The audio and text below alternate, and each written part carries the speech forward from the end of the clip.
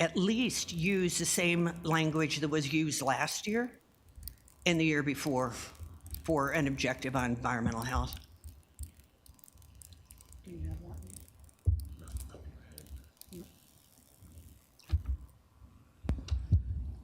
You can go ahead and put it back to work. We are the most intensively impacted community regarding environmental health probably in this region. And it would be a disservice to our constituents if we didn't address that.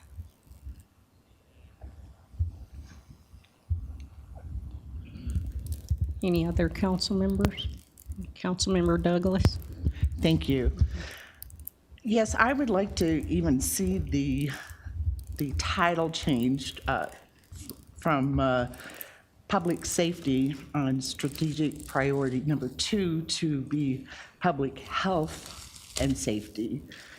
And I mean, you could almost put public health as its own category, but to diminish the importance of it by just tacking it on like we did, we only had objectives as it referenced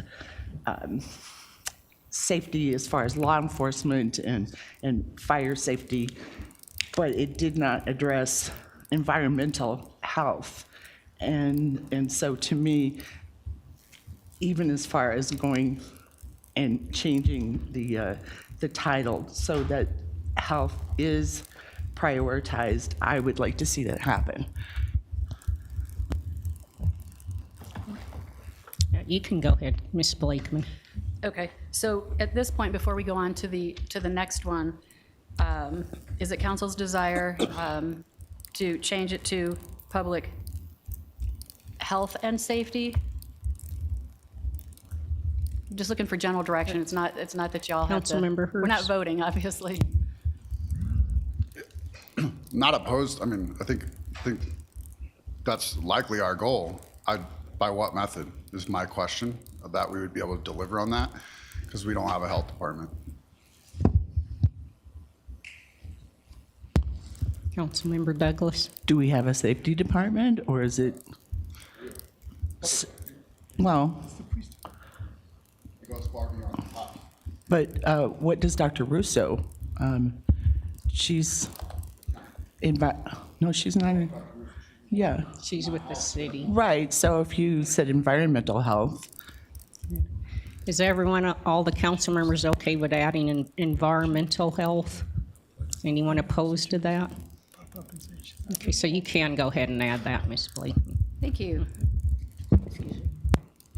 I'm not clear as to where we are at the moment. What happened? So the strategic priority 2, it says right now public safety, and it looks like nobody objected to changing it to public environmental health and safety. Okay. Then we still need an objective for environmental health as well.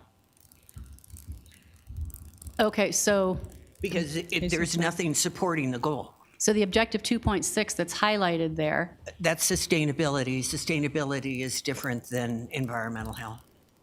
Sustainability is, making sure that we have water and air. But it's my understanding she's adding that, right, Ms. Blakeman? we're adding, She's gonna we're adding on add that. 2.6 that we want to have basically, breaking that down, we want sustainable practices in the community that protect and restore water quality, air quality, and public health. So you'll put in there, promote environmental health and sustainability practices. Is that what you're saying? It's right now, it's as it's read under that 2.6 that's highlighted in yellow is how we have it right now. I'm suggesting it needs to say environmental health. Without it, the goal is not supported. The objective does not support the goal. Councilmember Hurst?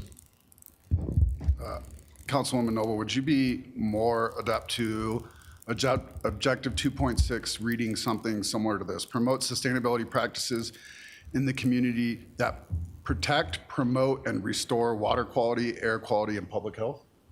I'm adding promote in there.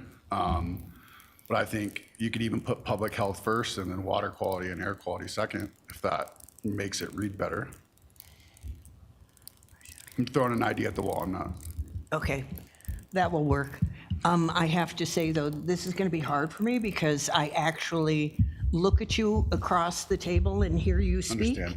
And I'll not talk being to you. able to see your mouth moving makes it hard for me to know what you're saying, Councilmember Hurst, so I apologize. No, I'll absolutely look at you when I talk, just so you That protect, read my lips. promote, and promote. So, Okay, that'll work. so you're going to add the Yeah, changes? let me reread it and see if it's the way you want it. Promote sustainability practices in the community that protect, promote, and restore public health, that goes first, water quality, and air quality. Are all council members okay with that? Because I thought we agreed, though, is we're taking out environmental, or the environment altogether. No, leave it. Because she didn't say.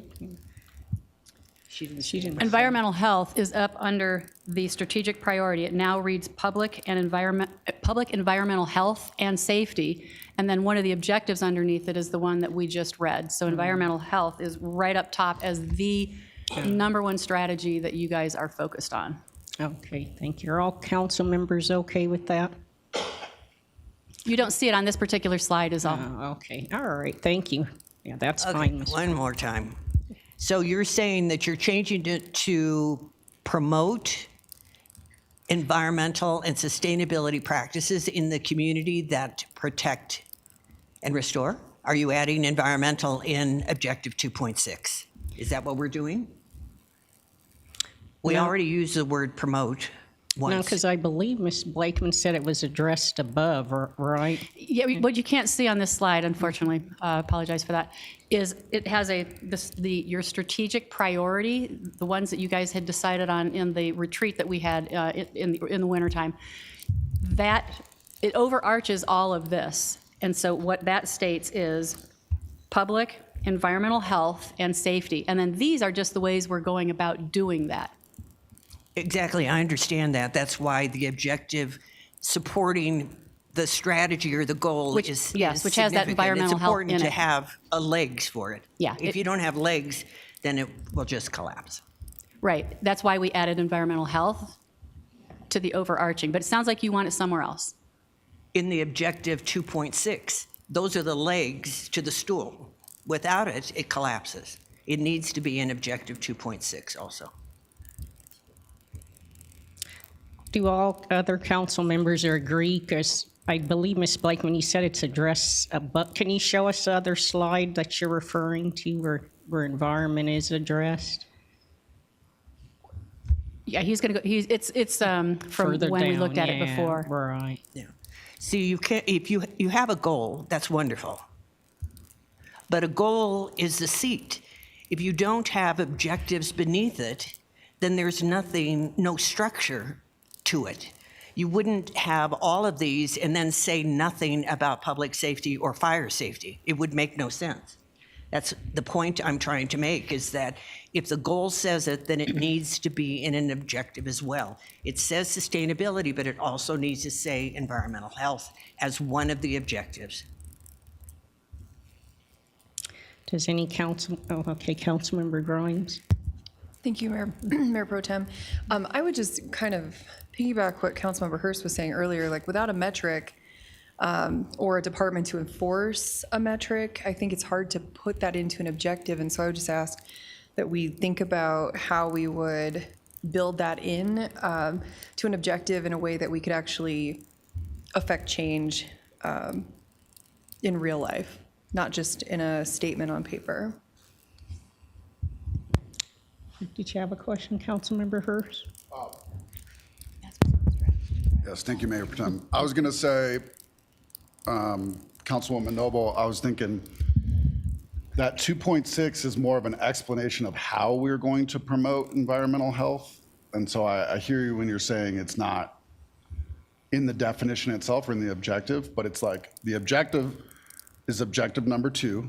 And objective 2.1 through 2.6 are how we're going to promote number 2.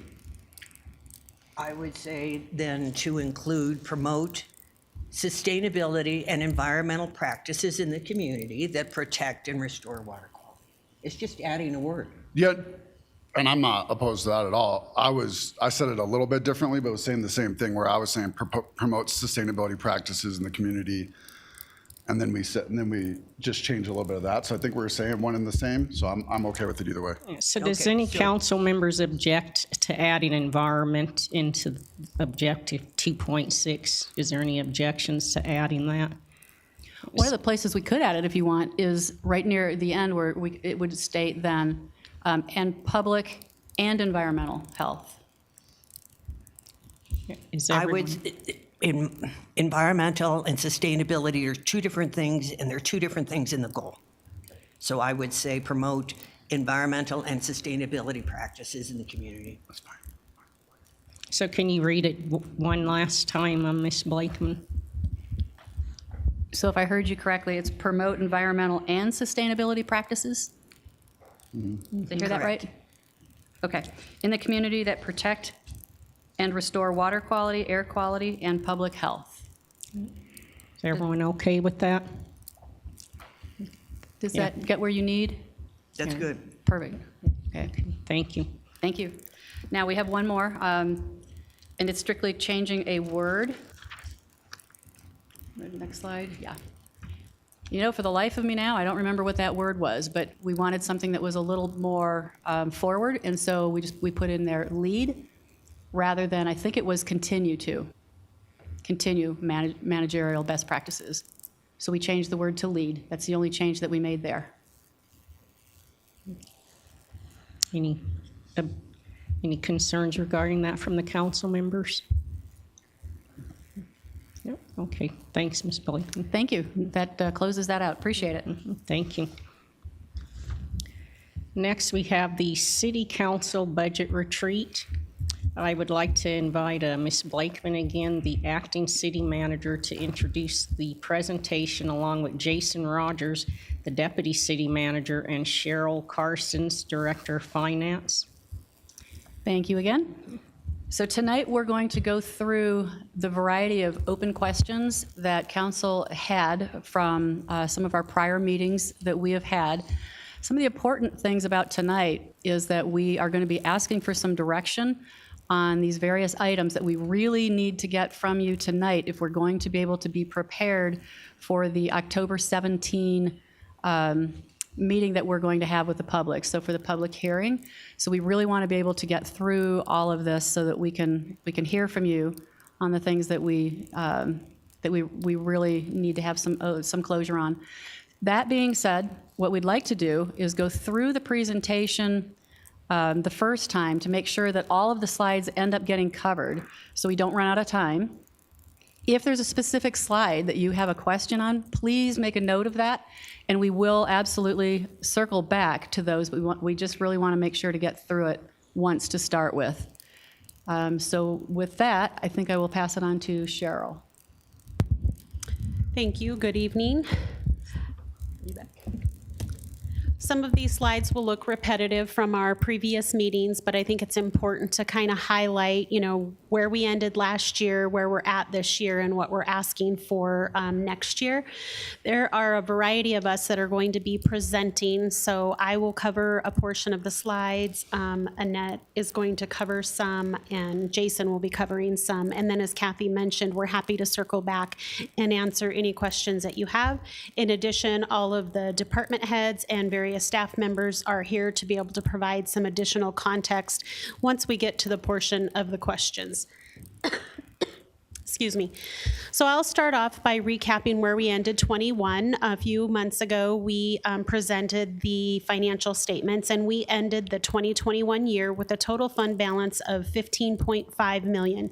The important piece of information here on this slide is the available amount in the unassigned category of fund balance, and that ended 21 at just over $65 million. In this next slide, what we wanted to do is remind you what has happened so far in 2022. So we have brought a variety of ordinances to you for consideration and ultimate passage to be able to do a variety of different things.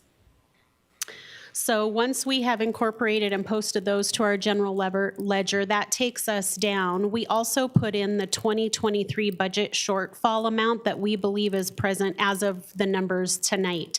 So should we get the direction from you to proceed in that direction, then we are showing that our general fund unassigned fund balance for use would be just under 30 million at 28.1. This slide also shows you where we ended up the 2021 2K amount. That was at 16.2 million. The 2022 CIP budget identified 10.6 that we were going to be using for projects, and then we are projecting a small shortfall based on revenues to expenditures for 2023. So we are showing that we anticipate fund balance would be at about 5.4 million for the 2K funds. This is our preliminary source and use. This is what we call the document that's published each year in the budget. The top portion of the source and use shows you the revenues. The bottom portion is the expenditures. You will see that we are estimating revenues to be about 121.6 million. And then down, excuse me, down below is the various operating, or what we refer to as the base budget for the departments. In addition, this shows the various transfers that go out to other funds. The most prominent of those, of course, is the amount that we have to transfer to the debt service fund to pay the principal and interest payments on the various issues that the city has. So when we take all of the expenditures minus revenues, we were starting with about $9.7 million to be able to address new requests that came in from departments. The next slide breaks down regular general fund versus the following slide of 2K so that you can see the difference between the two. We always segregate those because they're coming from very different revenue streams and the expenditures that are allowable against those. This slide here shows you that of that 5.6 million that we're showing is available from excess revenues, if you will, over those base budget and transfer expenditures, we show a surplus of about 2.4 million after we subtract out the 2.4 that we are suggesting would be transferred to fund 2023 CIP projects, and then the 5.6 million for those preliminary yeses. As a reminder, departments had to submit all of their budget requests. We had several meetings to discuss those requests, and they were able to defend their positions. We came up with a preliminary yes list that we have presented to you. We did also show you the no's and maybes on those lists, and those are included in the back under the supplemental information for your reference again if it was needed. For the 2023 budget requests that are really one-time requests, that's about 2.3 million. So it's important to note that each year we try to balance out the budget and obviously not use fund balance, but when we do use fund balance, our best practice or general recommendation is that we would use that for one-time costs, not ongoing things that are going to have the same draw against those dollars each year. So this slide shows you that for the ongoing preliminaries, you would be using about 2.4 million of fund balance, and then 2.3 of that is for the one time. So you are seeing that we would have an ongoing ask against the general fund balance in the event revenues do not increase over time. In the middle section here, we did add in the variety of items that came up from some of those questions and comments. These are things that we thought we heard City Council say they may want to consider from what had previously been listed as no's or maybes, or were just part of the questions that came up. If we add that middle section, that is in addition to that 5.6 that is already identified at the top of the slide.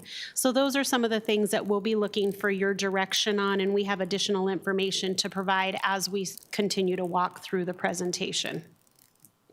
The bottom section shows, as I mentioned, we would be anticipating a small usage of the 2K fund balance, and that is about $156,000 based on what we have planned now. If you recall, I had mentioned at previous meetings that there were a variety of things that would change as we continue to work through the budget process. A couple of those changes have been accounted for, so you do see that the numbers went up tonight compared to the last meeting. Our benefits information that came in was higher than we estimated, so we have incorporated those changes based on feedback from HR after they have met with their third-party administrator. Also, we have gone back and done an update of our our position budgeting module. And what that does is it takes a look at anybody who has been hired, if there were vacancies, new vacancies. It takes a look at anybody that's had an evaluation processed from the last time we updated numbers to current. Whenever there's a salary increase, there's a corresponding benefits increase. So all of those changes have been incorporated for tonight's numbers, which help explain some of the differences that have happened between the last meeting and tonight's meeting. I am going to go ahead and turn this over to Annette to talk about the legislative budget. Thank you, Cheryl. There were really no changes from the last presentation on the legislative budget, as you can see on slide 9. And slide 10, actually, we left that list as it is with the miscellaneous amount at the bottom, as you can see, of $6,750, which can be spent on programs or golf tournaments that may come up. So this is the list that we review every year. This is the new list that we will be adding to the budget for next year. The dollar amounts have not changed, just the detail on who we would consider a budgeted event. On slide 11, you'll see that we are working on the boards and commissions program to bring it all into alignment with our expectations. And I'll have Jordan give you some more details onto this program real quick. Thank you, Annette. So as we discussed at the previous meeting, there's a couple big changes that we're making to the program right now. The first one being creating work plans and budgets to make sure that those revenues that are given to the boards and commissions are really kind of supporting their goals and ambitions. Sample forms are included in the packet. Right now, the timeline is to get those done as close to the end of 2022 as possible, but could very well be within the first quarter of 2023.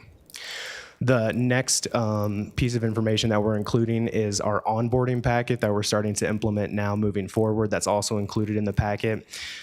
This is just to make sure that all new board and commission members really start with that positive agency so they can be positive contributing members to these boards and commissions. We do plan to do active member training, so that's members that are currently appointed. Within the next 2 weeks, we're going to start getting those scheduled. The final item is kind of the big one, is the draft handbook. So we'd like to take all of the policies and procedures and combine those into one resource. Digging into that program, we saw it was a little bit more time and attention intensive. So we're working on putting that together and should have that to the full council shortly. Thank you. And if you have any questions, comments, suggestions on any of that information that is included in the packet that you can review at your leisure, please be sure to let Jordan or I know, and we can try to get those questions answered for you. So the next slide I'd just like to bring to your attention is on June 20th, direction was given to raise the boards and commissions budgets by $10,000. In that spirit, I just wanted to draw your attention to the budget inequities that may exist due to that general direction. So the name of each board and commission is listed here, the boards and commissions that City Council has appointed. The 2022 previous budget prior to the June direction of the additional $10,000 is in that first column. The 2022 location, that is simply a budget location. That is where they are currently located. All of these boards and commissions will be moved to the legislative budget for 2023.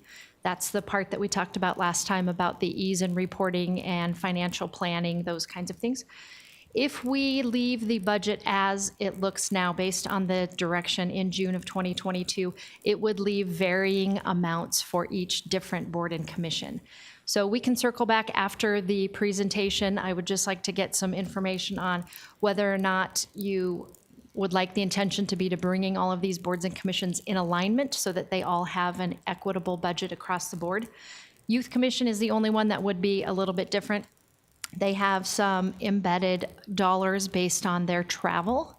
Those dollars would still remain in the legislative budget. So that is kind of the anomaly, but we'd like to look at their base amount, which takes out the $23,000 for their travel expenses. So I just want to bring that to your attention, and then after the presentation, we can talk about what you want that to look like. Thank you. All right, moving along. I actually want to go back just a handful of slides just to be able to call out some new information that hadn't come from a previous conversation around the table of council, but we've had one internally that I think it's important for you all to understand because I think it's worth your deliberation. And on this slide, if you'll notice in that second batching or grouping of things that have come up through the conversation at our first two meetings, you'll notice that there is PW2 project managers and PW senior contract administrator, and that one obviously has an asterisk at the end.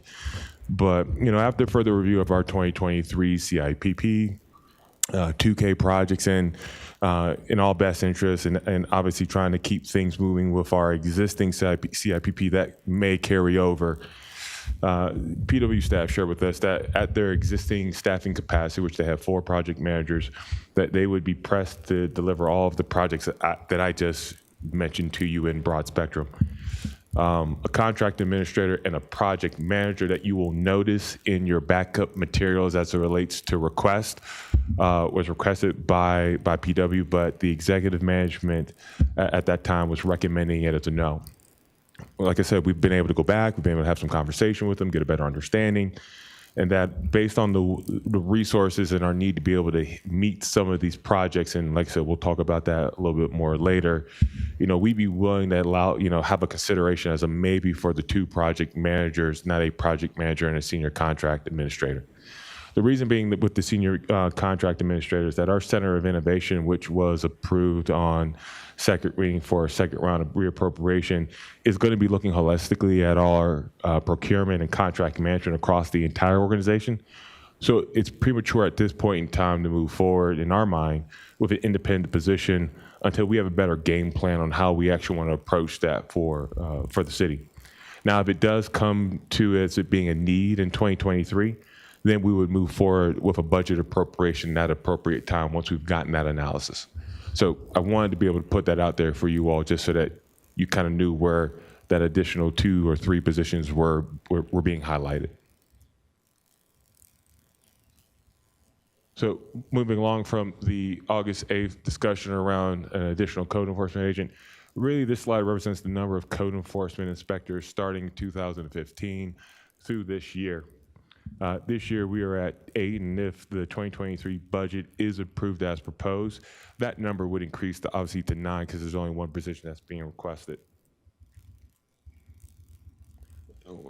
As for the last 2 years, in 2021, code enforcement had a vacancy rate of their existing positions between 1 to 3 over the year, and also while in 2022, but with the addition of having 2 inspectors in training.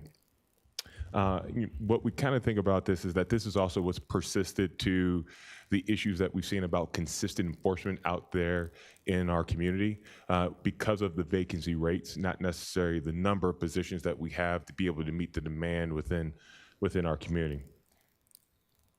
And this slide is just really basically a summation of what I just previously shared about recommended budget, if approved.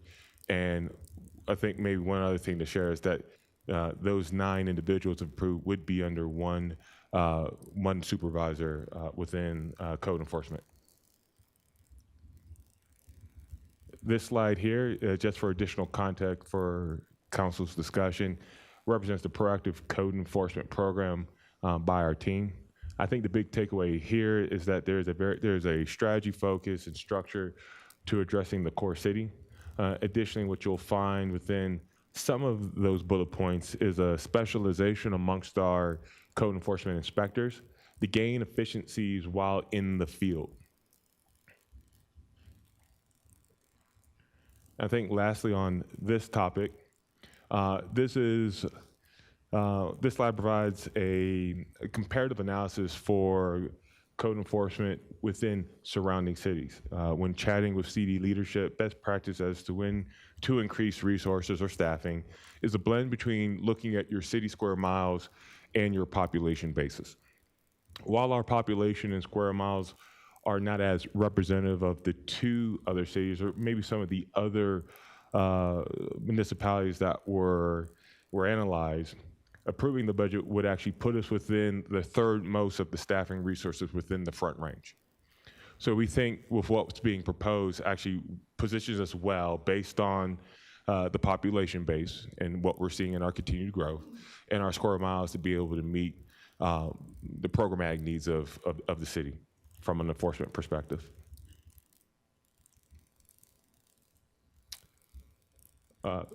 Continuing from our conversation from the previous meeting with respect to OLED stop signs, this slide provides a cost breakdown and high-level scope of work of what an assessment for stop signs would be.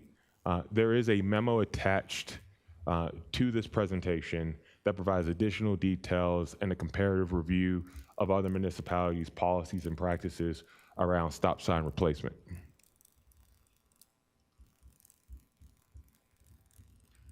This slide is a clarifier to comments previously made by staff at the kickoff meeting for the budget. At the time, staff stated that the transition of 12 of 32 and yeses to 1 of 2 positions for a park supervisor and technician would be sufficient to meet the level of service demands and needs for maintenance and care of weeds, roadways, parks, and such.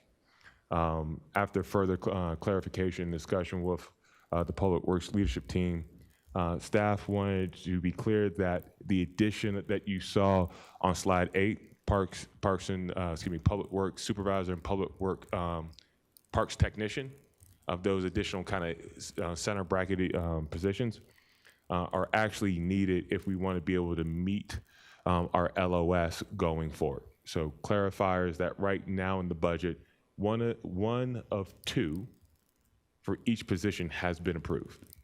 In order for us, or recommended for yes, excuse me, but in order to meet the demands and the level of service that we're seeing from our community, and just because of the additional lane mileage for new roads and parks responsibilities, all 4 requests would have to be recommended for yes or approved as yes. Right now, only 2 of 4 are.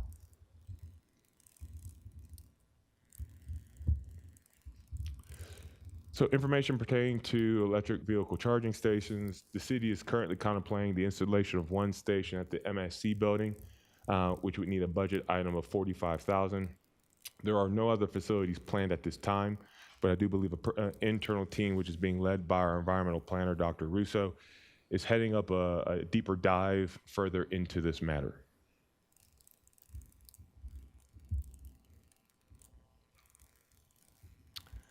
Staff is continuing to work through a fleet study to present its findings and recommendations as the next steps on managing a fleet to meet our goals as an organization. A presentation is tentatively targeted for late October, early November. The slide before you provides a high-level kind of takeaway of what phase 1 that is currently under discussion and review by the staff as far as benchmarks. And as far as phase 2, this is also looking at providing an analysis of gas versus electric composition for our fleet. While it will not have an impact on the 2023 budget, I do surmise that it will be influential and obviously will be influenced by council, because this will also be a part of that conversation when it comes to you in October or November to help, once again, guide how we start to look at the evolution of our fleet.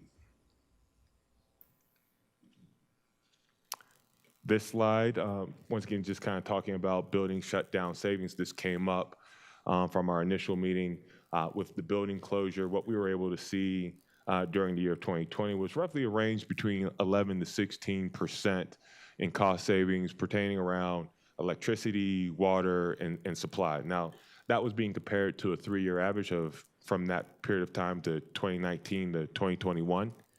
Once we really embraced a hybrid schedule of working remotely, but also working in the office, we didn't necessarily see as the same level of cost savings or anywhere to that level, but we did see a cost savings with respect to water usage. Water usage.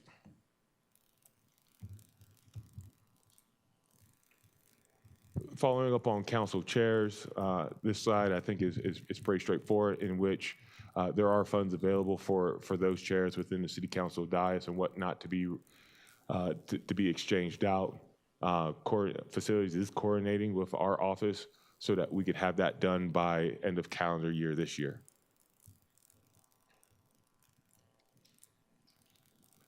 There was a discussion around active adult transportation. I think this one is a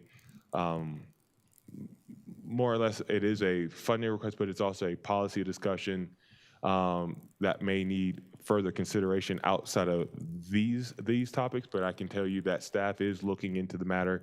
When we think about active adult and what's most common about based on the best practices, right? We do provide a mobility specialist. We have a mobility specialist for transportations with our active adults.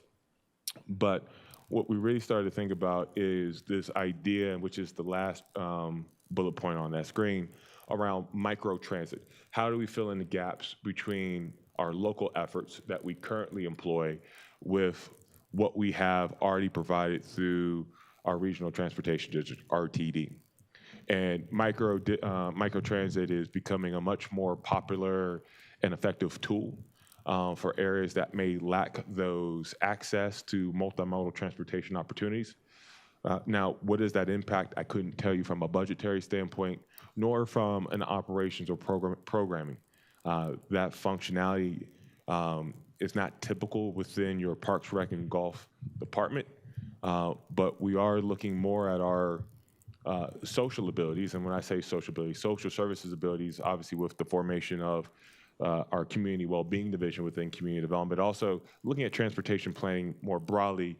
So, that staff will be looking at that, and we're going to work internally on how we can bring this policy discussion back before the council. Paradise Island. This is another clarifying slide, in particular to maintenance and upkeep budgeted for the pool and spray ground feature, which, as you'll see in that, is throughout the season. I think when we had the conversation last, obviously there was a good discussion around, further evaluating and looking at to ensuring that it could be fully operational for the 2023-2024, understanding what are and where we stand with our existing spray ground and pool facilities. That being said, what we anticipate and what we hope is that through that analysis for the 2024 year, that we'll be able to identify funding needs for a complete set of renovations based on that maintenance and upkeep of both of those facilities.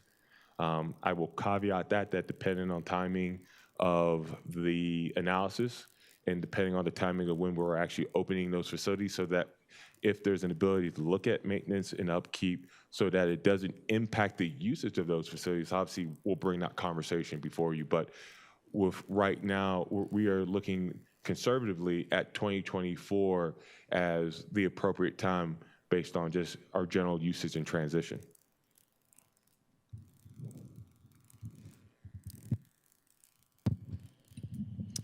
So this ends the portion of the budget presentation. We still have to move into the CIP portion, but I just want to remind you that even though this essentially ends the budget process, when we bring the numbers to you on October 17th, you may still see some slight tweaks in the numbers. There are a few things that continue to change that. We are constantly looking at our revenue estimates. As of right now, I don't anticipate that we are going to have to make a change with those, but it is possible. In addition, we will do one final review of our position budgeting to refresh that data and make sure that we incorporate any salary changes or benefits changes that have happened from last week when we did the update until right before that meeting on the 17th.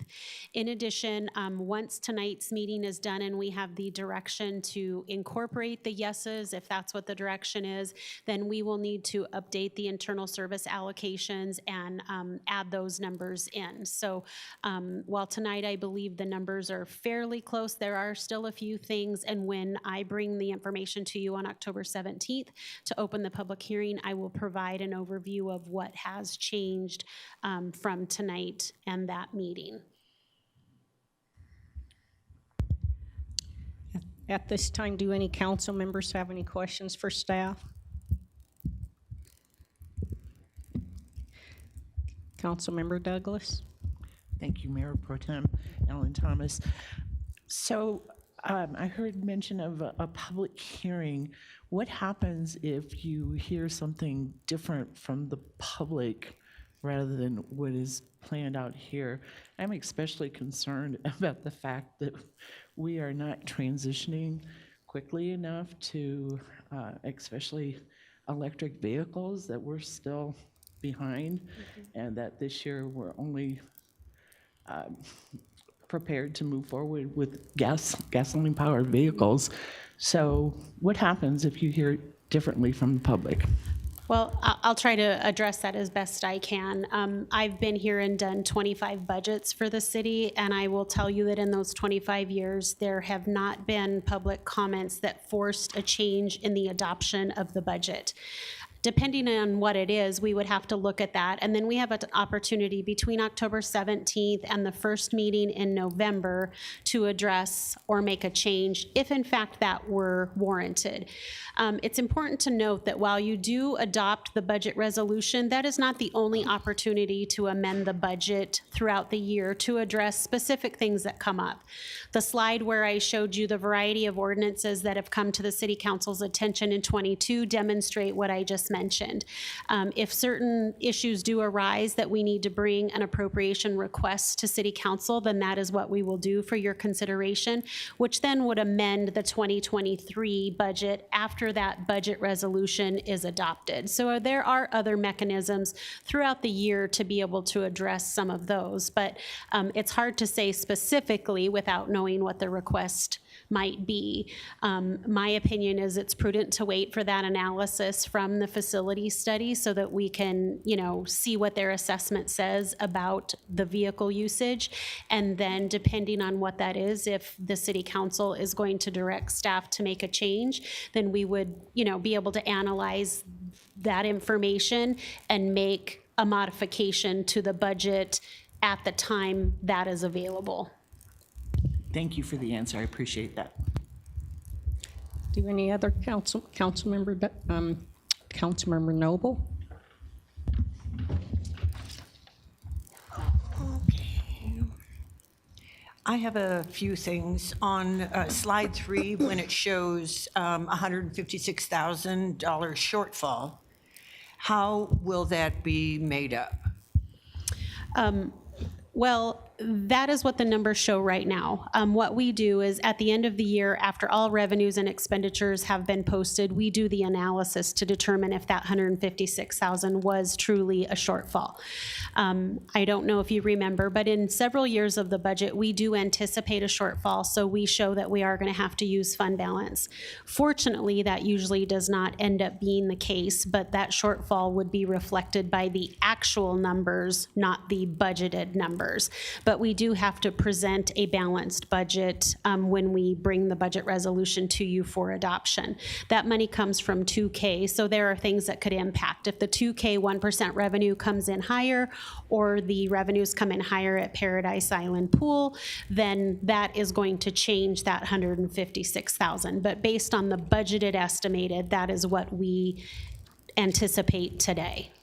Okay, and what happens to positions that were authorized by us last year and weren't filled So in the year? when you say last year, meaning 2021? Yes, for Okay. the 2022 budget. So for example, the senior navigator was a position that hasn't been filled in the past year. Right. Once a position is approved, the FTE count goes up, and that position remains a funded FTE and shows in our budget and within the HR position budgeting module as a vacancy. So it is a part of the numbers that we have presented to you. All of the vacancies throughout the organization are included. Typically, when we have a vacancy, we budget at the midpoint of the range for those positions to hopefully be able to account for where they would be hired in. In addition, we budget for the benefits associated with the position as well. So once we do have that vacancy filled, it is covered within the budget resolution that is adopted. Okay, oh, we did that. On slide 16, there is discussion of code enforcement officers. And I believe that you were saying, Mr. Rogers, that you're going to do fewer than we recommended? Fewer officers than the council recommended? Is that my takeaway? You may have to refresh my memory, ma'am. I know that initially we had only made a request for one, and there was a question about adding an additional inspector position, because if you go back to slide 8 of the presentation, you'll see that we included what the cost of that additional inspector would be. So that would bring you from 9 inspectors to 10 if the council wanted to move forward with that. Because the discussion on the 8th was, do you move forward with a supervisor or an additional inspector? Because something I noticed today while I was on my comp plan tour is that there are pockets of Commerce City that are just not being addressed at all. And they are very important pockets. For example, the industrial area south of 96th is where there are 3 abandoned RVs.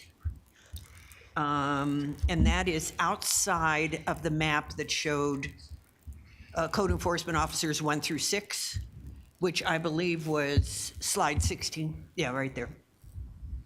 So it would be above 88th. Also, in my area, home businesses that may be operating in violation of our code, which wouldn't be an HOA issue, it would be a code violation issue. So I am concerned that we're not putting enough code enforcement officers in the north, and I just want to ensure that that's happening as well. Yes, ma'am. I'd actually invite Mr. Tolbert to kind of speak to code enforcement's practices in the field operationally.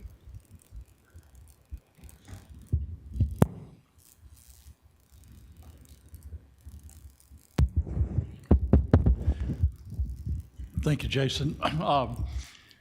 As said, we've had vacancies. That's one of the reasons that we've not been able to do as much as we wanted to.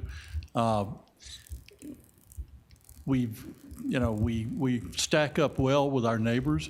I think with the position requested, if we can get fully staffed, which we're closer to fully staffed now than we have been in months or a couple of years. We just have one vacancy where we've been carrying 3 consistently for the last year. That it'll change some of that. We are trying to reposition and focus how we do things differently. The difficulty, the 3 RVs that you saw today, they have been, notice has been done to try to get those removed, but it's, they are, it takes a while to do them. And we are covering that area proactively. There is, I'm not sure, there may be an error in the map, but we cover everything in the core city and south with proactive, somebody assigned to that area all the time. So I think the slides that Jason went over show the breakdown, but we're looking at doing things differently and trying to improve how they do it and get fully staffed. That's the thing that we really need. Yeah. No, I appreciate that you're doing a great job in the south. My only point is that from 88th North, it needs some attention.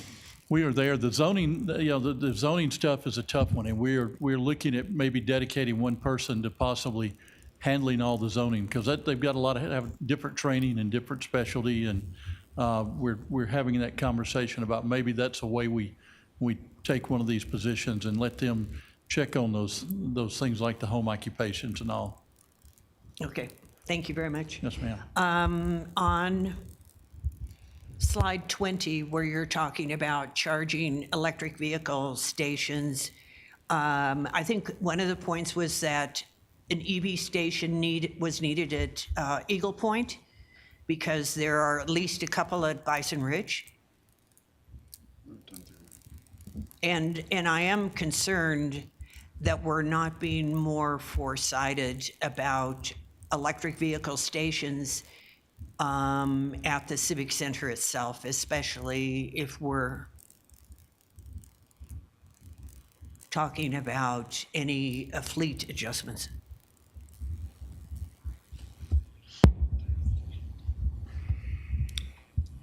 Did you want to answer that first, or? I will. I didn't know if there was a carry-on to that, or if you'd like me to respond. I was going to simply tap Mr. If somebody Tolbert. wants to respond to that, that's fine, but I still have a few more things, so. Yeah, you Did can- someone want to respond to the electric vehicle? No? Okay. But- well, Go ahead. go. Well, I'll say all of mine at the end, but you can go ahead and respond, Jason. Well, I think with the EV charging stations, and I'm going to look again to Mr. Tolbert because he may have some additional specificity on it, but I believe Dr. Russo is looking into EV charging stations more holistically across the city and particularly at city facilities, but I don't know where she stands with that work. So maybe if you can fill it in, Jim. That's one of the things that the Sustainability Committee that just actually had their first meeting a couple of weeks ago has got on their agenda to look at it citywide where we can do that. She's also been having conversations and looking at grant funds that are available to try to see where we can get grant funds and position charging stations. But that's very high on her agenda. Okay, thank you. Okay, can I add one? on- I'm sorry, Councilmember Noble. Can I add one thing on the electric charging stations? There is a $9,000 grant fund available, and it supports 2 plug-in stations that's available. So I'm curious for the one that we're getting at the Civic Center, is that from a fund? And then why can't we apply for another one at Eagle Point?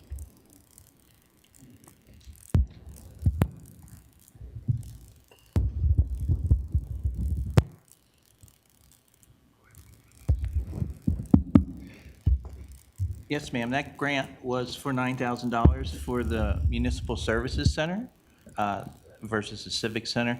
They do offer multiple opportunities during the course of the year to apply for grant opportunities, and I think that's what the Sustainability Committee is going to be doing. Public Works did that several months ago because we had gotten word, if you will, that there was an opportunity to apply for grant funds, so we did that. So we kind of got that out of the normal cycle. That's $9,000. As you can see, that grant, though, not $9,000 is not insignificant, but the station itself, the two-port station, is going to cost between $30,000 and $45,000 because we, in addition to putting in the actual facility itself, we have to expand the panels as well as the capacity at the MSC in order to make sure we have enough capacity to support multiple charging stations. And that will be a challenge also, I'm anticipating, at Eagle Point because of the build out. It's basically tapped out now. So we're probably looking at a cost relatively the same as the MSC to install a 2-port charging station at Eagle Point. Okay. And we can apply for those $9,000 grants for that as well. Okay, because I believe from researching, there wasn't a certain amount, a number that you could apply for. So like I said, I don't understand why one couldn't be located at Eagle Point. So we have 4 in the core of the city, just like there's 4 in the northern area of the city, because we're all one commerce city. And I don't understand, too, what makes staff feel like people don't drive electric vehicles in the core of the city, because I think they're a high priority in the south area as well. Yeah. Councilmember Hurst. Yeah, I would just give some caution on fleet electrification charging. I know of several organizations that are already pretty deep on the financing side because all of the current chargers are not going to work for all of the new vehicles coming out. So I know the state's invested over $20 million, and we're going to be replacing a large majority of those. That is correct, because there isn't a universal plug, an established standard as a plug-in for all the vehicles. So those type of details also need to be worked out. You can continue, Councilmember Noble. Thank you very much. On slide 24, there's a reference to chairs. And the city council was being much more magnanimous than just dais chairs. We were pointing out that the chairs in the city manager's conference room, the arms are kind of destroyed. And also in the room that the senior commission meets, which is right next to the planning department, those arms are pretty mangled also. So it was more chairs than just the dais. We were talking about guests who come to the city and that they have chairs that are not in need of repair. Appreciate that clarification. I think we may have missed on something on that side. Joe, if you don't mind. There should be sufficient funding for us to address those needs that you just mentioned as well. It was initially that funding was for, the council chambers in total, if you will, for the seating for the public, as well as council and the executive leadership team. But there's additional funds to take care of those other areas as well. And That just would to be add to good. that, ma'am, I did just get a little birdie who whispered in my ear that our staff is working with public works staff on a more intimate level to get a count of the number of chairs and cost and get that going before the end of the year as well. So Good. Thank you. We're working on getting an accurate account for what chairs are in which room so that we can get them all together and make sure that they match uniformly across the city. Okay, thank you. Sure. And I want to raise one other issue, which is that we're not given a full budget. I don't want anybody who's listening or watching to think that we are. We only get very broad stroke categories and have no idea where money is being used within each department. So certain things may be of interest to us and certain things may not be. In particular, I would like to draw the council's attention to the Economic Development Office. And I had asked for a breakdown, but I guess that wasn't available. But I'd like to know if we are also, if the plan was to fund KP Consulting again for 2023.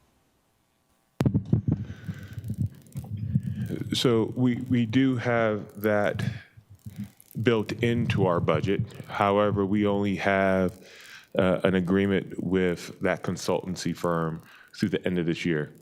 So while we may have the funding for it, that funding has not dictated whether or not how we choose to carry or if we carry that forward in the 2023 year.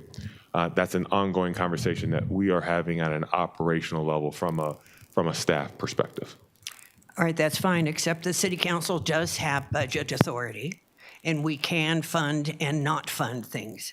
That is an available authority to the city council. That is accurate, yes, ma'am. Right. So I just want to, it has been a problem since the first appearance in 2020 and the last appearance in 2022.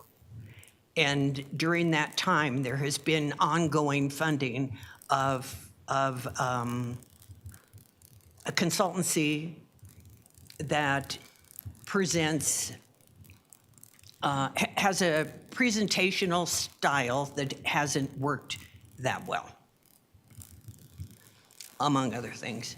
And I just think that there would be other ways, and I believe that some think that there would be other ways that we could use those funds to attract the kind of businesses to Commerce City that we would like, or to look at how we are utilizing the funds, period.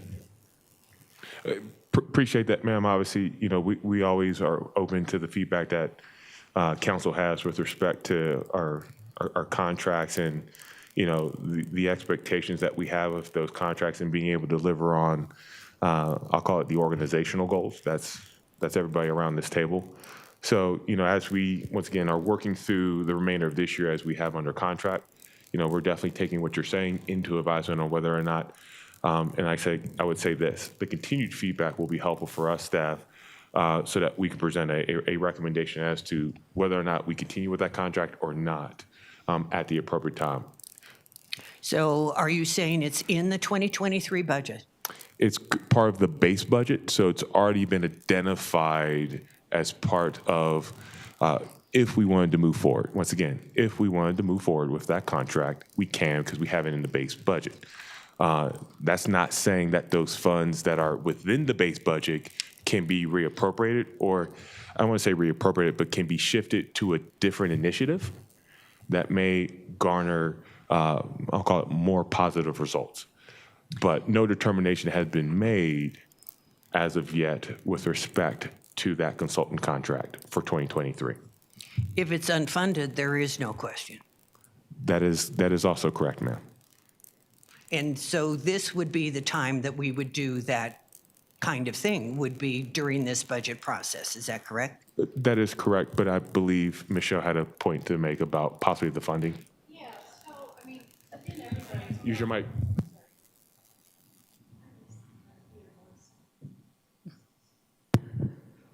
Okay, thank you. Thank you, Councilmember, for this discussion topic. So within each of our budgets, we have topic areas that help us with our program management. So in our budget, we have a line item for retail services, and we have used that line item for that contract over the last couple of years. I think it's about $27,000. We have not made a determination yet whether we will use that money for Ms. Press's contract services or for something else, but the money is tagged for retail services at this point. That's wonderful, and I assume you have among your staff retail experts as well. So we wouldn't necessarily need retail services. It could be used for some other purpose. It could. I mean, it could. Some of the things that, you know, we might want to look at is we've talked about doing some analysis for different sites around the city and which parcels. That would be something that maybe a consultant might have a little bit more expertise than we do here on staff. So there might be other uses for it. Thank you. My question is really about process. And when would we do that process? If we decided to do that, to unfund that line item? You could at any point pass a budget amendment, you know, prior to the budget year commencing. I think the open question I would have to look at is if it was the middle of a budget year, could you do something to cancel that? And I don't think you can.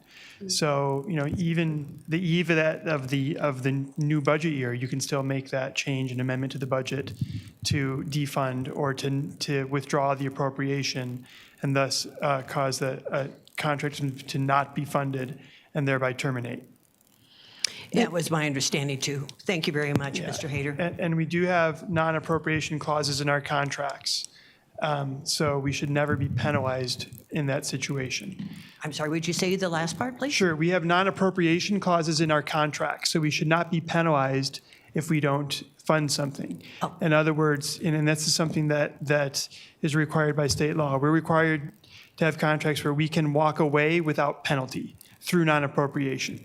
So when we see drafts, for example, that might have a acceleration clause that would require us to pay or something if we terminate early, we don't agree to those terms, things like that. So that is something that should be out there on every contract. Thank you very much. That's all I have. Thank you, Mayor Pro Tem. Are there any other council members with any other questions? Okay. At this time, I have some questions, concerns that I wanted to ask them, but I would like to stress the importance of hiring another code enforcement officer, because on the original slide, it said there was a supervisor position, then it said no. And then So I would agree that I would like to see possibly 2 hired for next year's budget, because on slide 17, I like the comparison of the different cities, but in most of those cities, they have HOAs. But per your map, most of ours are needed in the core of the city, because most of the core of the city does not have HOAs. So, I would like to see that added to the budget, that there is 2, I don't know how the other council members feel, but I feel there's a strong need for that. And like I said, I did a ride along with one, and they work very hard, very overwhelmed, and just in the amount of time that I was with her, we didn't even make it through 1 block, and that was in the core of the city. So I would like to see 2 code enforcement officers hired next year. Another question I had is, on Paradise Island, if it just closed, why does it take so long to have the repairs evaluated, and why can't they start them now?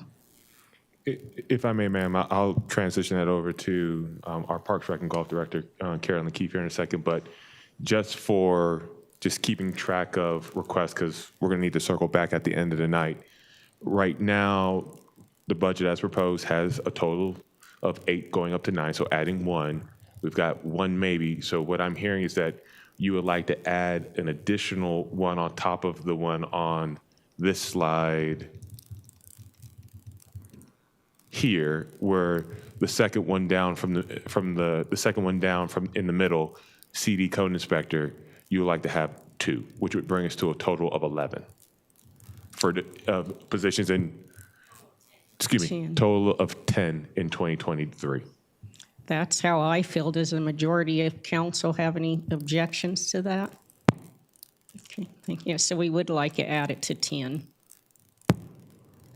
Okay, Councilmember Hurst. It's tangential to that.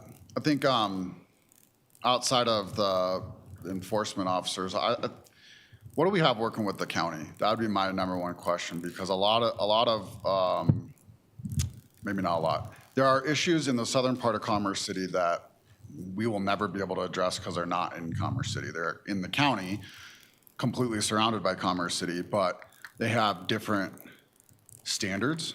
I guess the best way to say it, regulations, standards, whatever the case may be, that your neighbor across the street is living under a different standard than you. So how do we work with the county to do our best to try to align our standards or work with them on addressing properties that are out of compliance on their side, because it brings down everybody.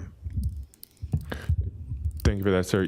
I think what we can possibly do on when we open the budget hearing is bring back a memo that kind of outlines what we do as a city in partnership with the county as it relates just to, I'll say, operational oversight with what we call enclaves. There's the other aspect that we've talked about tangentially, but we haven't really jumped into a true policy discussion, is what is our annexation strategy in and around with enclaves, right? We have a pocket of enclaves. You can actually see it on the map where there's those donut holes just kind of north of area number 6. Partly that requires a very close coordination, just not with code enforcement, but also with Public Works and our PD on who has responsibility on what section of road, north, south, and or just targeted areas for enforcement. So that's something that we've talked about it around this table with council at the executive level, but it may be also worthwhile thinking about it next year, really diving into what does that mean as we continue to grow and we continue to try to gain some efficiencies. But that's a policy conversation. Carolyn, if you don't mind, about Paradise Island.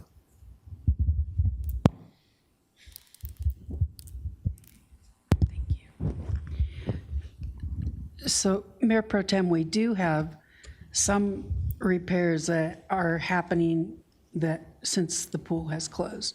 The recent reappropriation, there's some tile replacement happening. We actually have had a leak that we've had a challenge, excuse me, finding the location that we've been dealing with, quite frankly, last year and this year. That's been isolated. That will be fixed. We're also shoring up I'm going to call it shoring up some of the building with some covers for windows where we've been experiencing damage in the off-season. To address, I believe, some of the things that were brought up, if I am correct, by Councilmember Douglas, potentially the fading of some of the features. That's something we would have to, that's a bigger aspect that we would have to look at. They're still functional, they're just fading. So those are the kinds of things that we would look at in the future. Thank you. Councilmember Davis, did you had your, okay. All right, and I'm just curious, back to Councilmember Hurst's question. So how many, is there any code enforcement officers for Adams County?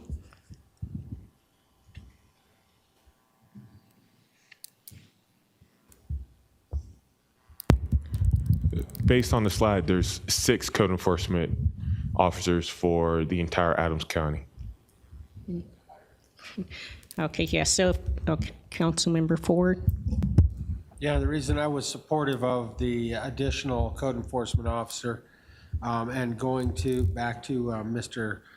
Councilman Hurst's comment, we should have a coordinated effort with the state as well, because 104th west of Highway 85, or I'm sorry, west of Highway 2 between Highway 85, just looking really bad.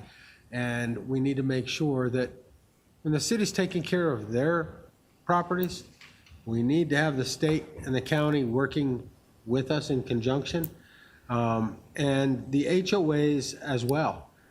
There's a median that sits just north of 104th on Peoria that the weeds are always 3 feet high and the trees are always dead. And I've complained about it for literally 5 years. And I know it's owned by the HOA. It's in our right of way, but we're, for some reason, not picking on the HOAs. We need to pick on everybody equally if they're out of compliance. Thank you. Thank you, sir. I saw Jim taking copious notes over there, so. Okay. My other question, you've included in the packet more information about the LED flashing stop signs. And then I read the September 7th City Council item report and just some of the item report numbers, like example, Councilmember Noble, it's item number 22-293, and a constituent wrote, I'm so grateful of the work you did getting the 4-way stop put in at 110th and Parkside, but the speed on the street has not reduced. The stop sign acts as a starting line. It says it was assigned for the police department for a speed assessment and public works for a speed hump assessment. Then there was another one, Councilman Noble, item number 22-179 is a traffic light planned for 96 and Nucla.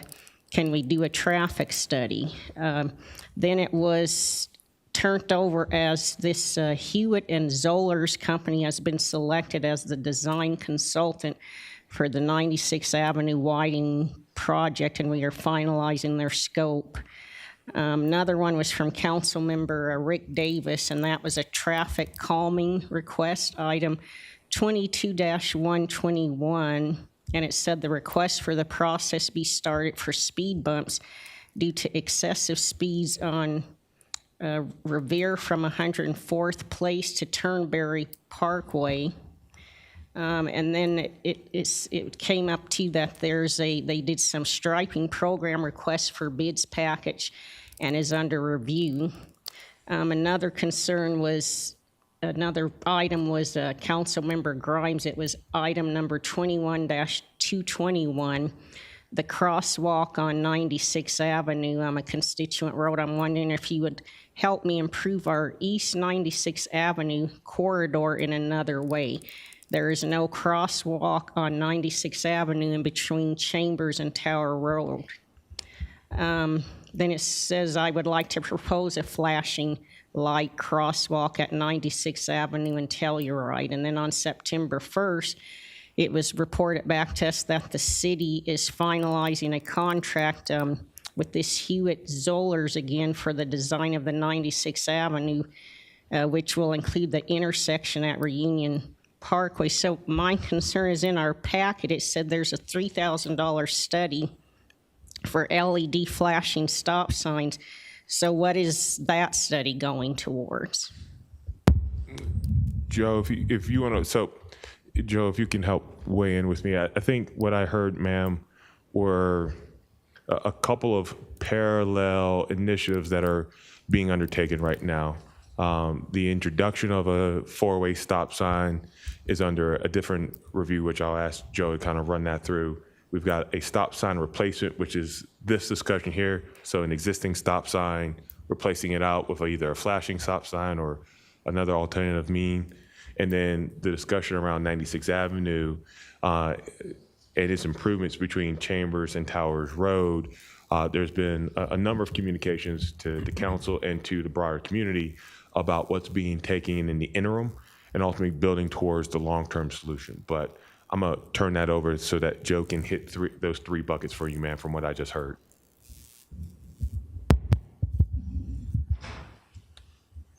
I may not have a total appreciation of the order or the intent of your questions, but each and every item that gets put into the system, either through CRMs or the CCAI, are evaluated by our transportation engineer. So when there's a traffic calming request or a speeding request or signalization, striping, crosswalks, our transportation engineer evaluates all those. And a lot of times he does that in conjunction with the police department because we need to get access to crash records, history at the intersection, speed studies, et cetera.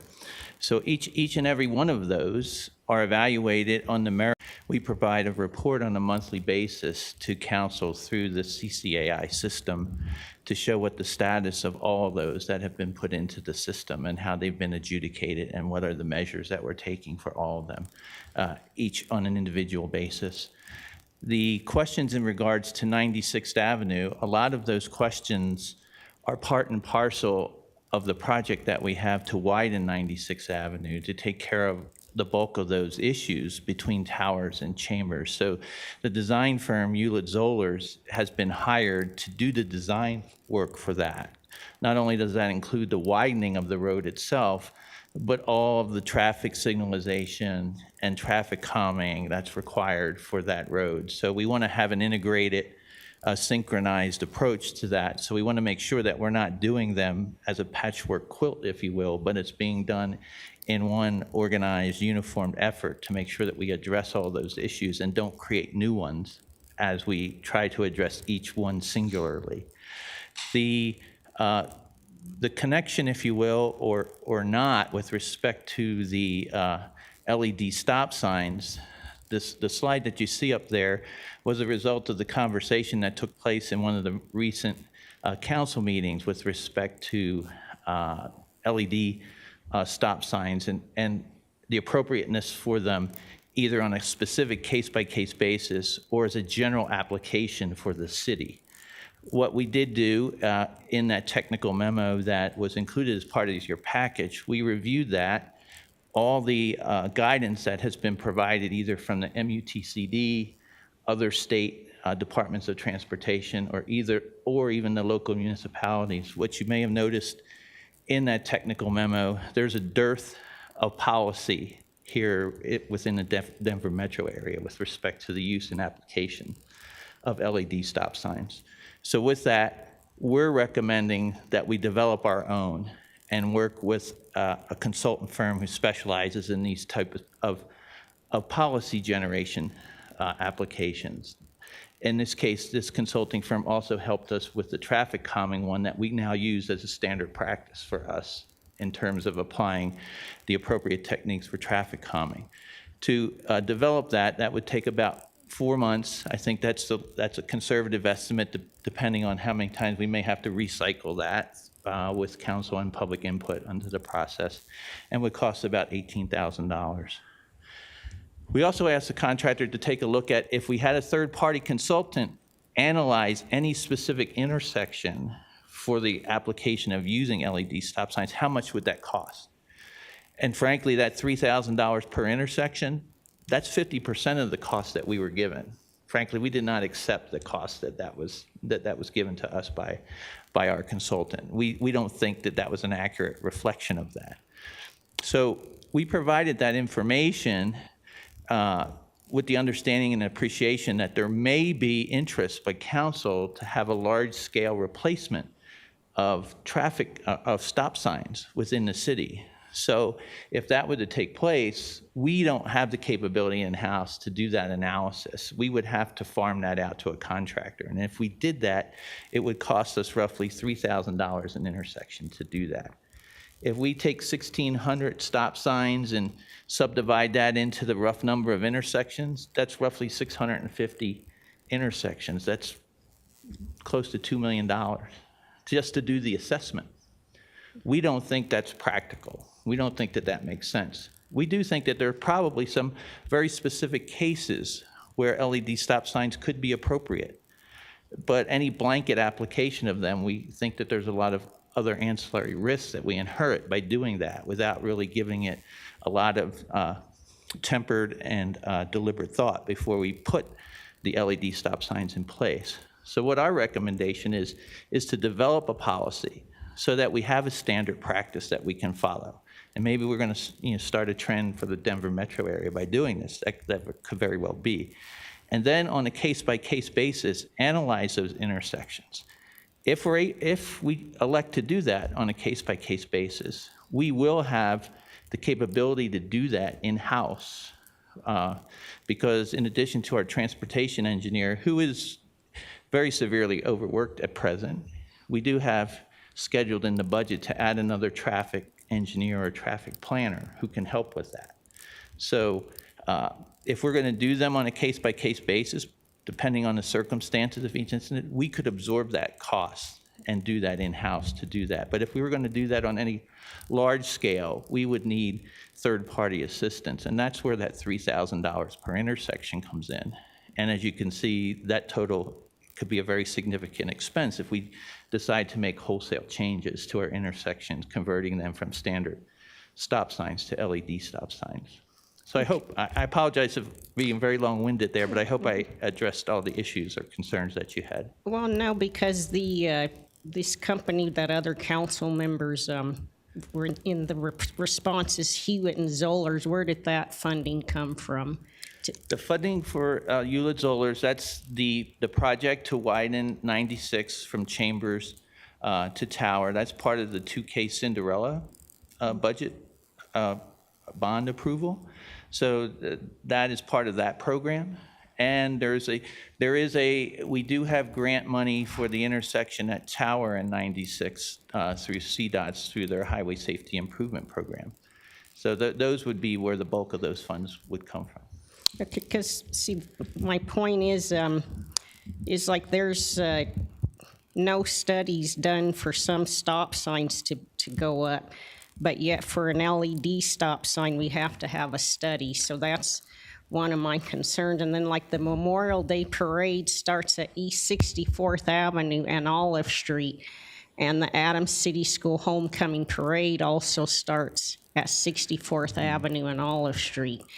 And since I've been on council and prior, because of my constituents that live in that area, they have continuously requested LED stop signs, such as a resident that lives at 6990 East 64th Avenue and 6390 Olive Street. They had to pay themselves to put cement barriers along their sidewalk to stop speeding cars from going through their fence and damages continuously. And the same for the area located at 69th Avenue in Monaco, because it appears that we are picking and choosing which council members get assistance, in my opinion.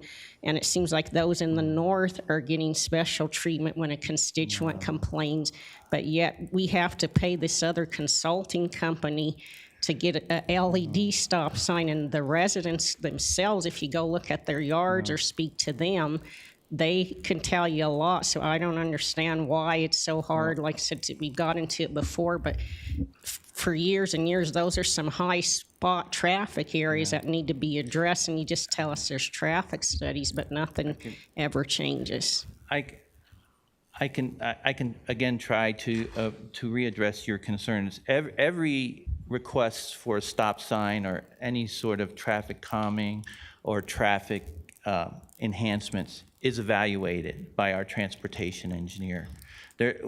We do not just put stop signs up because, pardon me, Joe Bag of Donuts or Councilmember Bag of Donuts asks for a stop sign. We have to do an evaluation to assess the legitimacy of it. Maybe that's the appropriate way to address that situation. Maybe it's not.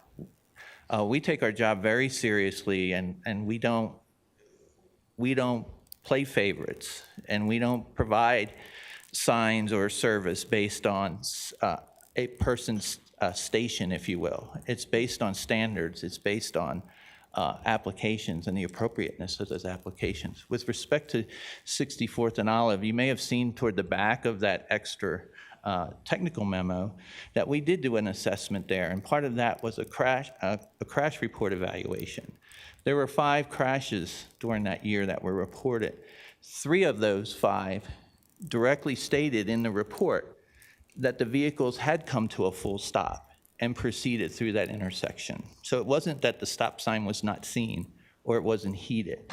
The other 2, there was no mention as to the lack of stopping as participating in those accidents. So I want to assure you that we take each and everybody's requests very seriously and evaluate them on the merits and try and do what's in the best interest of the city and its residents. Safety first, then costs in terms of how we approach those. So I apologize if for some reason we are giving the appearance that we're either playing favorites or we're doing some sort of sleight of hand. Nothing could be farther from the case, and we would be most happy, to work with any of those property owners and residents to talk to them and explain the process and how we go about our work, and that if they can provide new information that we can verify and use to help support a best case solution, we're all for it. Okay, because I would, like I said, it's just concerning also on East 64th Avenue, there is a retired couple that live on there, Joe Drilling and Dora Drilling. And like I said, I have to hear almost weekly if staff would even like to come and sit on their porch and just even sit 30 minutes, the high speeding traffic. So I'm hoping if we can't get LED signs like other communities are for them, and with him especially being a retired Adams County Sheriff, I think this is a serious concern. And I mentioned at a previous council member or a previous council meeting, I don't want to wait to see a crash report or that someone died during an incident, because the residents see it 24 hours a day. Yes, ma'am. And we, after we're done here today or shortly thereafter, I'd be most happy to get that information from you directly and work with those residents and let them know the process that we do and how serious that we do take their requests. Okay, thank you. Councilmember Hurst. Joe, if you wouldn't mind, is there any data that shows operational effectiveness of LED stop signs over regular stop signs?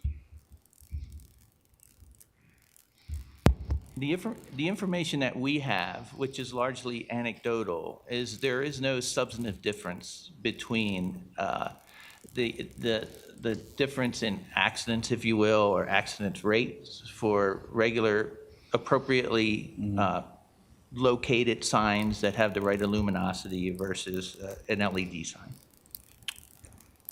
All right, and that's why I fundamentally am opposed to us going outside of a uniform traffic device standard.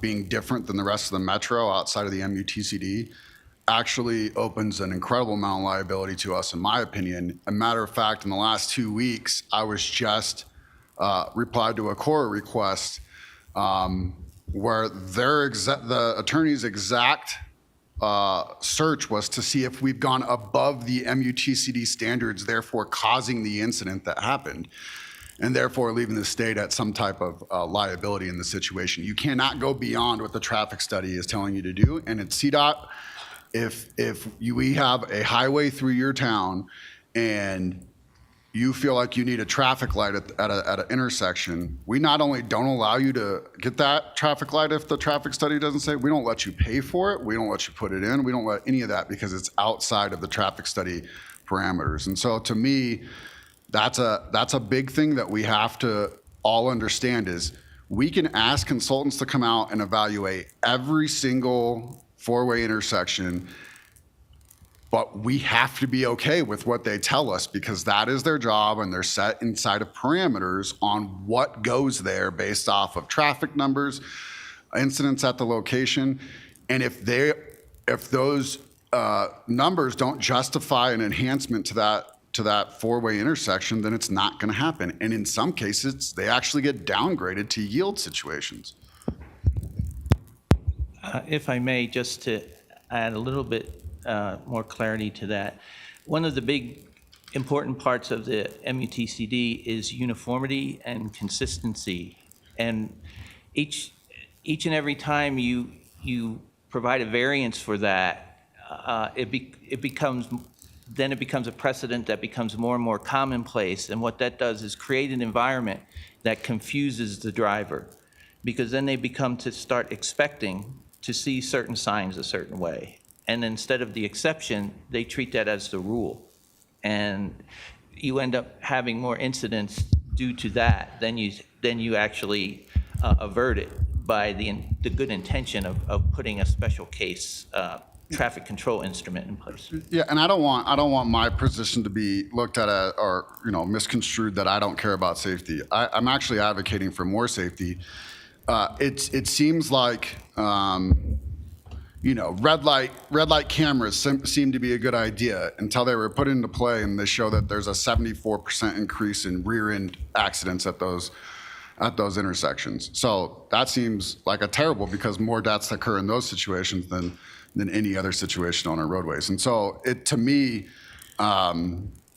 seems counterintuitive at times. I understand that completely, and it's taken me a long time to come to terms with some of that stuff. But really, the argument I was making last time is that there are fundamental parameters that a traffic engineer must fall inside to deduce what has to, or what is the appropriate MUTCD certified traffic control device at an intersection. And sometimes we're not going to be happy about, we feel like there should be something more, but the recognized professional code across the country says otherwise. If I may, and this is definitely a worthy conversation. There's a lot of avenues. There's a lot of questions that just comes off of a lot of information that we don't have today from a consultant on both sides of the discussion. As it pertains to the budget, as it pertains to obviously, right, 3,000 for every intersection at 650, that's about almost 1.92 million. To me, it doesn't sound as though we are at that stage, but I think what will help us to get to the stage of what's that right balance on when we're looking holistically across the city, Northern Range, Core City, is really starting out with that 18,500 and seeing what the recommendations, what the analysis, what the best management practices are in the event it's not an LED sign. Is it a double backing? Is it reflective? Is it moving trees? What is that? That can be taken into all of account. So I guess where I would say for this budget, because when we have to circle back and to get your consensus on yes to this, no to this, yes to this, but I would make the proposition to you all, start with this in a phased approach with the 18.5. Let that conversation come back to you once you have that analysis, and then really dig into what intersections should be looked at based on that analysis. And we're talking about that happening within the first quarter of next year given that it's a 4-month process. And I was just curious too, Joe, does any of the metro districts have any ordinance against or for LED stop signs? Not that I'm aware of, ma'am. Okay. And then I just wanted to add, and we'll move on, but Brighton does have 32 LED stop signs with no policy, which was presented in our presentation. So, and like I said, since even before I was on council, I would like eventually to get this addressed and not every year keep saying next year. And I hope we can get this addressed and figured out instead of keep telling us next year, and we can continue on with the presentation. Thank you, ma'am.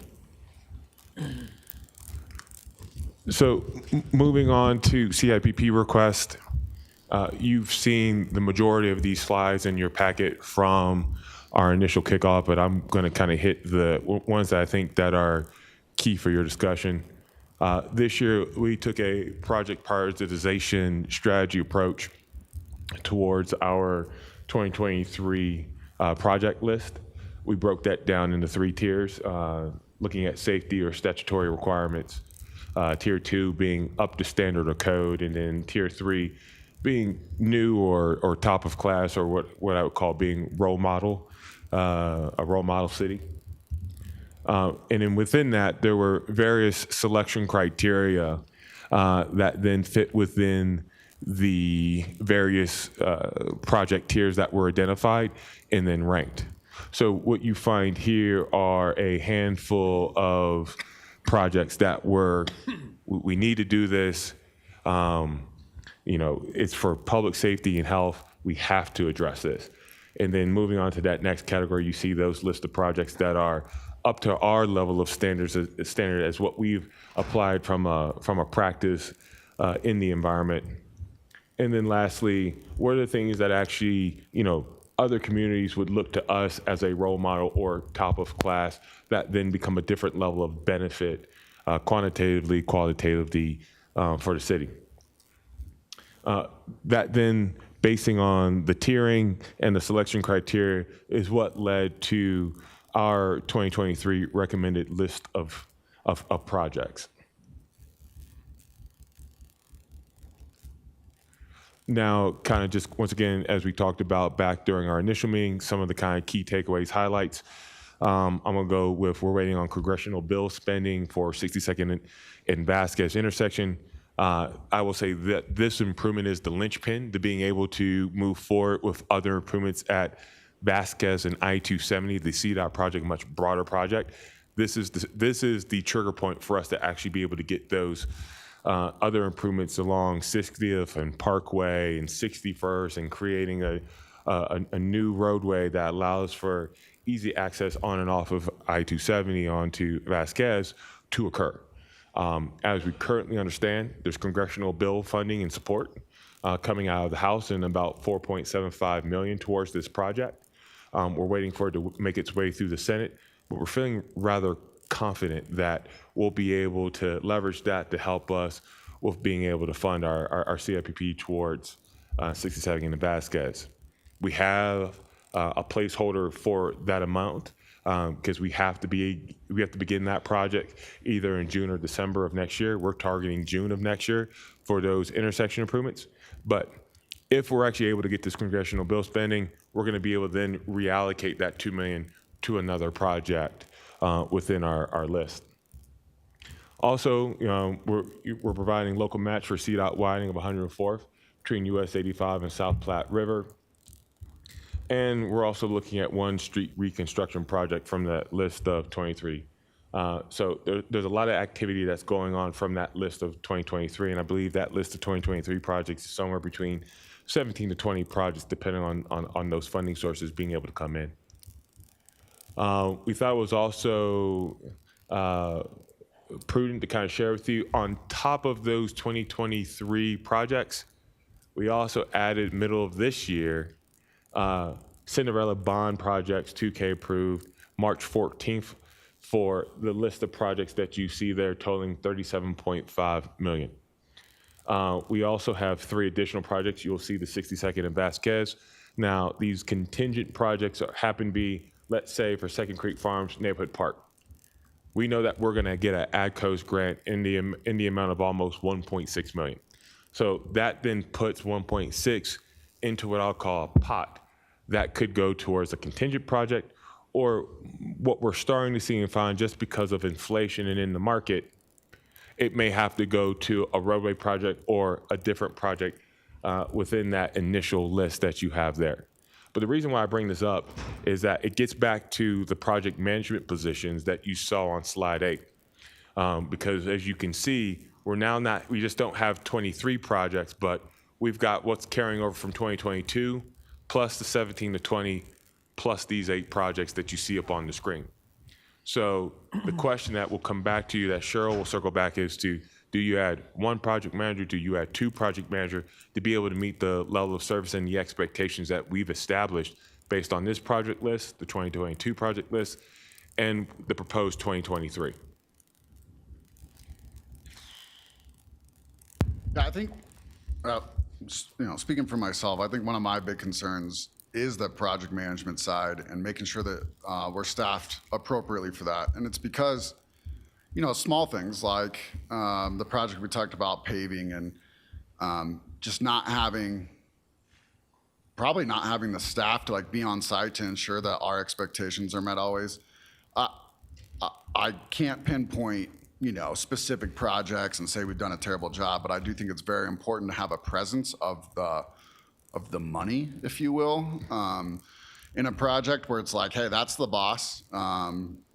They're here, they're present. We're going to do everything, from A to Z, because if not, that's the person that's going to call us out. And having that kind of foreman, inspector, or whatever on site, I think is valuable. And so having project managers and kind of a support staff for because these are very large investments. And so I do think I'm completely in support of having appropriate personnel for project management and project support in these situations. Okay.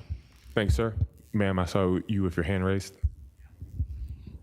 Now, I have a question about the 2Ks that were approved in 2022, and that is the Buffalo Highlands Park. I don't see that on the list. Should I be looking elsewhere? So, ma'am, that was appropriate through our use of unassigned fund balance for 2022. It was not a part of the 2K. Okay, so good. That's already been funded and is underway from a contracting and. Okay, I think I got confused because I see shade structures on here and we had asked for that previously also. So is that behind? Shade structures. It's on the list. Yes, ma'am. That was approved as part of the 2K project back in March. Right. So when does it begin? So our team, either depending upon if the responsibility falls within Public Works, PRG, they're working through what I would call notional schedules of being able to go out to bid for either RFPs, contracts, being circulated internally, and then being executed. I will say this, we have to reverse engineer and work backwards from a 3-year period because we are tied to having to spend 85% of that 37.5 or per each project within a 3-year time period. So when I say that there's a notional schedule, we're working from March 31 of 2025, in which we have to demonstrate that we have made significant progress to either final completion of construction and or we spent down that 85% knowing that we will be able to be complete within a year's period. Cheryl? Okay. And we have some, what I would call gateway roads into Commerce City, specific areas that should look a lot better than they do. And sometimes it's due to the fact that CDOT is operating that median, for example.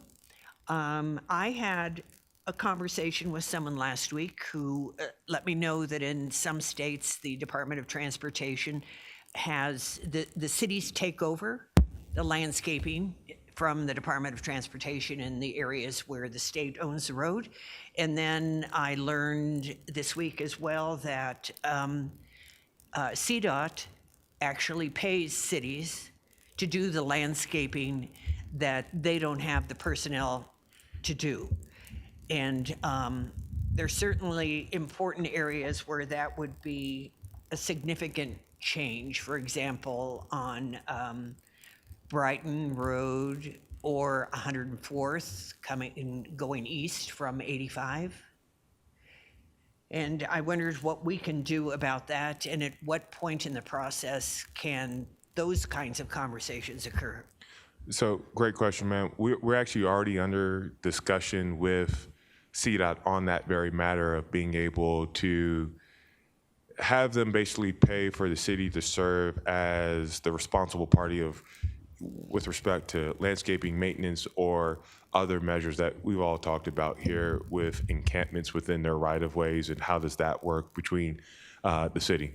That's being headed up by our community development department, working very closely with Public Works, given just the respective duties of code enforcement and just our Public Works inspectors along those public rights-of-ways. We anticipate that we'll be in front of you all for a conversation in the November timeframe. Obviously, there are details that we need to be able to work out just to be able to appreciate and understand whether or not there's policy ramifications, legal ramifications, and making sure that we have a complete understanding that the funding that we receive is actually going to be able to meet the test of the various roadways, right-of-ways that we have here within our boundaries. But those conversations are underway, and we do plan on coming to you sometime this year for those conversations. And as I was on my tour today and we were going up Brighton Road, businesses on both sides of Brighton Road could use some improvement also. Who is responsible for going to them and saying, it's time you clean up your properties? So that's where we kind of get back into that patchwork of who we are as a city versus Adams County or That the is incorporated Commerce boundaries. City. On each side is Commerce City, but the road itself is CDOT. So if it's CDOT right of way, that's going to CDOT. If it's an actual private property, that's code enforcement going and having that conversation with the private property owner. I will say code enforcement does have a relationship, so does Public Works, with those inspectors out to being able to reach out and say, hey, we've got a problem area under the existing partnership that we have with CDOT. So if we were to have this agreement, then we would have that ability to undertake that cleanup of those roadways. But today, it was us going and reaching out to CDOT and saying, hey, we've got a roadway in need of some tender loving care. Can you please get a crew out there to go address X, Y, and Z? And I'm glad we're being given these tours, by the way. I've Our asked pleasure. to go on any that someone doesn't show up for. Our Thank you. pleasure. Does any other council members have any other questions? Okay, we can continue. Thank you. Oh, I'm sorry, Councilmember Douglas. I was looking at the Cinderella bond project slide, and it talked about Eagle Point kitchen remodel. I hope that we're replacing those gas stoves there with convection. And, good. That's wonderful, because I saw lots of flames go up over the years and gas going out. Those stoves were, they were past their prime. So thank you so much for answering that question. Okay, we're down to our last two slides, and then we'll circle back to the boards and commission just to kind of get your takeaway on that. But thought we would touch on pavement management. We've had a couple of conversations at various council meetings around pavement management, particularly in and around Quebec Parkway. We have a portion of Quebec Parkway that was just completed from 72nd to Highway 2. What this slide really outlines is, what's been our budgetary practices within the CIPP funding for pavement management, both with that plus street reconstruction. And then obviously now the introduction of our crack repair program, right? We've seen a significant level of heaving and cracks within 104th. not just this summer, but last summer as well. So we need to take a much more comprehensive approach in addressing that. But I think I think it's critical for all of us is understanding that with just the level of inflation and the cost of materials as they continue to grow, we have to also be mindful of how we adjust our budget to address that so that we don't have any shortfall as it relates to what can be improved or needs to be improved and having to come back multiple times to council and being able to address that. So where that leads us to is this conversation around Quebec Parkway between 72nd to 64th. Obviously, anything south of 64th is concrete and not asphalt. So we don't have to worry about that portion down to 56. But if we were to want to address, as we heard from council, not just piecemealing, but really looking at Quebec Parkway in its entirety and doing it now as opposed to 2023, you're looking at about $460,000 for that to be done. I bring that up now because that $460,000 in 2023 dollars is going to be very different than it is today. Now, it's not tied to this budget, but it's worth bringing up to determine whether or not there's different direction that we as an organization need to be addressing so that gets done this year, separate and apart from 2023. But since we're here, let's put that out there on the table. Yes, sir. Yeah, Councilman. Were you asking us a question on that, or? I think I'm kind of leading you all to the trough about what do you want to do with Quebec Parkway? Do we address it now, or do as we have it already currently scheduled for 2023, knowing it's going to have to be another year until we are able to tackle that? Councilman Hurst. Can you tell me if, Joe, maybe this is for you, obviously it's for you, Jason, as well. Construction index like 13 and change right now, which is insane. But what if it doesn't go back down? So is that 460 going to be 500 next year? I mean, if we're going in the path we're going on now, it will be 500 at least next year. But you know, there'll be a correction in the market, and we might not see a 13 in the construction index next year, but it'll still be on top of the 13 that we felt this year if we have a 5 next year, and that is now 18, and that we're looking at. And so that 500 or that 460 turns into 525 or whatever the case may be. My personal opinion is if we can, we should now for those reasons. Do any other council members want to say how they feel? Councilmember Ford? Yeah, I remember the discussion very clearly. I think part of the concern was if we have a contractor out there on site, mobilization, demobilization costs, and things of that nature, that it would be a reduced cost if we just kept them there and didn't have to mob and demob twice and impact our residents again the next year on the same road, because it gives the look of, why didn't you do it when you were there in the first place? And so to keep the cost down and reduce mobilization, demobilization, and continue from 72nd to the south, I don't think it would have been as impactful as it will be if you do it twice, which we're past that point. And also the cost of inflation and what's going on today and the unknown. I think we would have been better off if we could have just kept them there and took them to 64th in the first place. But I think that was the gist of the conversation, and I agree with it. Councilmember Davis, how do you feel? Okay, Councilmember Grimes. Okay, Councilmember Douglas. If I may, Joe may have a quick response to if there's desire by the council for us to do it this year, the timing in which we'd be able to actually do it this year, just once again, to see if that helps you all in one direction or another. Joe?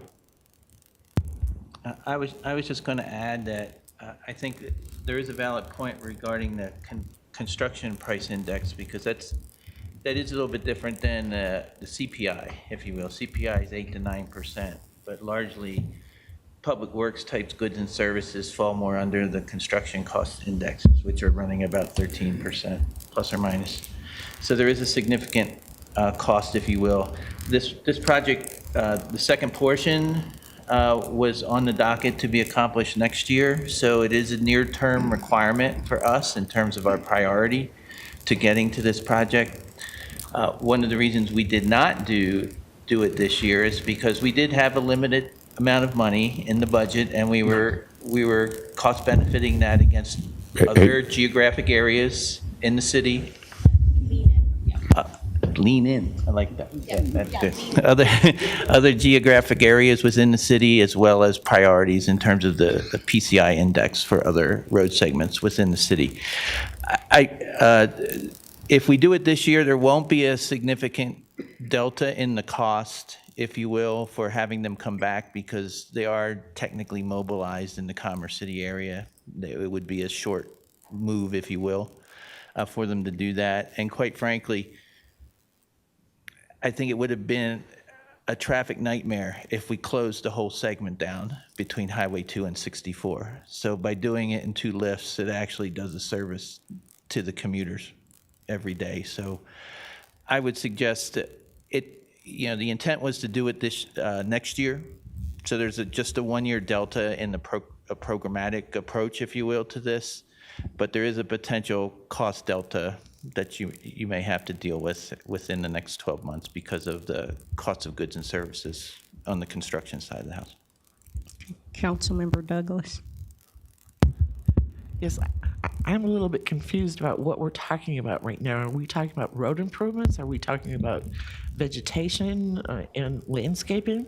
So I'm sorry, ma'am. I'm concerned not concerned. I'm confused about what we're talking about right now, and that's why I didn't comment. I moved the slide forward one. What we're actually talking about is pavement management, particularly finishing out the Quebec Parkway project. So from 64th to 72nd. Councilmember Hurst. Yeah, Joe, I just wanted to say, all of us up here don't get that full vision that you get. So I'm not questioning why you guys did it or didn't do it. And I appreciate that explanation, because there are a ton of priorities, especially in pavement, not just in Commerce City, but in Adams County and the state. Like, we really, really need to focus funding on that. And so I would say I'd go with your recommendation based off of, the needs of the department, as well as kind of your holistic approach to pavement management. I just think if we have the opportunity and funding is the only thing holding us back, I would advocate we get it done as soon as possible, and maybe we can slide in another project next year. But that's because I like good pavement. I'm sorry, ma'am, please. Oh, go ahead.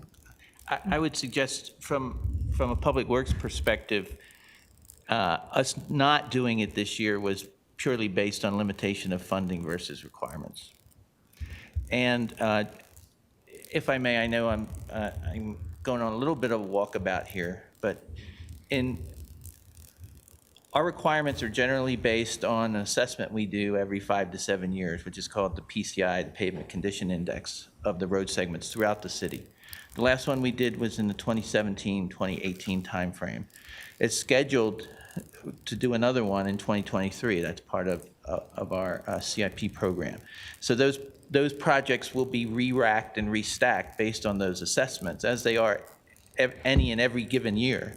It's not a static, steady state condition. So there's a lot of times that we have to adapt to the funds that we have available and the requirements. Well, it sounds like maybe the majority of the council is everyone okay if I agree with Councilmember Hurst to go ahead and start it this year instead of putting it off. Does anyone have objections to that? Councilmember Douglas? Yeah, I don't have any objections to it. I'm just wondering, with the winter months coming, is that going to affect it? And I actually liked it, like thinking about it being done in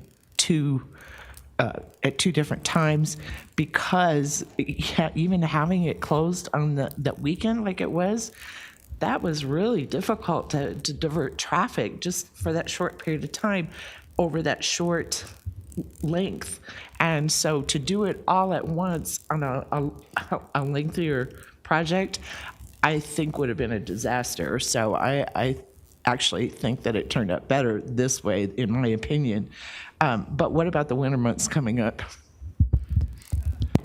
Generally, the fall months are a prime time to do this type of work.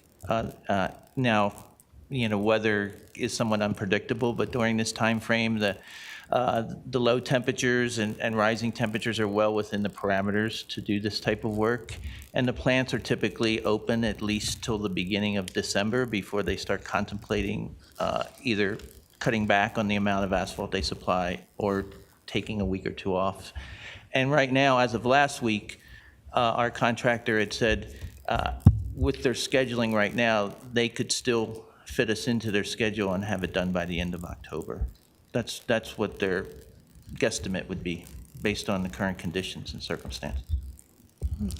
So it sounds like the majority of the council agrees to go ahead and start it this year.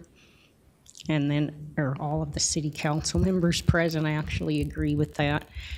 And I just had one question to add to, like in that budget, is there does that include the budget for flat concrete management as well, or is that separate?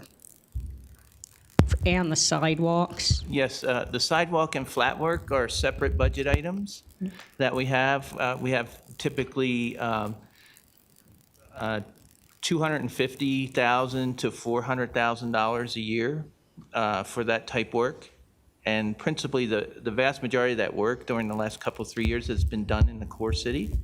And frankly, the vast majority of the paving work we've done has been in the core city as well. And that does not include, if we could go back to the one slide there, in addition to the pavement management money, there's also separate accounts for crack sealing as well as road reconstruction. So we found that that would be better serving the community in terms of showing them what we're doing with their money and how it's being spent, and separating them by the different functions and type of work that we're doing. For example, on street reconstruction this year, we're doing segments on Dahlia and Elm as part of that. And that's a major reconstruction, not just a mill and overlay, a total tear down and rebuild of those road segments.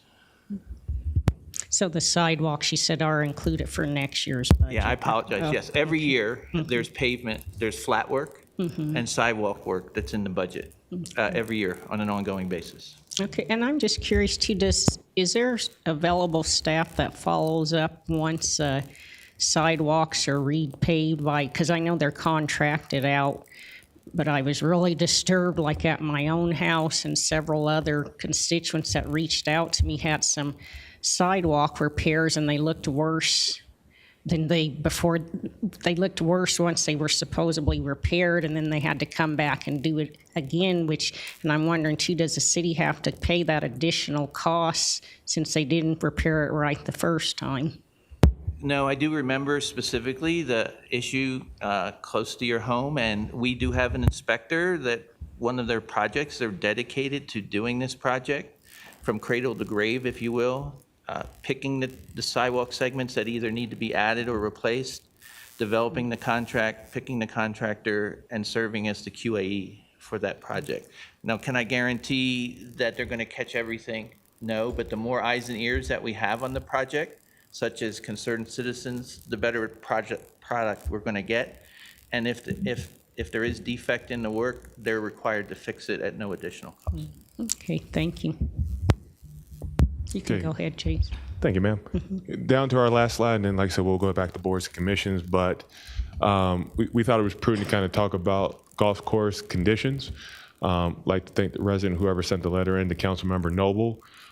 It led PRG, particularly leadership with the golf leadership, to really take a hard look at, all right, what do we need to ensure that, right, we're maintaining the asset that we have up there at the golf course, in addition to what we're doing with the expansion. If I may, let me get through this and I'll come back to you.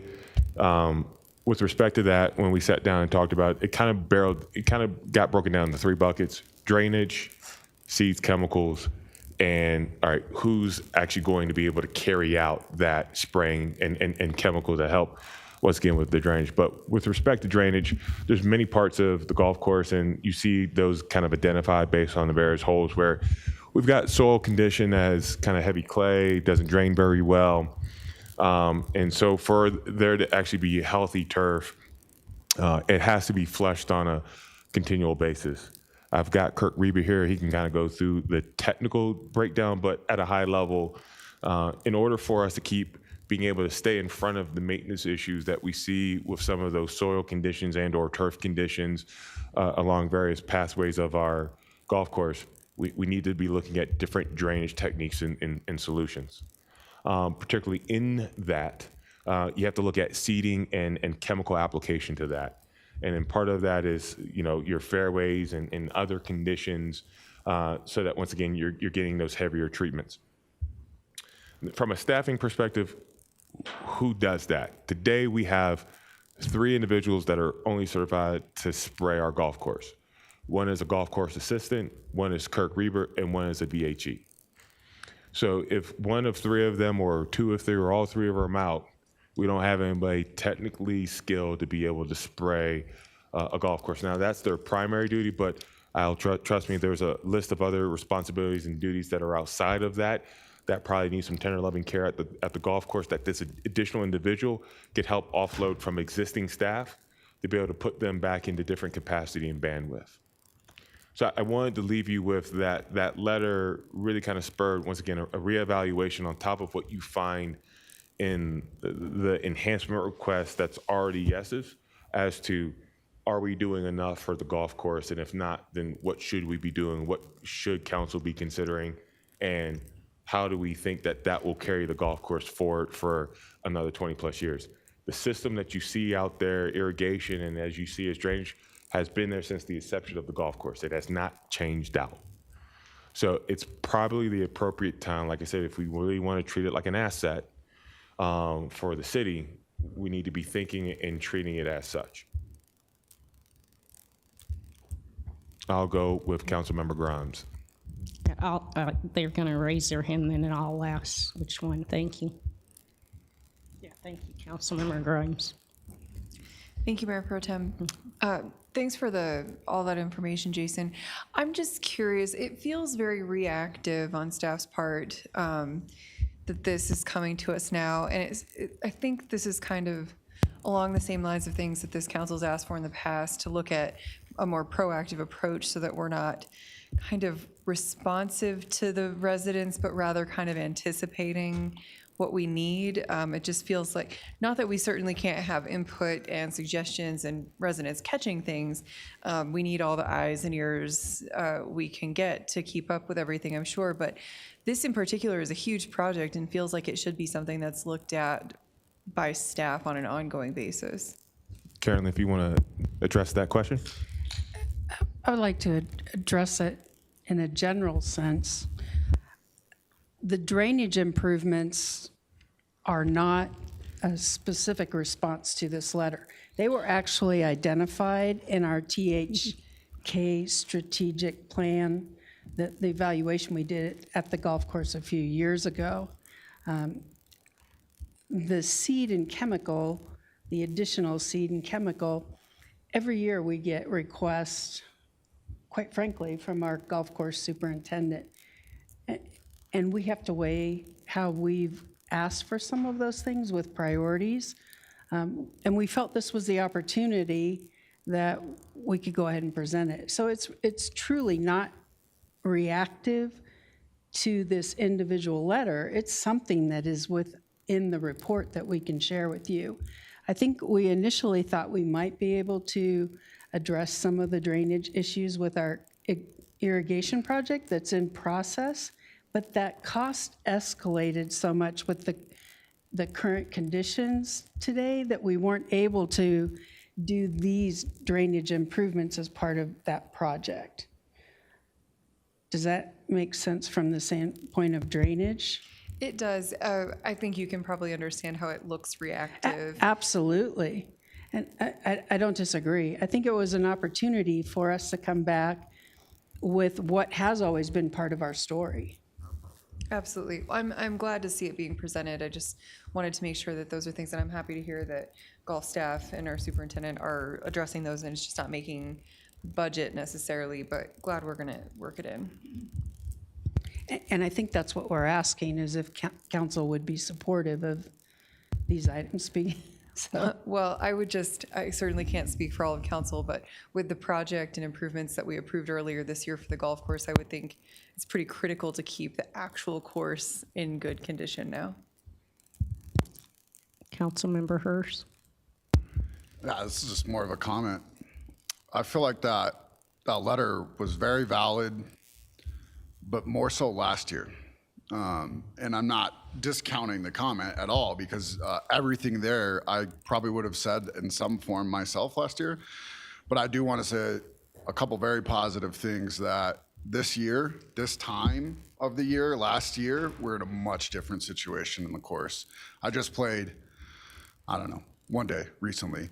I was only able to play the back nine, but how lush the green grass was is night and day difference from year over year. And that's could just be opinion and bad memory. But in my opinion, after the several days that we're at 100 or near 100, usually it's cooked after that. And that's not just Buffalo. That's every course in the Metro gets cooked. It's not that way right now. Not at least in the holes that I played. There's still some tough spots. But there's people in my neighborhood that, have always had perfect lawns, and this year they had a terrible, they had struggles with their lawns. It was a interesting winter. Like there's one green that has a dead spot. Okay, but it's got the stuff there necessary to bring it back next spring. And I think what we all have to recognize sometimes, that the hardest thing about the golf course is that it only closes when the weather is really bad. And you're not out there working on it when the weather's really bad, because it doesn't help it at all. And so it's like every time you want to make progress, it's like taking 3 steps forward and 4 steps back, because the better the course looks, the more we're all going to play. And so the more we're going to beat it up, and I would say that the investments that we're making in it are very apparent. They have incrementally increased every year that I've been on council. The course has started to look better. Even the fencing is a huge positive benefit to the golf course. And then overall, I would just say that, as Jason was talking about, it is an asset, and it is an aging asset of ours. And to further kind of the investment we already have into it, I do think that we're going to have to continue focusing on that, because the same issues that we're talking about here are the same issues that we have, that Councilwoman Noble's been bringing up about, why trees are continuing to die. It's not, the soil here is just conducive to prairie grass. That's about it, and so, and a couple types of trees. But the comment's really to say that the effort and investments that have been made in the golf course are showing. They are very positive, but like anything else that has that level of issues, it's going to take time, and the time that we have put into it's gotten a lot better. Councilmember, no, oh, I'm sorry, Carolyn, go ahead. I was just going to add, the intensity of use is an additional reason why these drainage improvements, the items that we're bringing to your attention, will help us sustain a better condition. And you're absolutely right, Craig. We took Jason on a tour last week, I guess today's Monday.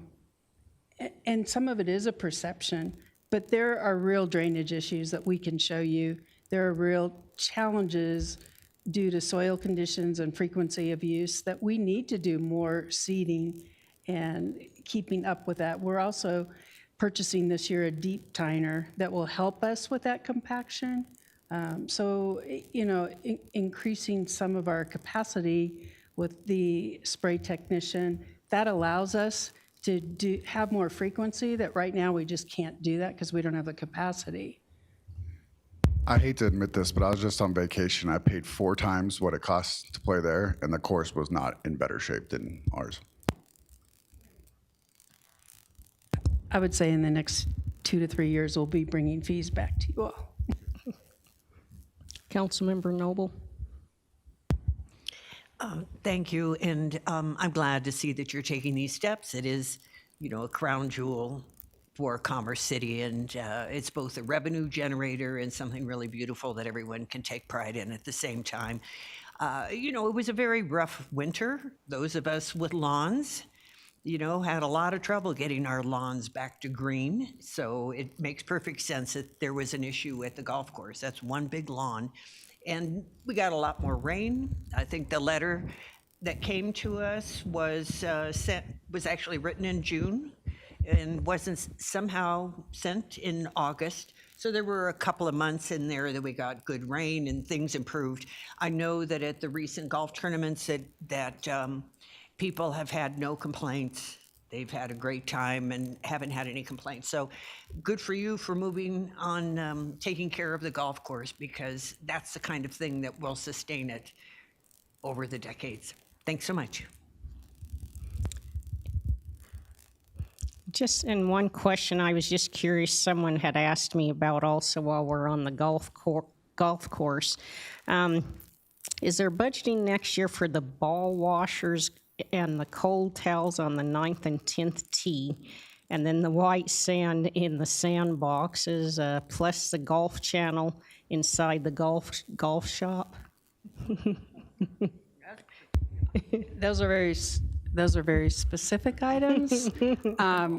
I miss the cold towels on, but I can you help?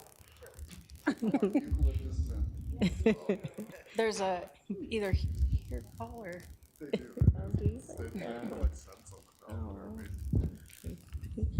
Thank you. Thank you for the questions. Excuse me.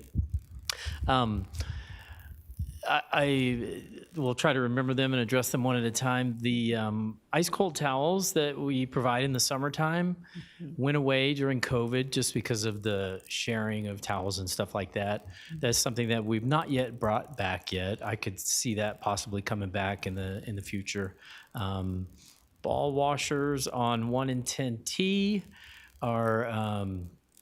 were taken away mostly because of lack of use, to be honest with you. There may be a handful of players that get use out of that, but the vast majority weren't. I'm trying to remember the other questions. Sorry. A television in the golf shop. That was another question I think that came up. Generally, we try to steer customers to the restaurant if they want to watch the Golf Channel or TVs. That way they can enjoy the wonderful food that we have at the Bison Grill and get something to drink as well. Trying to remember, was there one more? Yeah, and then the white sand in the sandboxes. Oh, the white sand in the bunkers or in the sand bottles? The sandboxes, yeah. Oh, okay, in the bunkers. Yeah, we do refresh the sand on a scheduled basis, and some of that has to do with the availability of different sand that we can get. So I would agree that white sand does look much better. Sometimes it's cost prohibitive just because it has to be transported from so far away. Okay. All right, thank you, Paul, because it does look nice, so thank you. Councilmember Hurst? Yeah, quick question. What's the replacement schedule for the carts? Well, we were hoping to have those replaced this summer. We actually have been delayed 3 times, mostly due to issues coming from the factory. But the last we heard was October, the first week of October, we'll have our new fleet of golf carts. So we lease those, correct? Or are they purchased? Cool. Are we getting like USB ports and coolers and stuff? USB ports, yes. Yes.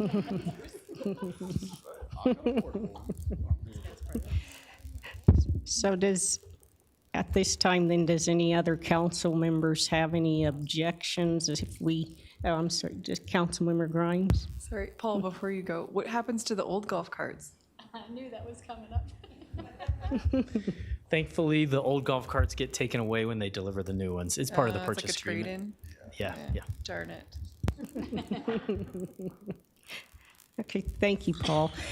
So does any council members have any objections if we approve the turf improvement recommendations for next year? So, you can go ahead and proceed with the recommendations and continue. Thank you. Thank you, ma'am. I think we're coming to the tail end of this discussion. We're down to 2 last items. One on boards and commissions. I'll get back to that slide, and then I will allow Annette to speak on that, and then we will turn it over to Cheryl to make sure that everything that we've talked about that's in addition to the yeses, make sure that we capture that when we have to kick off the budget discussion in October. And all yours, Annette. Thank you. I just wanted to follow back up and, based on the information on this slide, see what the general consensus might be toward the intention of the $10,000 that was given to the boards and commissions this year. As you can tell, there were boards and commissions that had budgets, a couple that had none. So adding the $10,000 to what boards and commissions already had sort of perpetuates the difference between the boards and commissions' budgets, versus if your intention was to make sure that every board and commission had a $10,000 budget. I just wanted to get some clarification on that intention. Councilmember Hurst. I don't know everybody else's intent, but I think we can go one of two ways: bring everybody up to 10,000 minus the youth commission who has other obligations that we already discussed. Yes. Or find a happy medium, put it at 12,000, and again leave the youth commission out of that. Well, where the youth commission still gets the budget increase, I guess, but make sure that all others have either 10 or 12,000 as a budget. That's just a suggestion. Councilmember Davis, you have an opinion? I'd have to agree with what Councilmember Hurst said. Let's even it out and go with it from there. Councilmember Noble. We did have a motion on this, and we voted on it, and it was 10,000 for every board and commission. So this would require a new vote if it's going to change. I would like to let everyone know, though, that the senior commission allocated $5,000 to buy fans for aging adults in needs during these heat spells. So they made good use of their funds. And I believe that if you don't use your money, does it roll over or does it go back? It goes back to the city, right? Just like every year. It goes to general fund balance. I would just like to make a point. You mentioned that it would require a vote. If city council gives the direction to staff tonight, we will take that direction forward, and it would be part of the budget resolution that you would be adopting. So that would essentially be your vote. You could provide the direction to staff tonight to put it at whatever level based on your discussion. We actually had a vote in administrative council business, so we would have to undo that vote. We already did this once. But it wasn't clarified in administrative council. That they're asking for clarification only. Thank you, yes. Yeah, my understanding is when that $10,000 was added, that was to be added for 22, and then we have rolled that over for 23. That is what is being presented. What I don't know everybody was aware of that night was that some boards and commissions already did have budget, and then that 10,000 was added. So like Annette said, that continued kind of the challenge that we have seen.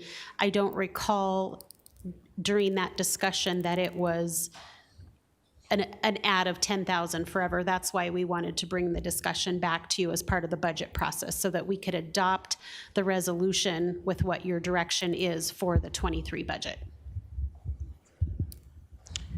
Councilmember Grimes, how do you feel? I think we should even up the budgets so they're all the same. If, for example, PRG already had 1,000, they should get a $9,000 incremental adjustment to 10 and make everybody 10 or 15, whichever we're going to go, 10 or 15. And then I don't fully understand the difference in the youth commission, but if there's some separate budgeting there, I'm fine with keeping theirs as is for other commitments. But we've created the same disparity by doing it this way that we had before we started, so.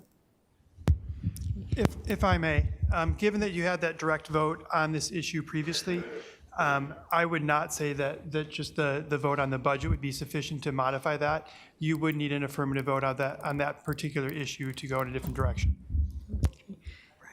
Okay, well, I wanted to let all the council members say how they feel first. So Council Member Ford. I'm in agreement. I think they need to be all the same, whether it's 12.5 or 10,000, but we need to make them all the same. Councilmember Douglas.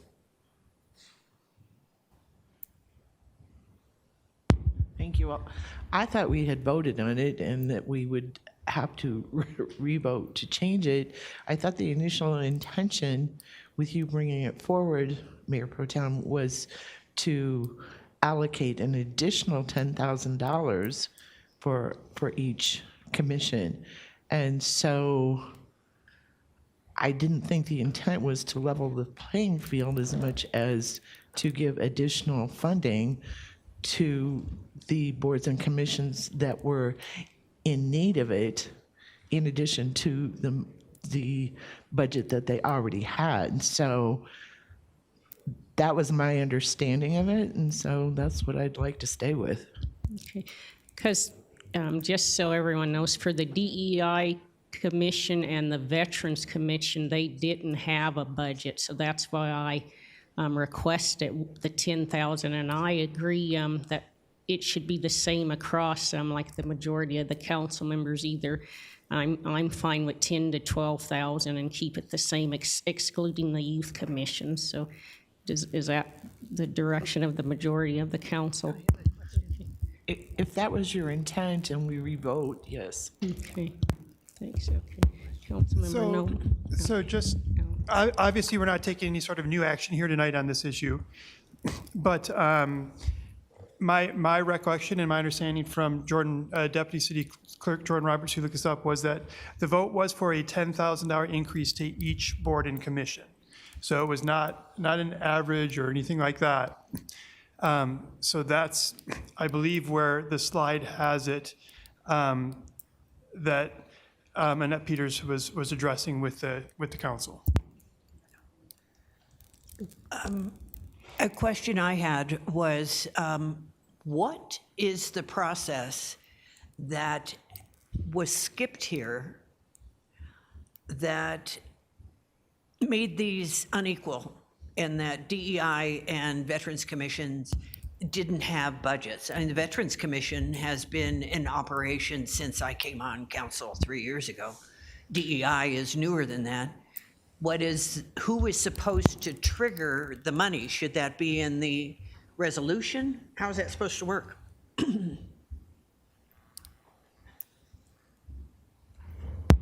I don't know if Jordan can add anything to this, but I do not believe there has been a formal process when a new committee has been established, and that's why he was talking to you earlier tonight about them now putting some of those things in place so that those can happen. If during the annual budget process in any given year, if there was not a specific request to add a budget because they didn't already have a base, then they continued to have nothing budgeted. So it would require a budget ordinance during the year or at the time of the budget process. When that vote happened to add the 10,000, as Mayor Pro Tem Alan Thomas said, she knew that the DEI and Veterans Commission did not have a budget, therefore that was how the 10,000 came about.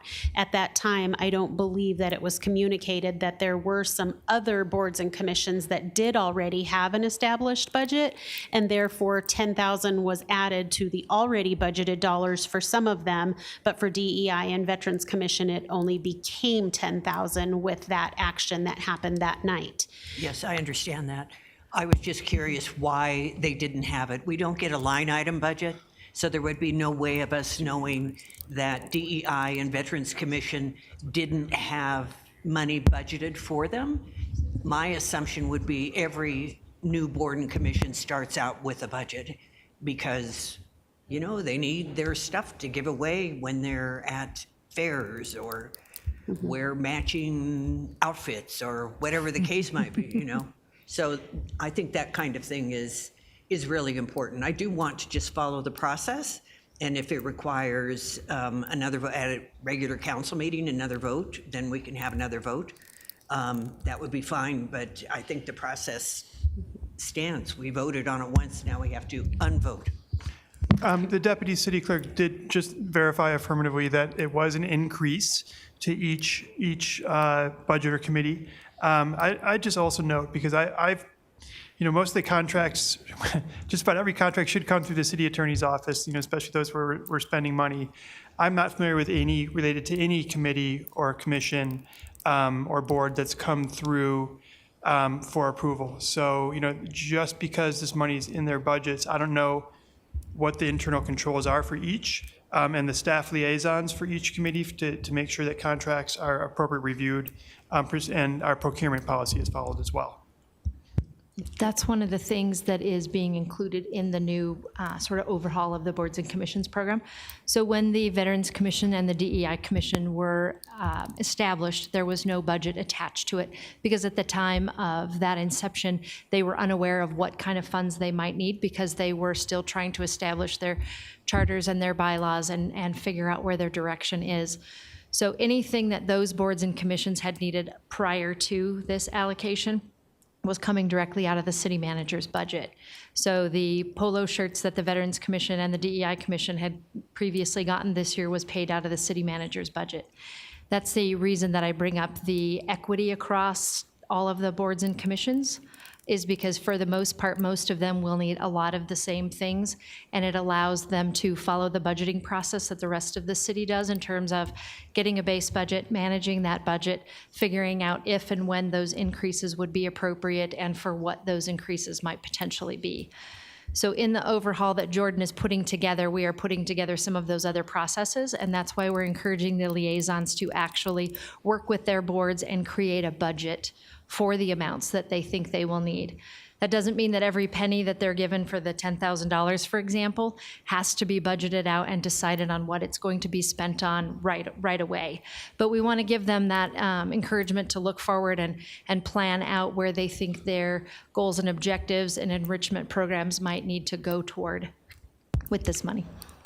I'd actually like to see the budgets as a council member, because I'm trying to envision Citizens Public Safety Advisory spending $5,000, what it is that they do. Do they have, do they have a fair? Do they invite people to do things? And that's one of the reasons that we're moving all of the boards and commissions into the legislative budget, to make that accounting much more clear and easy to do. So one of the intentions with the program, just real quickly, is that every month those boards and commissions will get a financial statement, so to speak, that just shows where they are, where they've been, and where they're going. Okay. Does the chief want to respond? I don't know about what goes on at the Citizens Public Safety Advisory Committee. We aren't actually asked, we are told not to attend that. Thank you. Well, I've only been to one meeting, and as far as I know, they're public meetings, so anyone could attend. And I don't think they're gonna come anywhere near this year spending $5,000. So I'm not sure what they're going to do with 15 when they don't even come close to spending $5,000. Right, exactly. In the future, I would come back and make a motion that any new board or commission starts with $5,000. They can always figure it out afterwards when they fill out their work. They're not going to know as a new board and commission what they're going to be spending money on the first year. That's a lot to expect of people. So at least let's start everybody out with the same amount of money. So do we have a consensus in with all council members? Can we meet them halfway, like $12,500 for next year? Does that, anyone have any objections to that? Again, since you've had an affirmative vote and set, I mean, you increased everything by 10. Mm-hmm. And year. Right, for 1 year. So that's what you have. So if you're going to change that, it needs to be at a regular meeting and not by a consensus in this setting. Okay. So can that be added to the agenda then for the next meeting, since we're all in agreement? Sure, I'm sure it can be added to the agenda. It can also be taken up during administrative business during the next meeting as well. Okay. So. If I can ask a point of clarification, because finance needs direction from city council to be able to prepare the budget that we're going to bring for public hearing on the 17th, which we're going to have a list of questions for them to give us consensus on.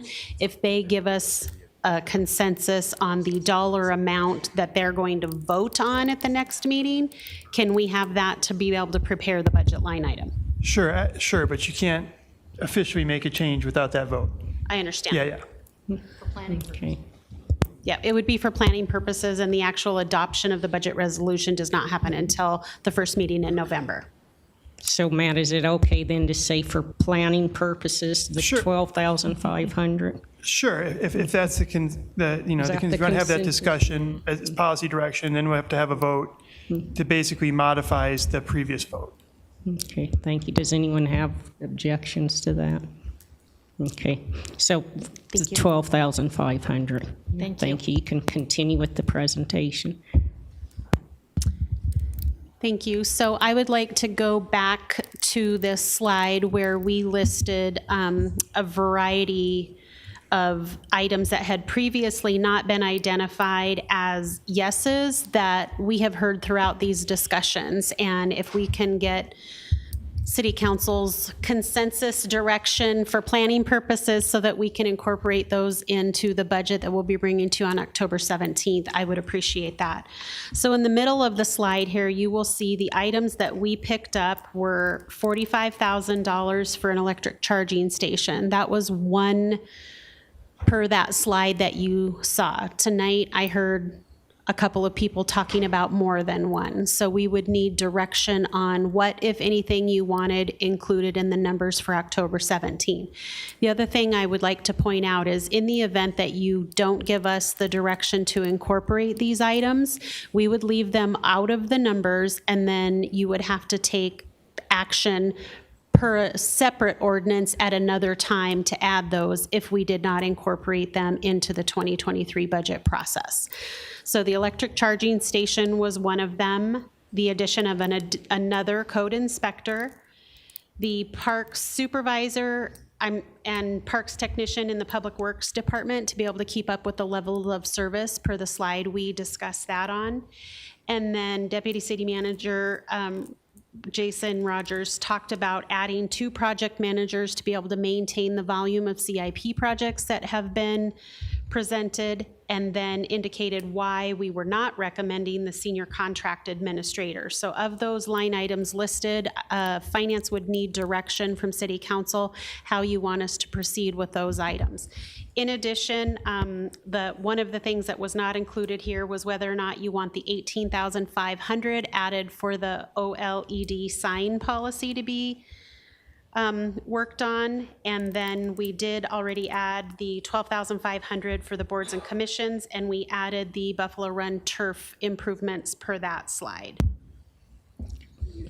Would each of the council members like to say how they feel? Councilman Douglas?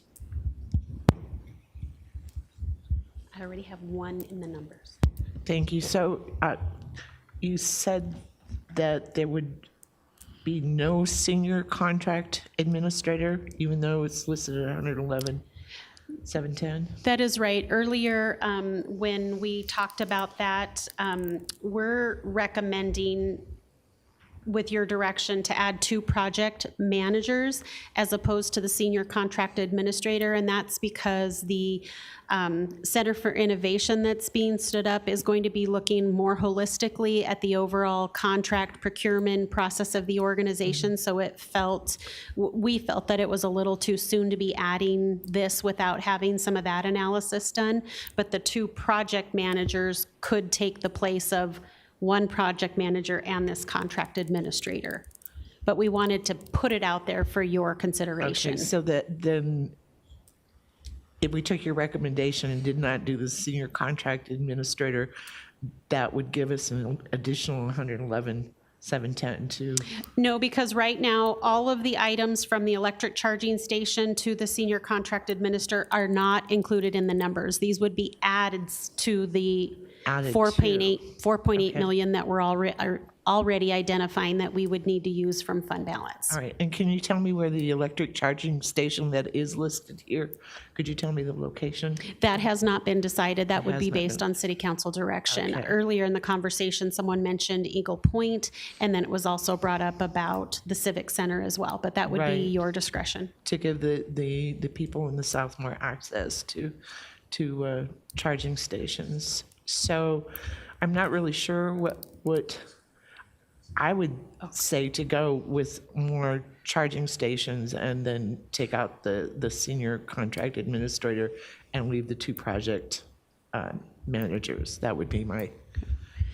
And if I can just make a correction, I'm sorry, Jason whispered over at me. The $45,000 that was listed on the slide was for the Municipal Services Center, but Eagle Point was also referenced. So again, that would be council direction. So I would like to add more charging stations to locations in the south, in addition to the other things that I said. So that would be my recommendation. Councilmember Ford. First, I wanted to know, what do we charge? What is the charge for people to use the charging stations to charge their vehicles?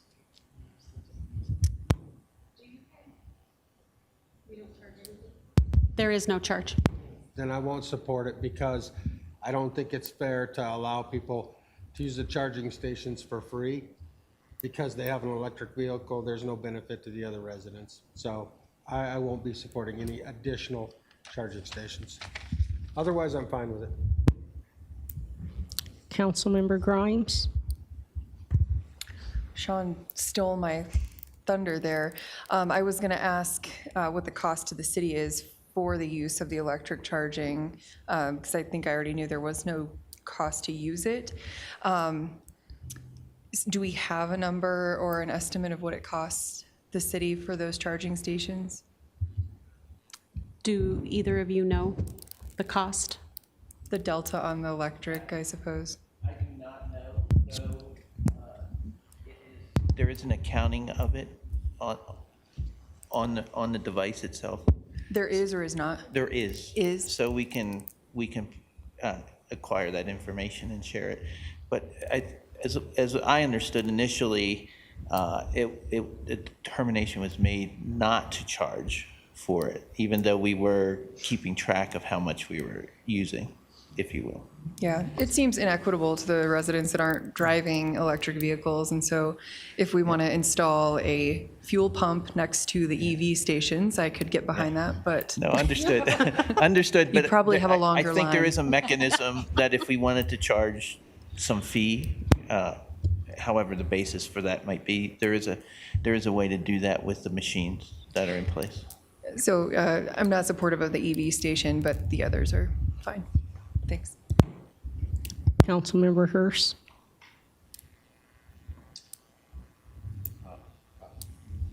Yeah, no further comment, I'm fine.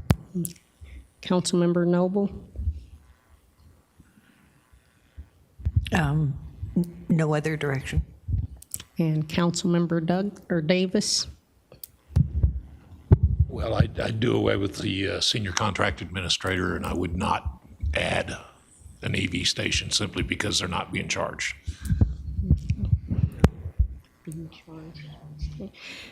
And I agree, except I do like the idea of the charging station because, like I said, there is 4 in the north.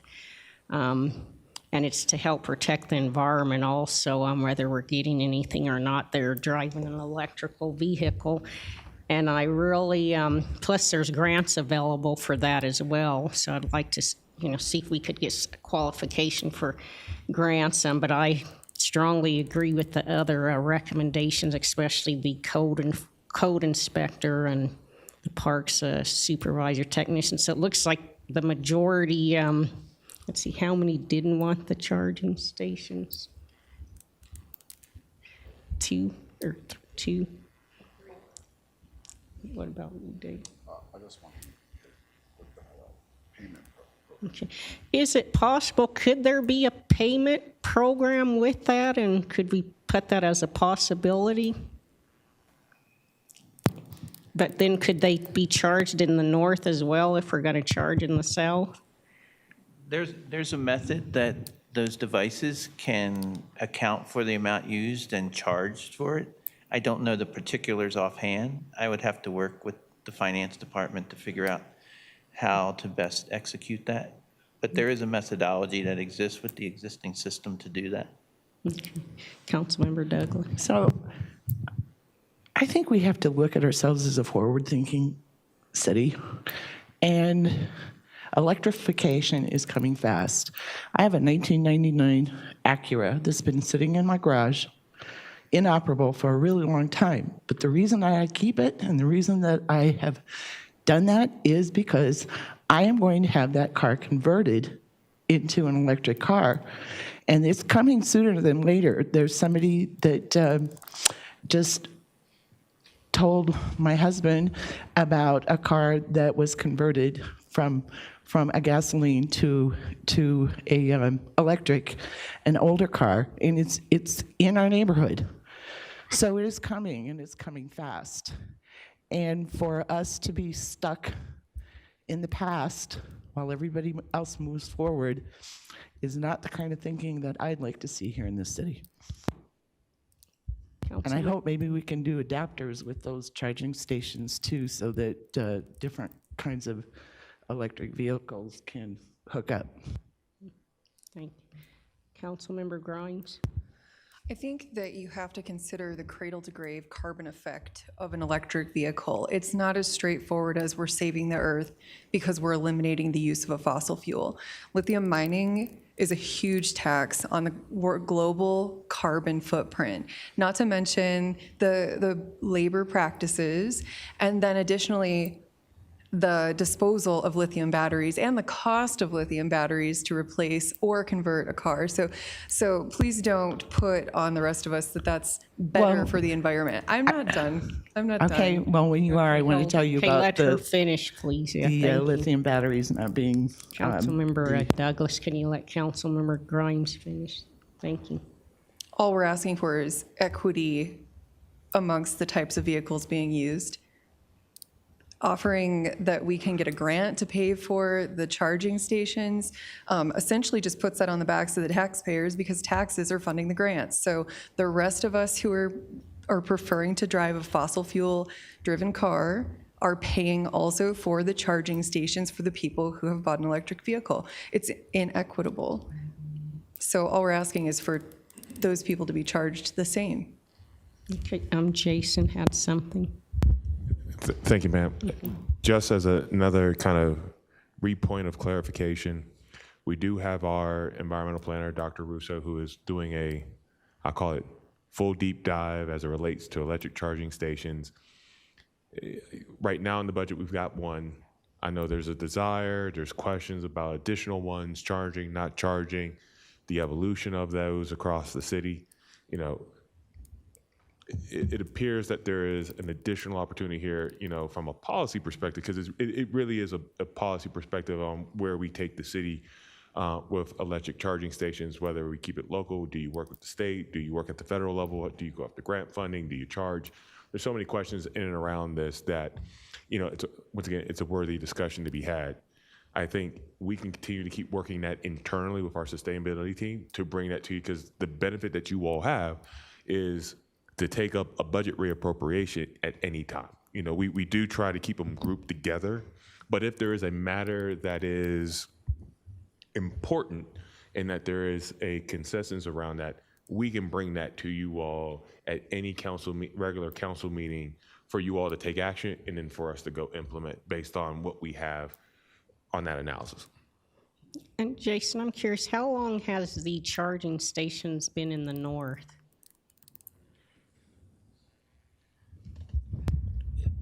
They were installed with the Bison Ridge project, so we opened Bison Ridge in May of 2018. Mm-hmm. Okay, because I just don't understand now all of a sudden, since we want to put them in the south, we possibly want to start charging, but can we, for those council members, can they agree with staff that all EV stations be at a cost possibly then, or can we go, for sure 2 is approved with the grant, right?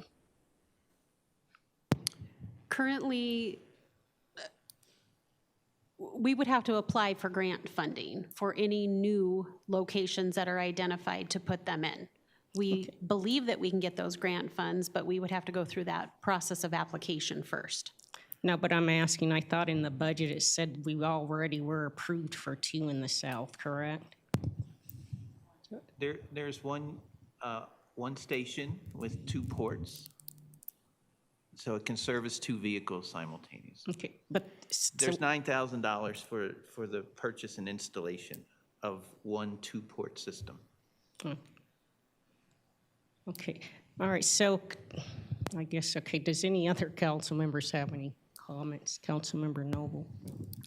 Just to throw another wrinkle in this, my recollection of our discussion about another electric vehicle station wasn't necessarily about City Hall, but was about Eagle Point at the time, because you had raised this before, Mayor Pro Tem. This isn't the first time you've mentioned this, that it's inequitable, and I certainly think that there should be one at Eagle Point. It doesn't seem to be complicated. Should be the case. So I would say 2 electric charging stations. Okay. Councilmember Hurst. Yeah, I have zero problem thus funding electric vehicle chargers for the city's needs. But similar to the federal government approach, we're not allowed to build EV stations in the right of way because it's competing with the private market. And if the market's there, the private market will fulfill that. And so, to me, build as many as we need for the city, but there's nothing free about it. So it looks like the consensus then is to get the funding then right for tonight is to have the 2 additional, because I have a 4 to 3?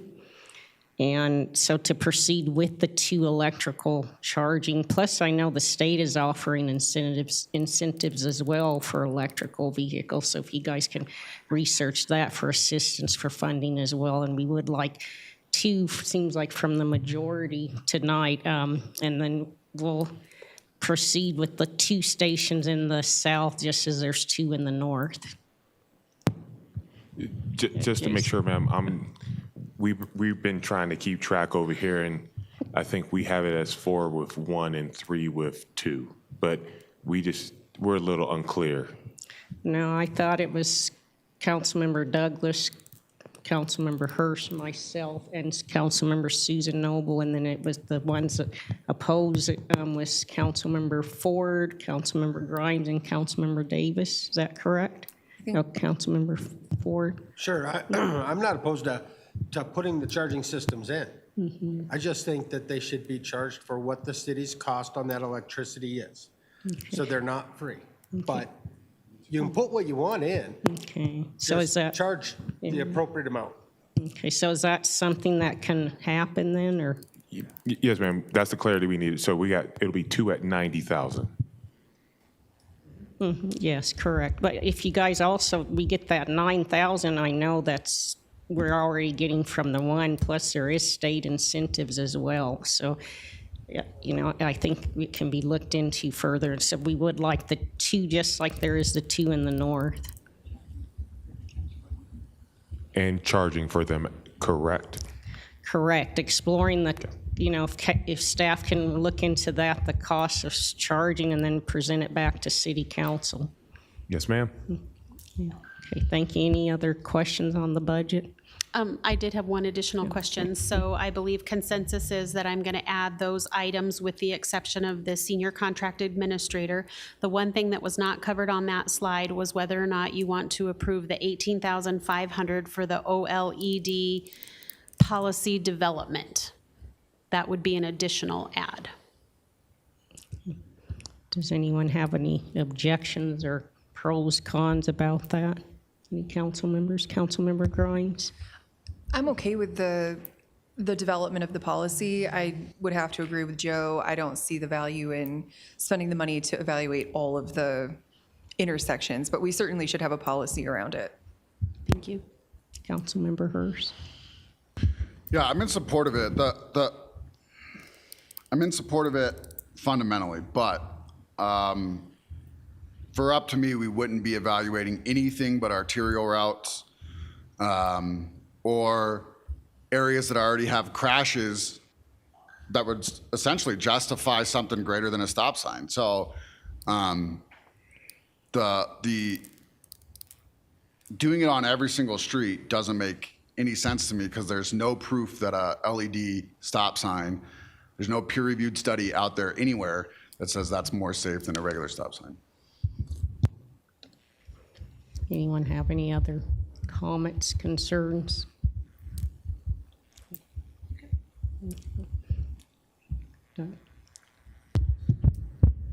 I just don't think that a study warrants $3,000 per site. So that's the only thing that I'd like to comment.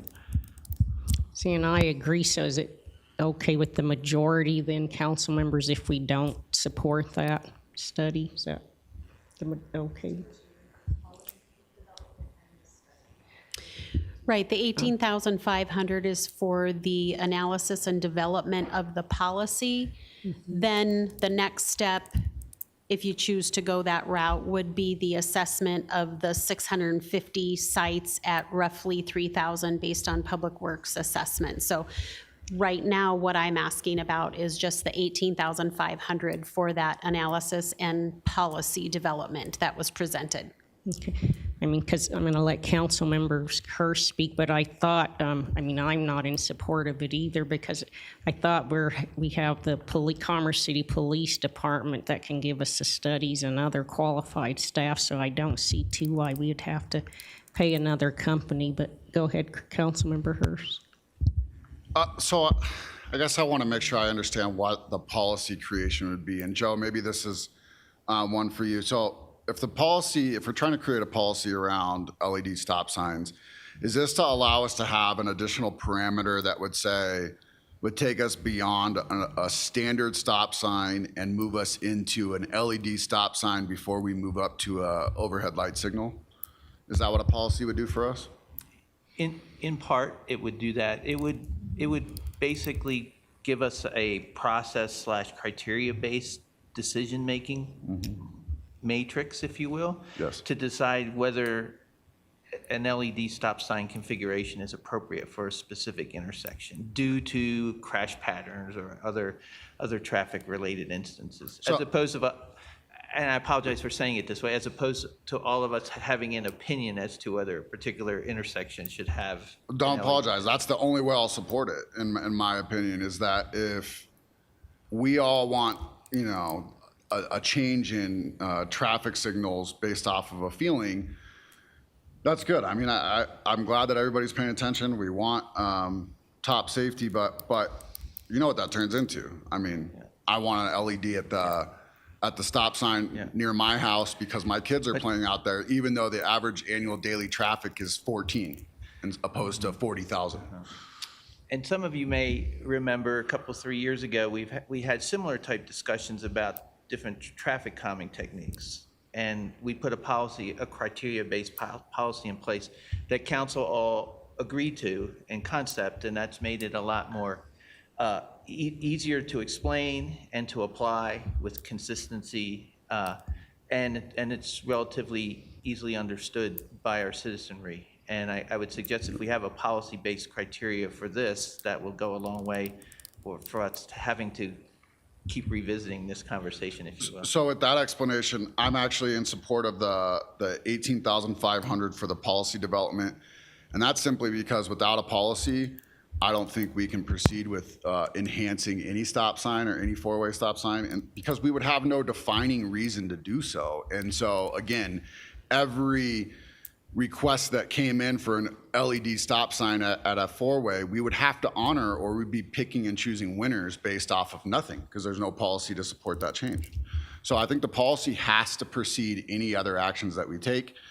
And so with that being said, I'd be in support of the policy development cost, and then come back to us and we'll talk about the rest of it based off how that policy analysis goes. Okay, so to get a consensus, I'm going to ask each council member. So Councilmember Davis. Okay, Councilmember Noble. I'll support the expenditure. Okay, and Councilmember Grimes. Yes, on the policy development. Okay, and Councilmember Ford. I'll support the policy piece, but not the 3,000 per intersection. Okay, great. And same, okay. And I'll agree with that. So it seems like it's unanimous to support the policy. Thank you, ma'am. I think we have everything we need to get this budget out to you all later on this year, October timeframe. Thank you. Is that all for the budget report? That is it, thank ma'am. you. Now I'm going to call a little 10-minute recess break, so everyone can take a little break.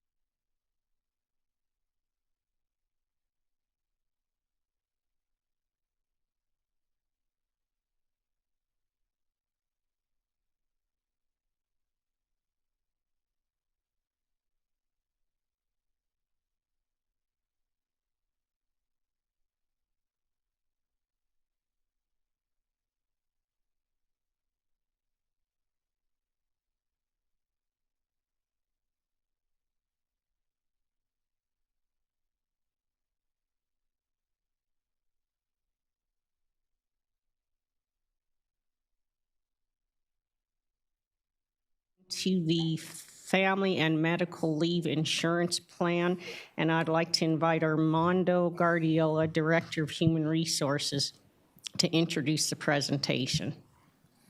Thank you. Good evening, Honorable Mayor Pro Temp and City Council. Today's presentation is a follow-up to the prior presentation on the Family Medical Leave Insurance presentation a couple months ago. As a local government, we need to make a decision in regards to the Family Medical Leave Insurance Program. What is the Colorado Paid Family Leave Insurance Program? Colorado voters approved Proposition 118 in November 2020, which is to ensure all Colorado workers have access to paid leave care for themselves and their families during the circumstances that pull them away from work.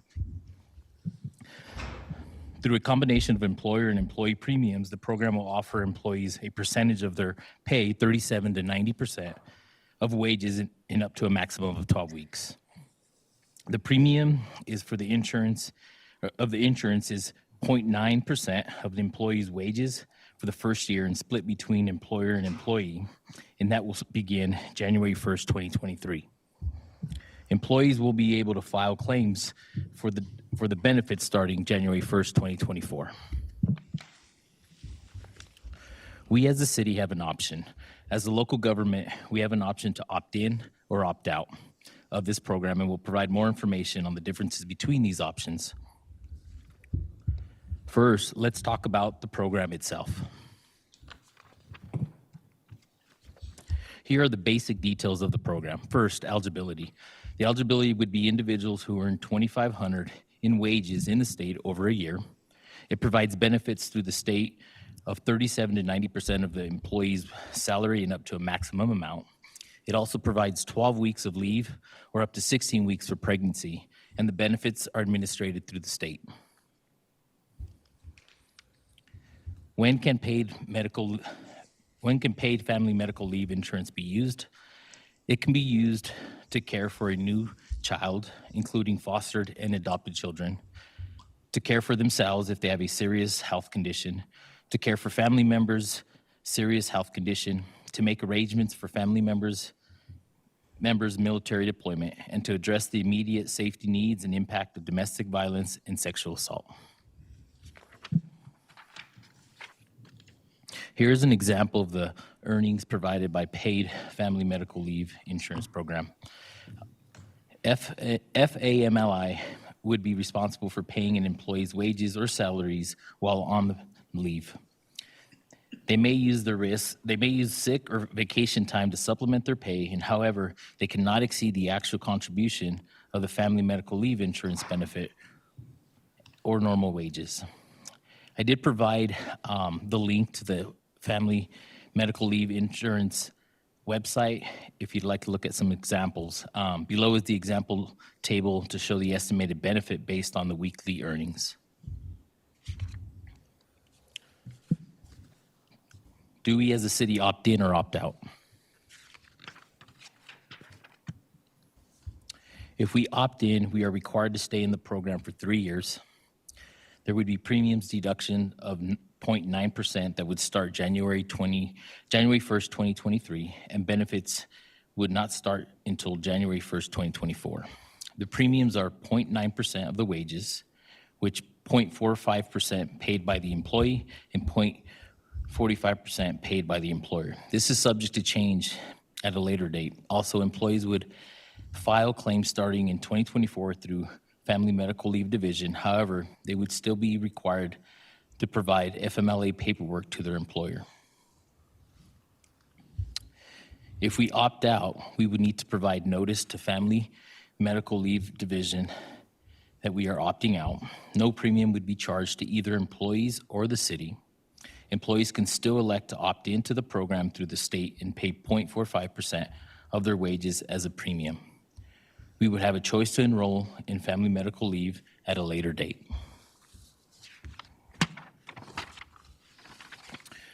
Here's an example of the comparison of leave programs from the city and the state-run Family Medical Leave Program. Take a look at the comparison table and let me know if there's any questions. Okay. A few things to consider. If the city does not opt out, all employees will be required to pay a premium of 0.45% of their wages. There would be added cost to the city. As a reminder, the cost would be a 0.45% premium. There would be a potential loss of wages based on salary. Employees would have to go through the state to file claims as opposed to filing in-house. And also, the family medical leave adds administrative work to finance and HR and can raise city liabilities. Finally, employees who do not want to participate must still pay the premiums.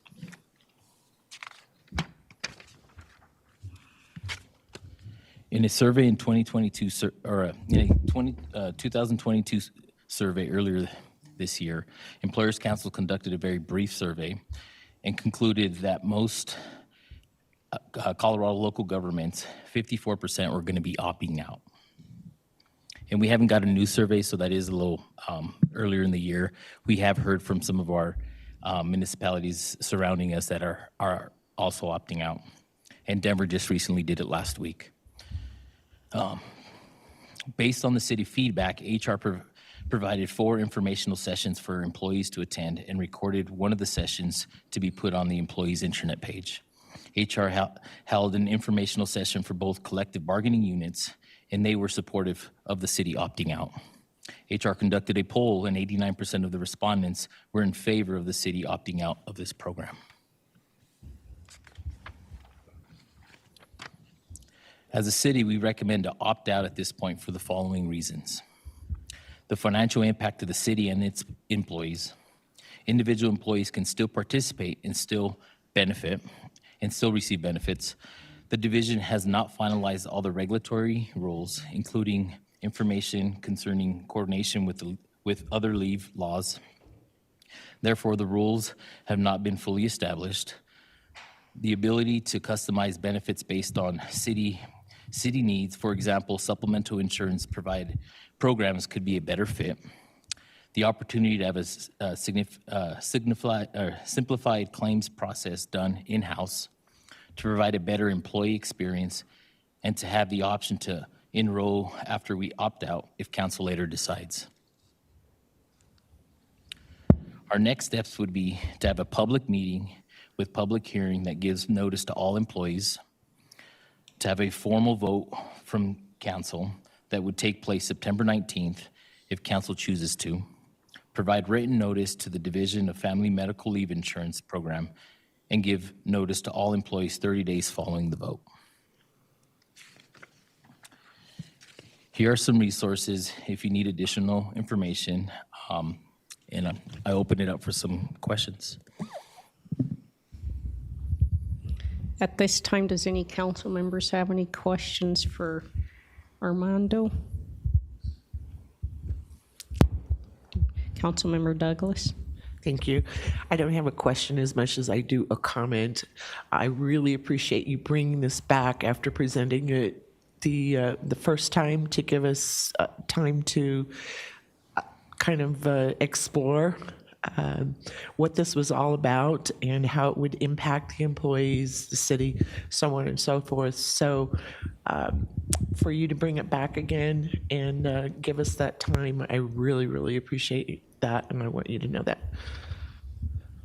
Thank you. Any other council members? Councilmember Hurst. I appreciate you going to the employees and coming back to us with those stats. That I don't have any inkling of voting against what they voted for. So is it the recommendation or the majority that the council members per Mr. Guardiola's recommendation that we opt out? Is any objections to that? Okay, so we'll go ahead and go with your recommendations. Thank you. So just so you know, okay. so you're not taking action tonight. Okay. So I don't know if you're going to get into the next steps. Yeah, I did talk a little bit about next step, bringing back a public. Let's talk about next week. All right. So with that direction, next steps would be is that we'd have a public or a formal public vote from council, which would be scheduled for September 19th. As HR, we'd be sending out notification to all our employees tomorrow. And we have a public meeting with a public hearing next week on the 19th. So what that basically means is, so we're required to have that public hearing, and employees get an opportunity to address you as City Council on this issue. You could expect, obviously you have numbers from your Human Resources Director. You can expect that those people that might be in supportive of the FMLI program to ask you, to show up and appear at that meeting and potentially ask you to vote in the affirmative, or rather to vote against that ordinance and to adopt it. But based on what you have stated and the consensus that's here and the recommendation from staff, the way it's currently set, you will see the public hearing next week with the ordinance that'll be in the record recommending that we opt out of that program. And then there is some other options. Employees can still opt in individually, and I understand it to be a bit of a laborious process for them to do that, and then to submit their I don't know, the 0.45% that they would be paying next year with their pay. I don't know exact process, but it's my further understanding, and although it would be a bit complicated, that if you desire, the city could actually administer their payments into the program for them. So that's something that would happen from city staff as well, potentially. But that's a decision that would still have to be made. And it seems like to me like it'd be fine to make that decision after we opt out. So for those employees that do opt in, we can find a way to help them to at least administer their contributions to that program. Thank you, Matt. Do any council members have any questions? Nope. Okay. Thank you. So we will move on to the next presentation, which is the premium pay bonuses for essential workers. I'd like to invite Teresa Wilson, Deputy Director of Finance, to introduce the presentation.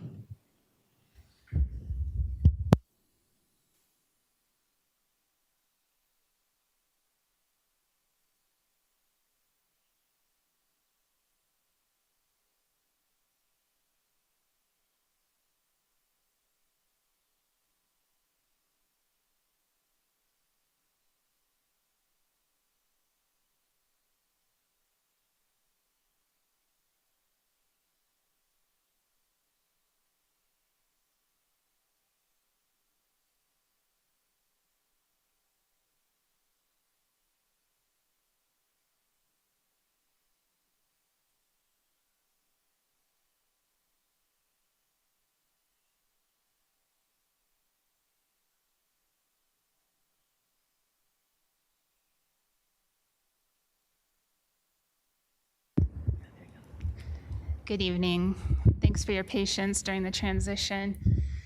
My name is Teresa Wilson. I'm the city's Deputy Finance Director, and I'm happy to be here tonight to present information on potential use of ARPA and other funding sources on bonuses for city employees. On August 1st, Council directed staff to explore the use of federal funds to provide bonuses to essential workers. We have some follow-up information to run through with you tonight. Then we'd like to get some additional and more specific feedback from council so we can continue to follow up on this well and bring something actionable back to council in the very near future. We are using the term premium pay, which is an allowable use of ARPA funds throughout this presentation. However, in practicality, premium pay and bonuses essentially result in the same thing, which is more money in the employee's pocket. In 2020, the city received $4.6 million in CARES Act funding, which was passed through Adams County. It was not a direct allocation from the feds. Per the IGA with the county, the funding was expended by the end of 2020. Please refer to the CARES Act expenditure summary memo included in your packet for more details regarding how these funds were utilized. Since mid-21, the city has received a total of $10.5 million in ARPA funding. None of this funding has been formally expended at this point in time. However, original plans for expending these funds has revolved around doing something big around homelessness initiatives. Staff is scheduled to provide an update on homelessness initiatives next Monday, September 19th.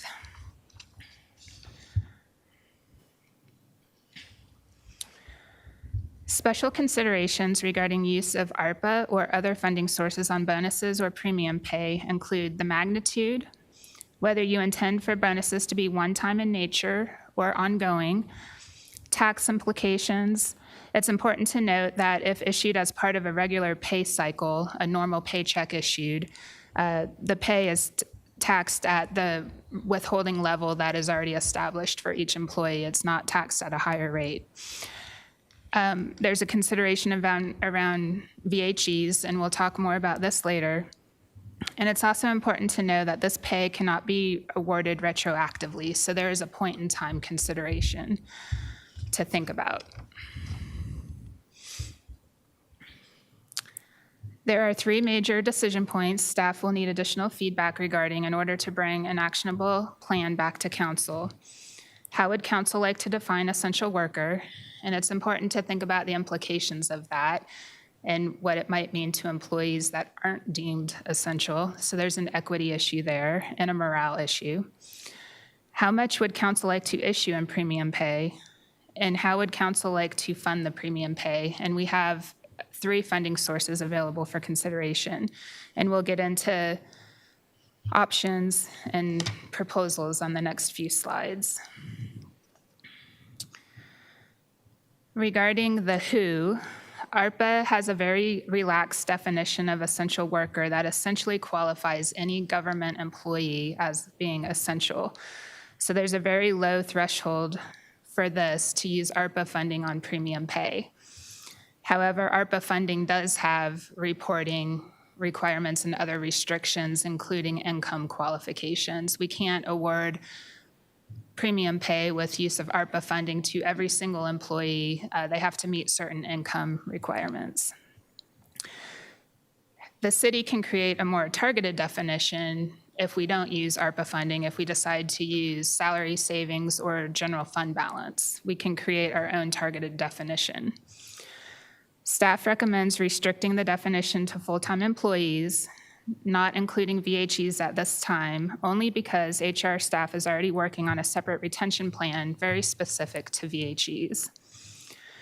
Additionally, logistics for awarding bonuses to VHEs in 22 are challenging when many VHEs that worked this past spring and summer have already left the city after their seasonal work. We cannot go back and provide this sort of pay retroactively. They have to be on our current payroll. There are currently 380 full-time city employees, and there are 2 options detailed on this slide. One tailors the definition of essential worker to front-facing employees that work with external customers. This is based on what Denver and Aurora have done. Option 2 broadens this to include all full-time employees, but perhaps providing a larger amount to front-facing employees. And this is based on what Fort Collins and Boulder County have done.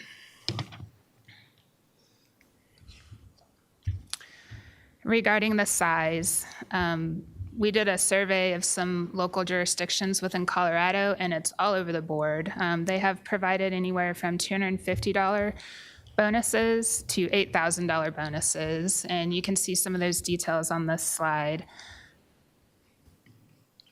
One-time premium pay would be taxed at the same as normal income unless issued as a separate standalone payment. So, one thing we would definitely recommend is including whatever council would desire by way of bonus, including that in a regular pay cycle so that taxes are set at the level that they are as withholdings for each employee.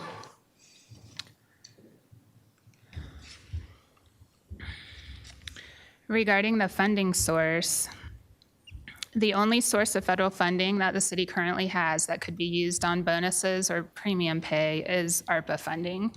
However, we do have some other funding sources that we'll get into. Staff will be recommending $8.5 million for homelessness initiatives, and more on that is coming at the next meeting next week. So there would be some ability to use the remaining balance for premium pay, but that does come with reporting restrictions and other things that we have to work through to utilize federal funds on this purpose. Alternatively to this, we could use existing salary savings or general fund balance, which are more flexible, don't have the reporting requirements, and would be appropriate sources of funding for one-time bonuses.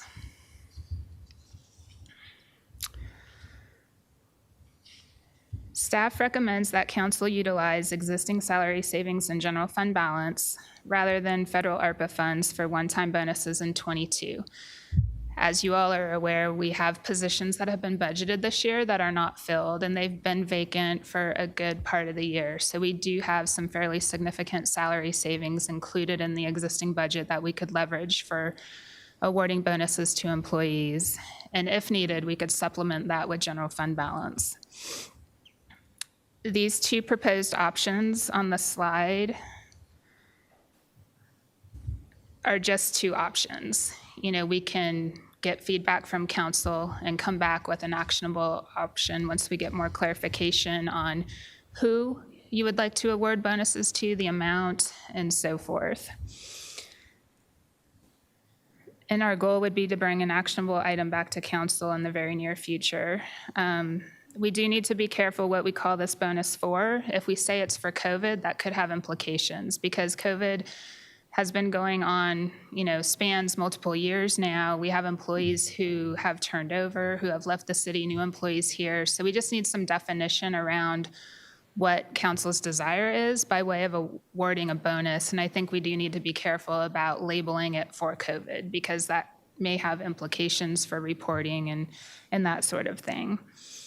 And we should also be mindful of the amounts awarded and how those will impact employees. Perception's a really big deal. Personally, I'm not in favor of the term essential because that means that some employees will be labeled non-essential. And what does that mean to those employees, their morale, and so forth? I think that needs to be a consideration. And just to remind council or inform you if you weren't aware, the city has been doing other things like awarding kazoo points and spot bonuses. There was an incentive for vaccinations. And so there have been some things that have been done around this, but we did hear the desire to explore use of federal or other funds potentially to award bonuses to employees. And if we could get some clarification from you on the body of employees you would like to do this for, the amount, we can bring something more firm back to you that could be acted upon by council.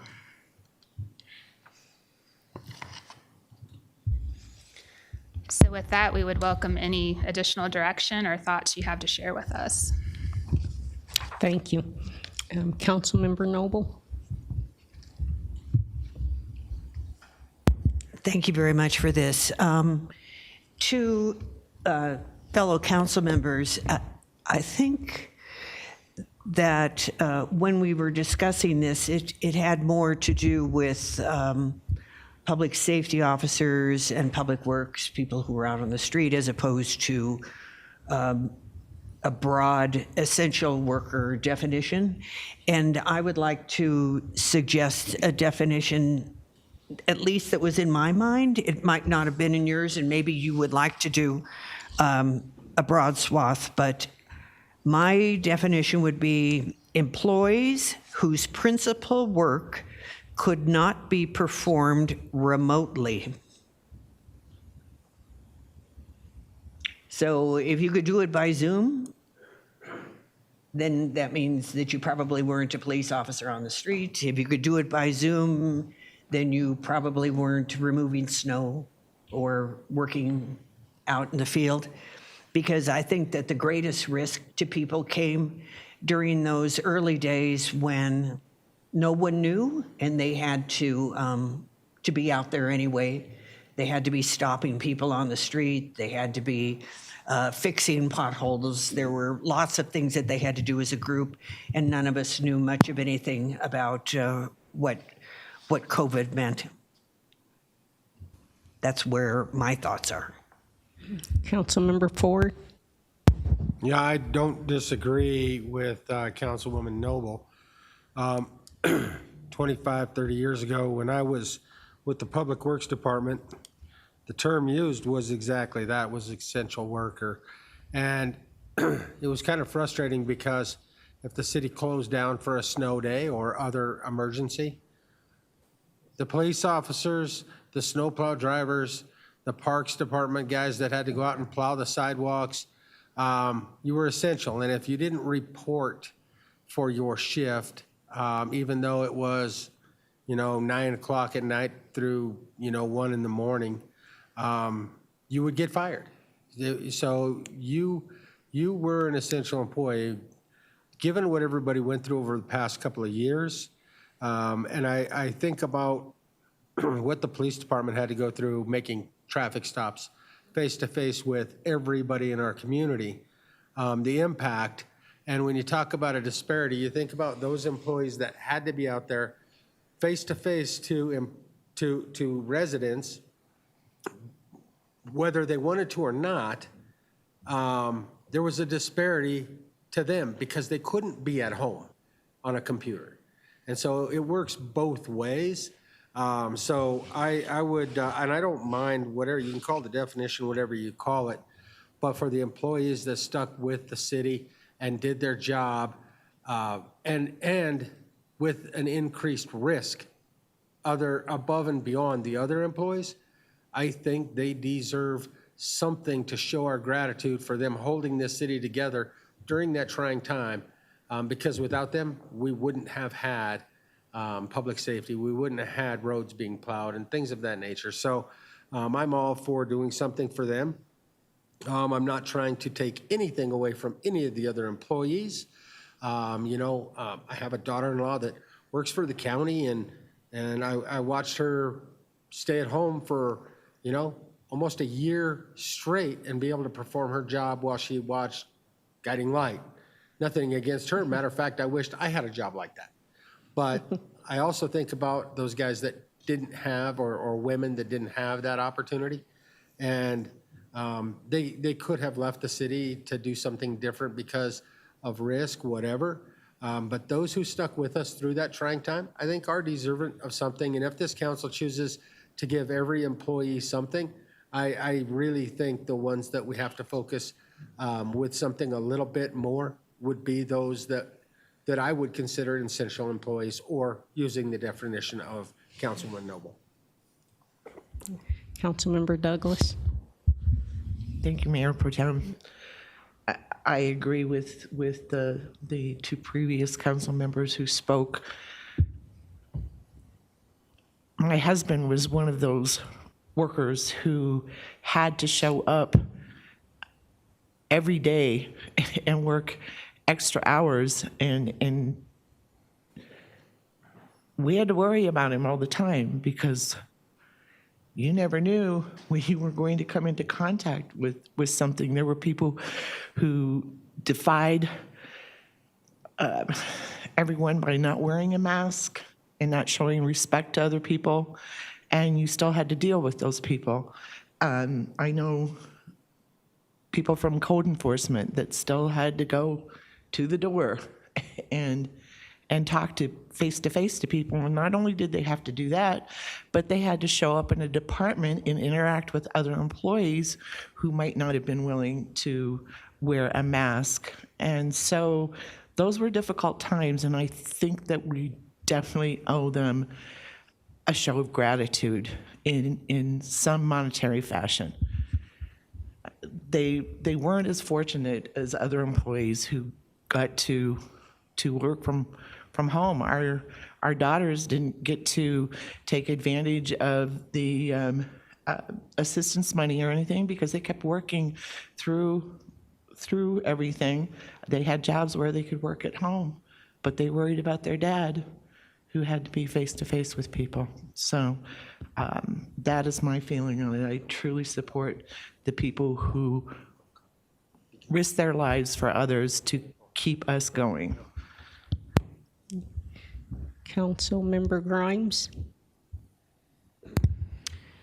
I'm in support of a premium pay of some sort, and agree largely with Councilmember Noble's definition of essential, as well as the comments made by Councilmember Ford and Douglas. I do think the focus should be on the front-facing, public safety, people who, I don't know which one of you said it, but employees that didn't have the option to do a Zoom version of their job, people that had to continue working outside in the streets, on whatever.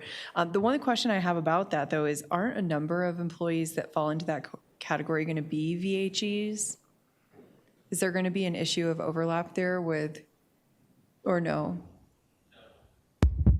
So like public works folks who are doing like clearing. They still have full-time employees that They're are doing, still yeah. FTEs. Okay, then that's good. Councilmember Hurst. Yeah, I don't have anything to disagree. I really like the idea of using the funding that we've saved. My biggest thing is if we look at the whole environment, so let me take one step back. I agree with Councilwoman Nobles. If we're going to do an essential employee, I think that's probably the best way to define it. I'm also not opposed to doing a retention bonus for everybody because if we look around and you're looking at, I don't know, 85% of our employees are front-facing essential. I don't know that I have the heart to tell the other 72 that I'm not proud of them for staying. And so the conversation for me, if we were going to go exactly like I just said, would be the front-facing employees that fit the definition that Councilwoman Noble put forward.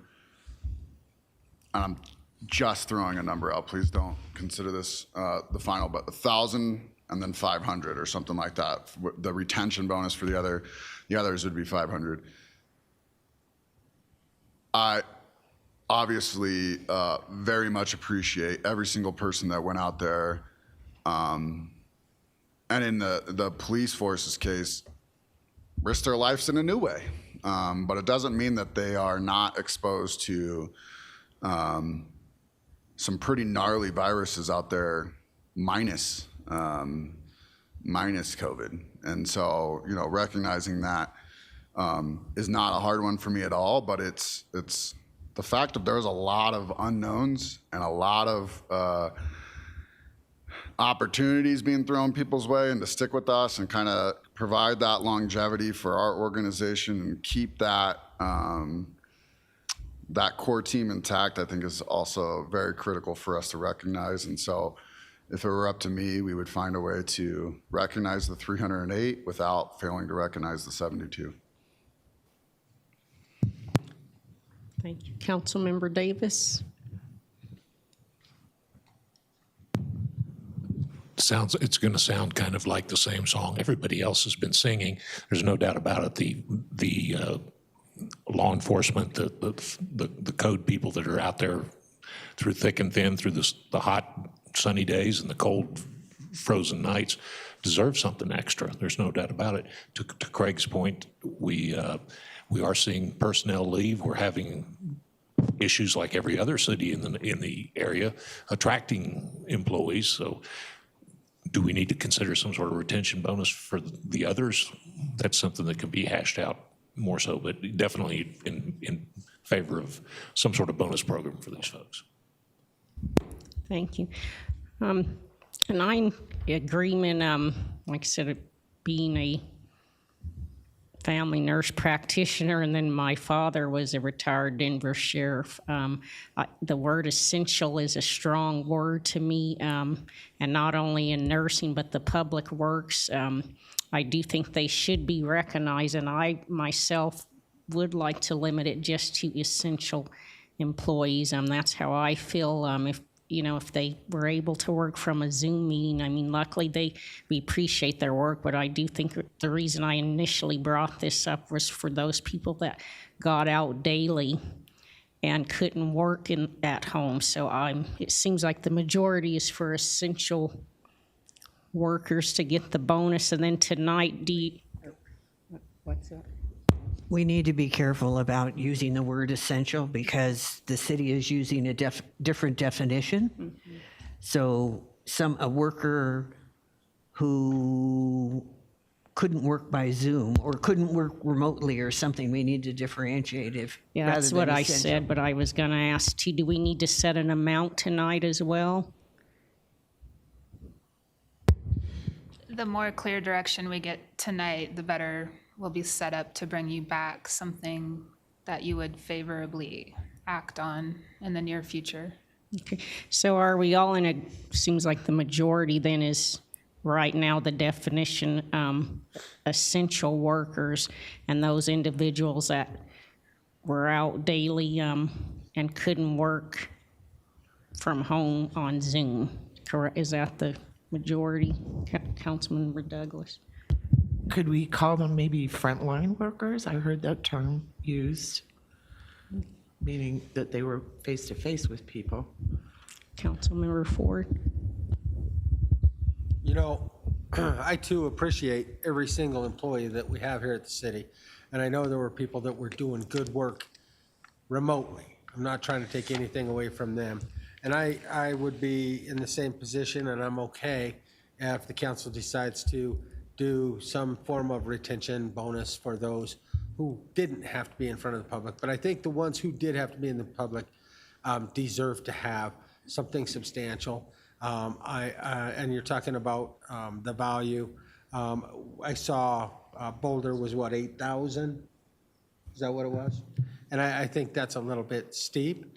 But I would say from my perspective, at least 2,500 for what you would call the ones front facing. And I'd say I would even do 1,000 for those who weren't front facing. But I think that they deserve some form of recognition or support for what they went through. Councilmember Hurst? Kathy or Jason, can you tell me what our policy was about coming into work? Because flat out, I wasn't able to go to work, and we could essentially be punishing people for not coming in and working virtually when that was against their will, possibly. Yeah, we followed what the CDC guidelines were and also our local, what was it called? Thank you. Yeah, the local health Tri-county. department here. We followed what their recommendations were, and they were pretty much, don't be coming into the office if you do not need to be coming into the office. And so that's what we followed. We shut down various services, closed the building. So some of those folks could not have come in if they wanted to. That's the only perspective I was trying to add. It's like, look, did I enjoy working from home from often? For sure. But if you gave me a choice, I would have went into the office most days. And I'm not going to sit here and say that that's the situation for everybody, but I guarantee there's people on our staff that weren't coming in that absolutely, if given the choice, would have been here most days, if not every day. Routine is huge for people in their life, and so I'm not going to sit here and say that everybody that works from home, shouldn't be recognized, because I tend to feel that they probably likely there's a significant group of them that would have been here.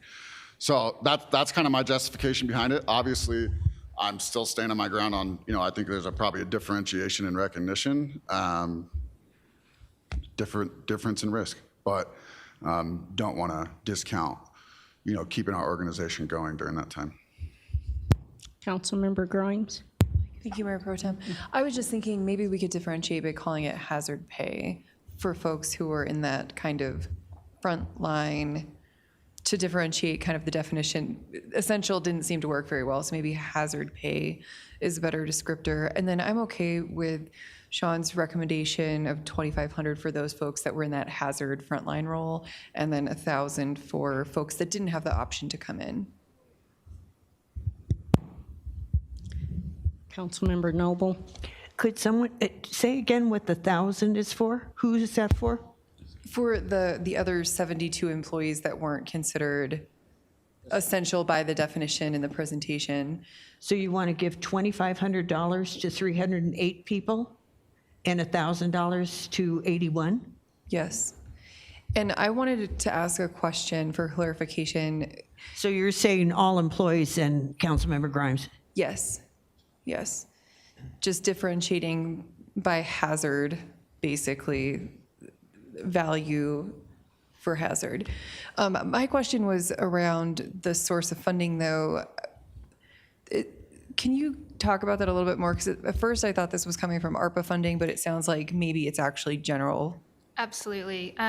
There are 3 possible funding sources on the table for consideration. One is ARPA, and then the other 2 are existing salary savings in 22, because we have a number of vacancies in departments all across the city. We know we have vacancy savings this year that we can leverage.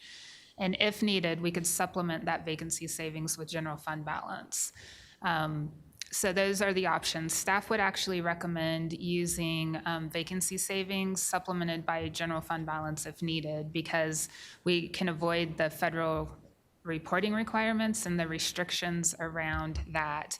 The big restriction with ARPA funding is that there is an income requirement. You can only award, the hazard pay, premium pay, whatever you want to call it, if you meet certain income requirements. So even police officers that fall higher than that income requirement would not be eligible for that with ARPA. So ARPA does have some restrictions, and it does have reporting requirements. If you opt to use salary savings in 22 that's already budgeted but not spent, supplemented by general fund balance, you can avoid those restrictions and requirements. Do we have a balance of ARPA funds that's going to expire outside of what staff's going to present related to the homeless wraparound service? And I would invite Jason to speak to the amount needed for the homelessness initiatives. That presentation's coming next week, so the timing's a little bit off for tonight. But That's okay. I can kind of just give what my thoughts were around that. I would suggest that we maximize and use what we think the balance of the ARPA funds would be to award to folks who fall within that classification or qualification as far as income, and then supplement that with the general funds or vacancy delta for the folks who would fall outside of that. Just seems like we should maximize the ARPA funds rather than letting them go. That's a very good point, Councilmember Grimes. I do want to just kind of be eyes wide open with respect to the ARPA funds. I know we estimated 8.5. That's just a back of the cocktail napkin with looking at where we are at with construction rates, the cost of a building, wraparound services 4 to 6 months ago. I would not be surprised that we would have to maximize the entirety of those ARPA funds and then possibly leverage unassigned fund balance if there's no participation or lack of funding that may come from the county or other grants. So I don't want to set us up with an expectation. Trust me, we'll push as much as we possibly can, but I also don't want to set us up with an expectation that, there may be some excess at the end of the day. There may not be, but understanding that position, we will try to be creative in having some excess if available.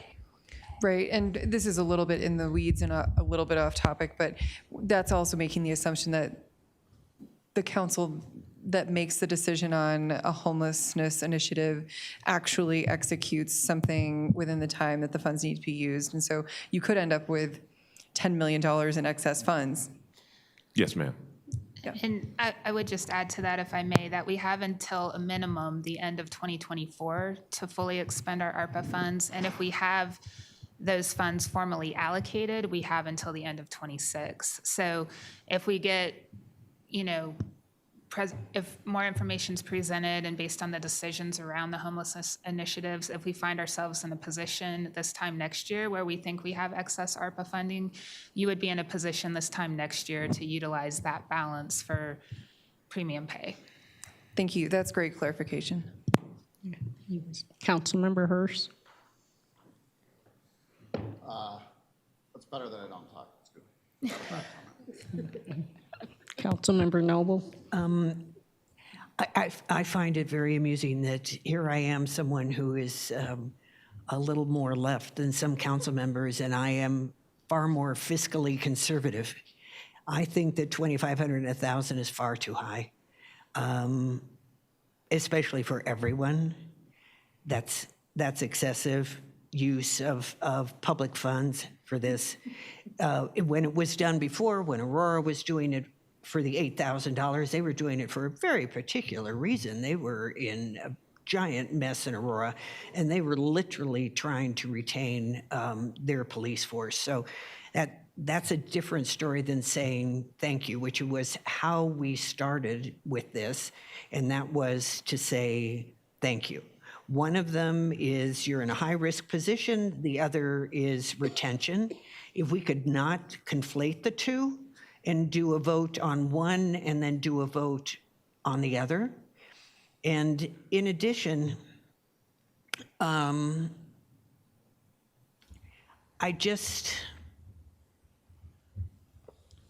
mean, so many, everybody worked during this. Everybody worked during this. Taking the additional risk, I still say, was significant and without choice. And we are leaving out certain categories of people who should be considered as well. And it was mentioned briefly, I think, by someone, but Parks and Recreation, people who had to be out, you know, at the golf course or in the parks, that kind of thing, where they were working on crews. I saw lots of workers on crews as well. So there was always a risk involved. I would not support 2,500 and 1,000. I think that's too high, but I would say 1,500 for the higher risk positions that could not work remotely, and then 500 for a bonus.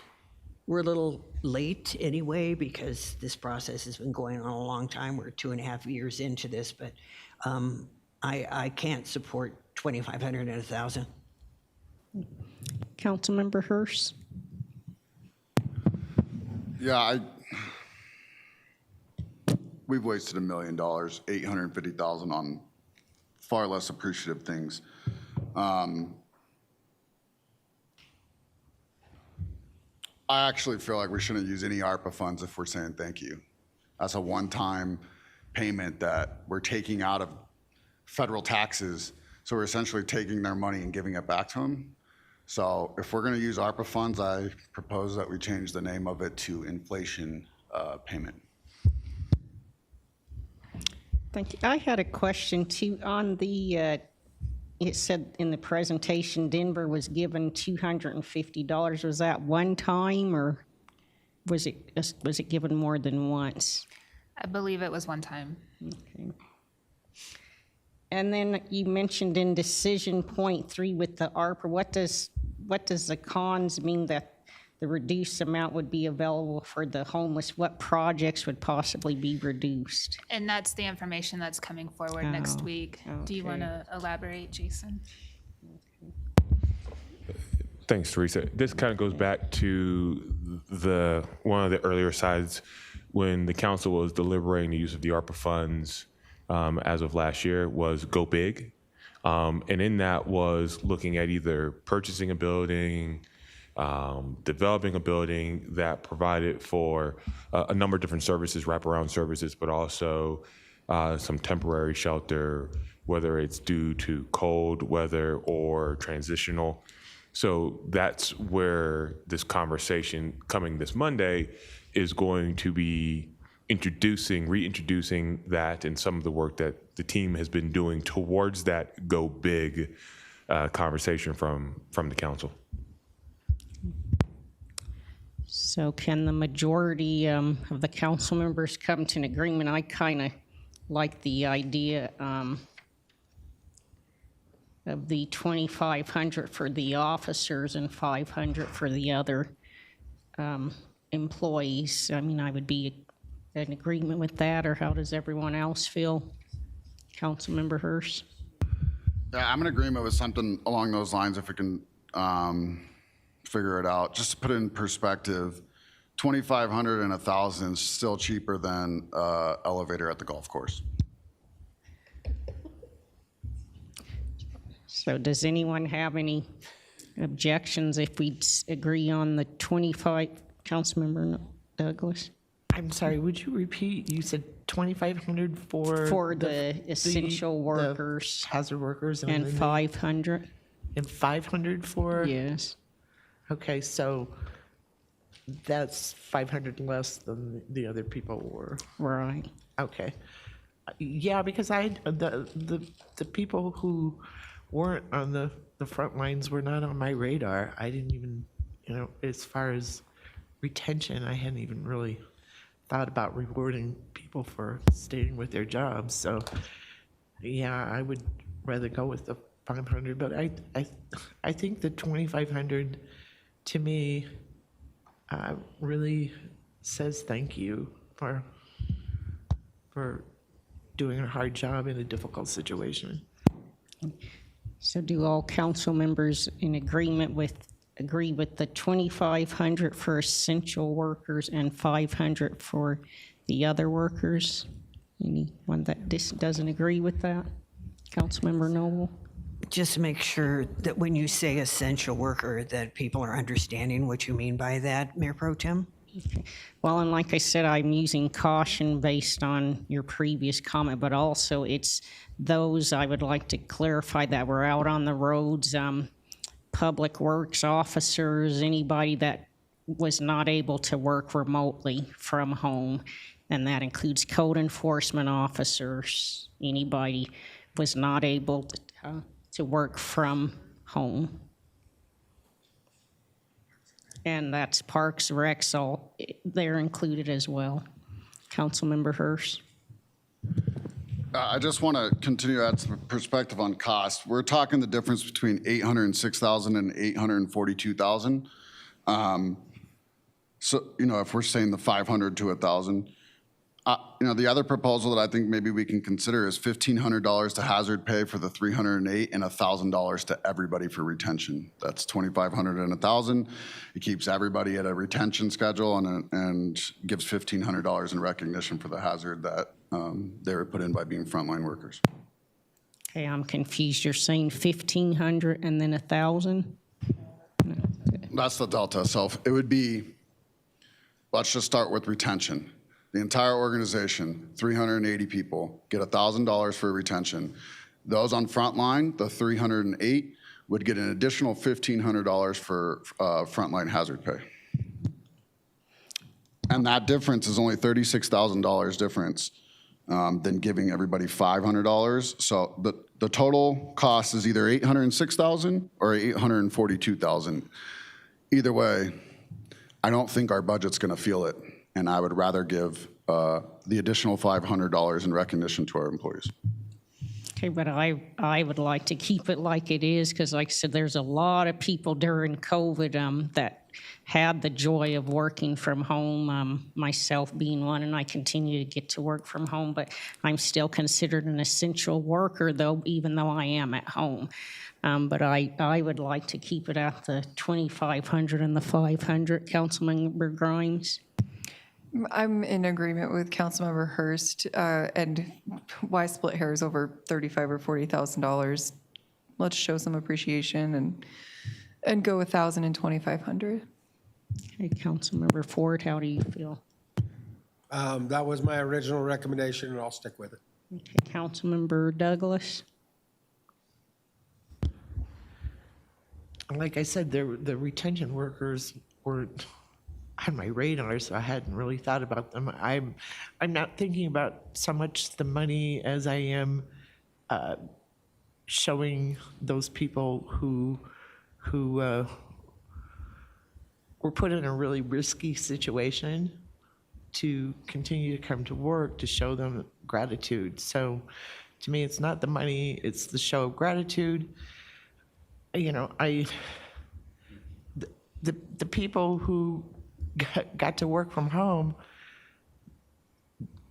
that was a bonus for them. I'm sure the people who had to be out doing the difficult work of working face-to-face with people, that was what I thought this was all about to begin with, to show them how much we appreciated them. So I'll go with what the rest of council wants, but really, I thought this was about showing the people who risk their lives to come to work, to show them how much we valued their work. Councilmember Noble, I think you were with the 1,000 and, or what are you in agreement with?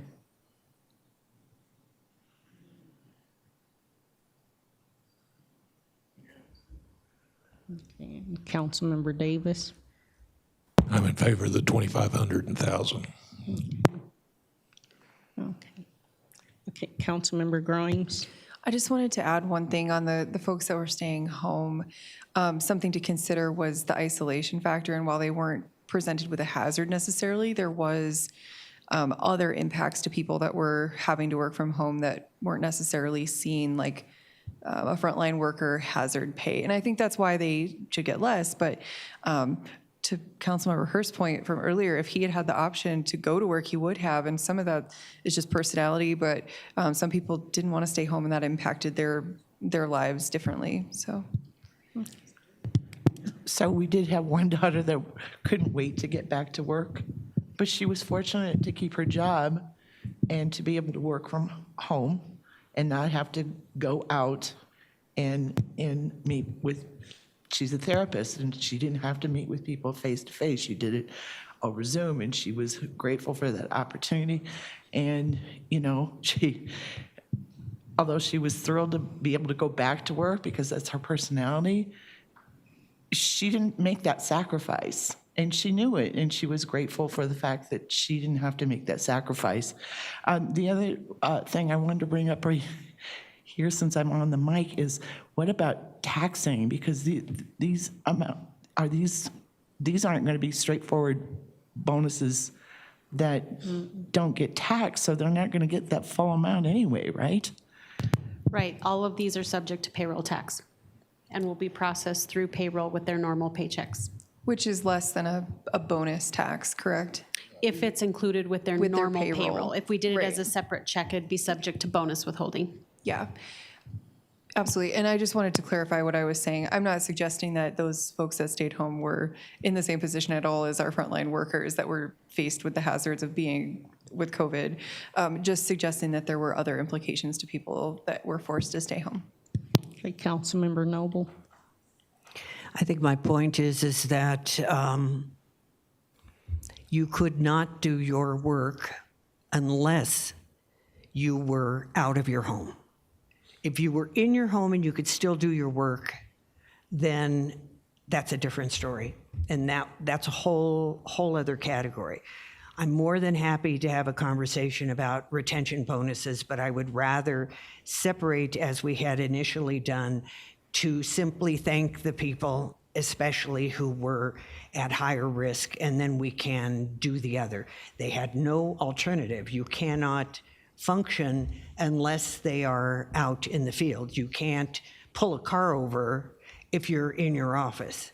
But there are certain jobs that can be accomplished if you are still in your office. If you walk through the halls of Commerce City today, there are empty offices everywhere. If everybody was so excited to get back to work, they would be in their offices. But it's pretty darn quiet when I'm over here for meetings, whether it's for the Senior Commission or BREDAC. So I think that there may be a comfort level not coming into the office as well. But I'm more than happy to talk about retention, but I would rather do it separately, or at least consider a more conservative figure, because I want to make the distinction for the people who were at high risk during this period. Okay. Okay, go ahead, Councilmember Hurst. All right, then, with one more, I have no arguments against what is being said. I think that it's just, I'm always first trying to invest in our people for our organization. So the money, yes, I'm very fiscally conservative, and that's why I'm proposing this, because it's cheap compared to what we spend money on usually. So let's do $2,500 bonus for the 308, and 2 weeks later, let's do $1,000 retention for everybody at the organization. Costs us $300,000 more. It's still less than $3 million. It's cheap. It's super cheap compared to the rest of the conversation we had tonight.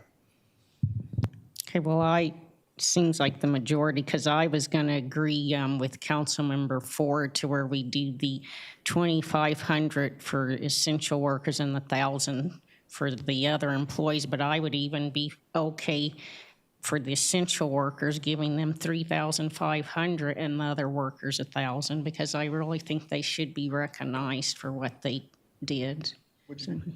Would you be willing to separate it? Because I think what Councilwoman Noble is saying is very valid. Like we set out to do this for a very specific reason, to say thank you for all those that committed to our organization and to our everybody in our city and our surrounding cities, honestly, while COVID was occurring at its worst time. But on the other side of that, 2 weeks later, I'm fully in support of saying everybody who's still here, everybody who's been here for more than 3 to 6 months, whatever we decide, should get that as well. Because if we're just going to say thank you, we should go knock on the door of every police officer that's left this organization and also give them $2,500. I'm not advocating for that, but I'm saying if we want to say thank you to those people, let's go find them. So instead, let's just do $2,500 to the 308 employees that we were presented, and 2 weeks later, give them a $1,000 retention bonus. For everybody.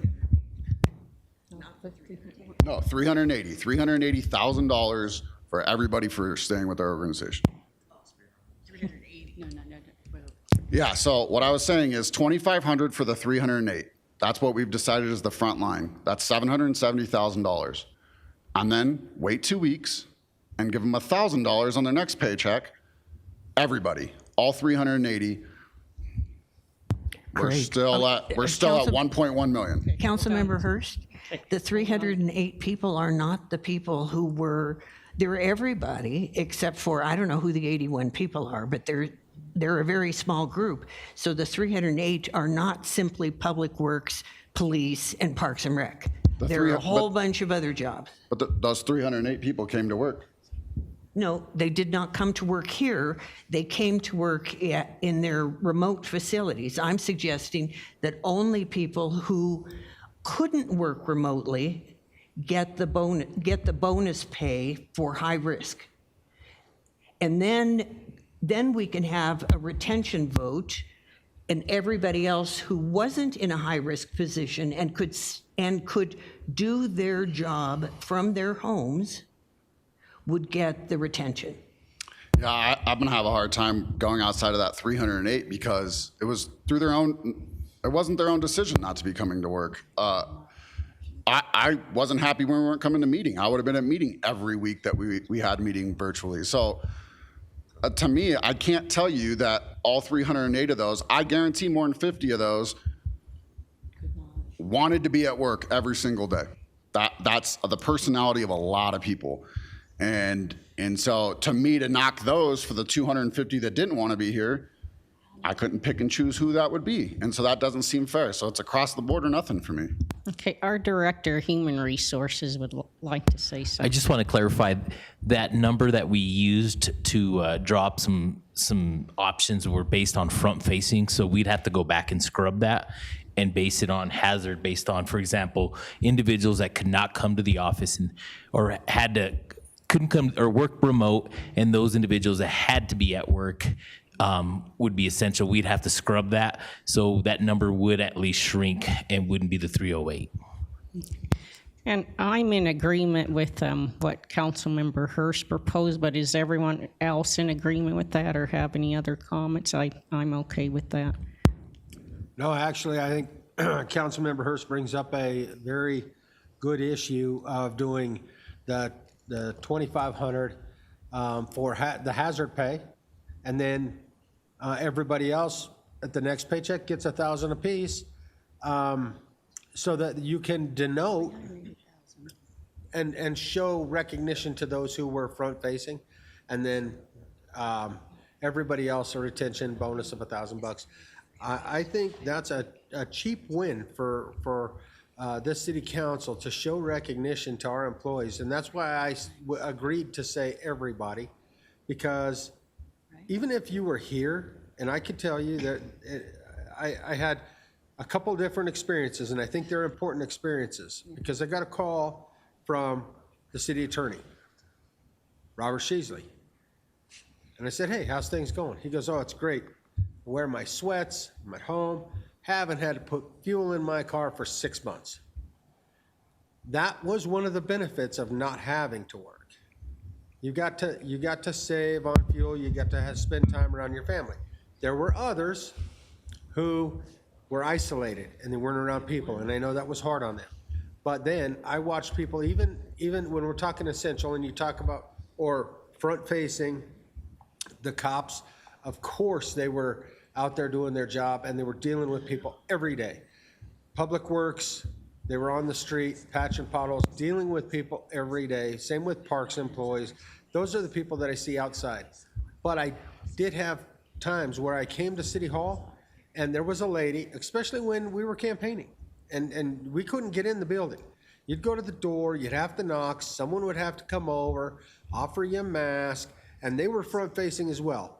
They were here, they were facing the public, and not only that, they were dealing with more people than they normally would deal with, because there were fewer people here to deal with the people that were showing up to do business. So I don't want to take anything away from the people who had to dealing with the door or in the courts. You know, I mean, they still had to deal with people, even though they weren't, you know, on the street. So I want to make sure that I make myself clear that I think that anybody that would have had front-facing communication with the public or other employees here doing their job should get the $2,500 as a hazard pay, and everybody else should get $1,000, including those that got the hazard pay. Everybody would get $1,000 at the next pay period for retention bonus. And that's where I'm at. I'm glad Craig clarified that. So it sounds like the majority is the 2,500,000 hazard pay, and then in 2 weeks, the $1,000 for all the other employees. Not all other, including them, exactly. Thank you.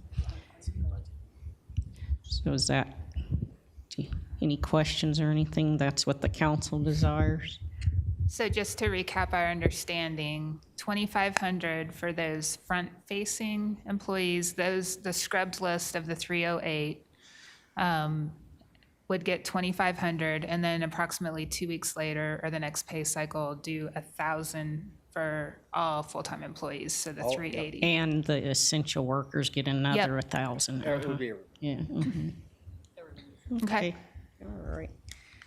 Okay, next we are going to move on to the urban camping ban. I'd like to invite Matt Haid, our interim city attorney, to introduce the presentation.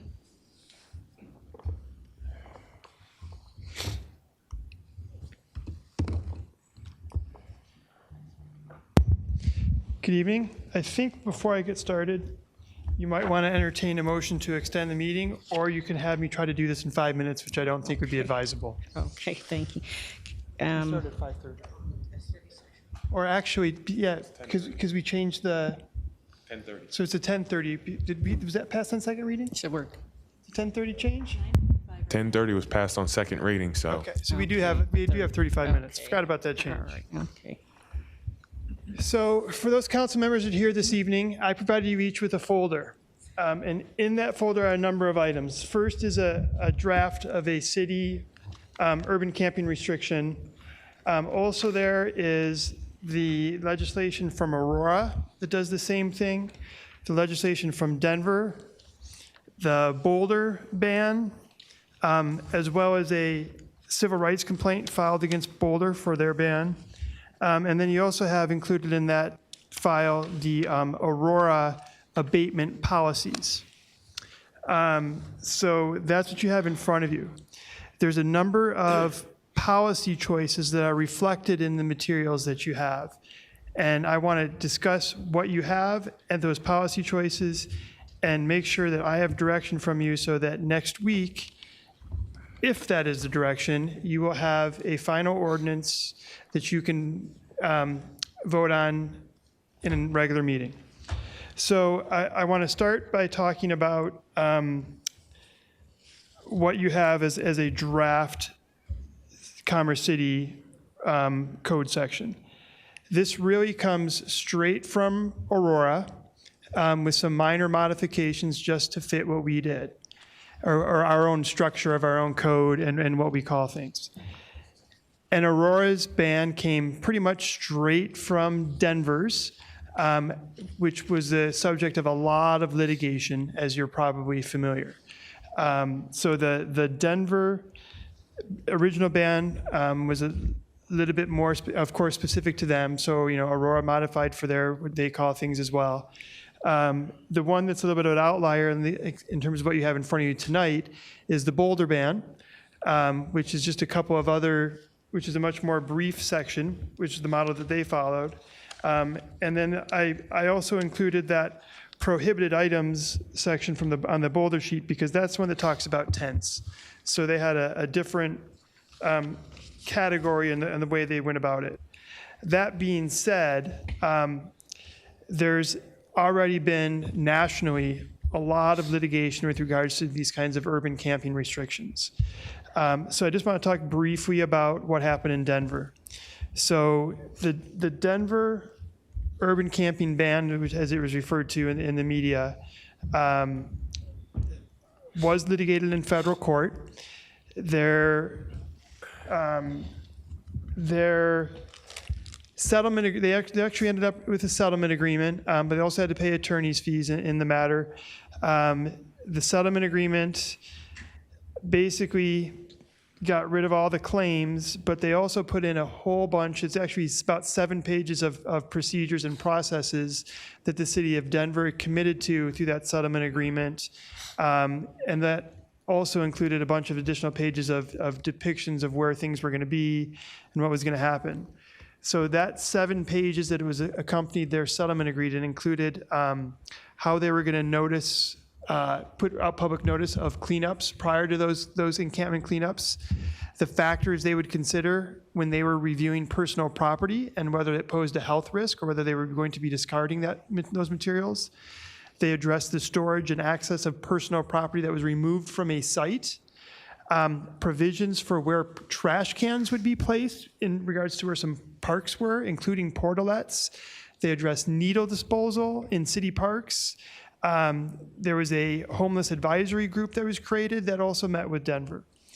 So these were all outcomes of that litigation with Denver.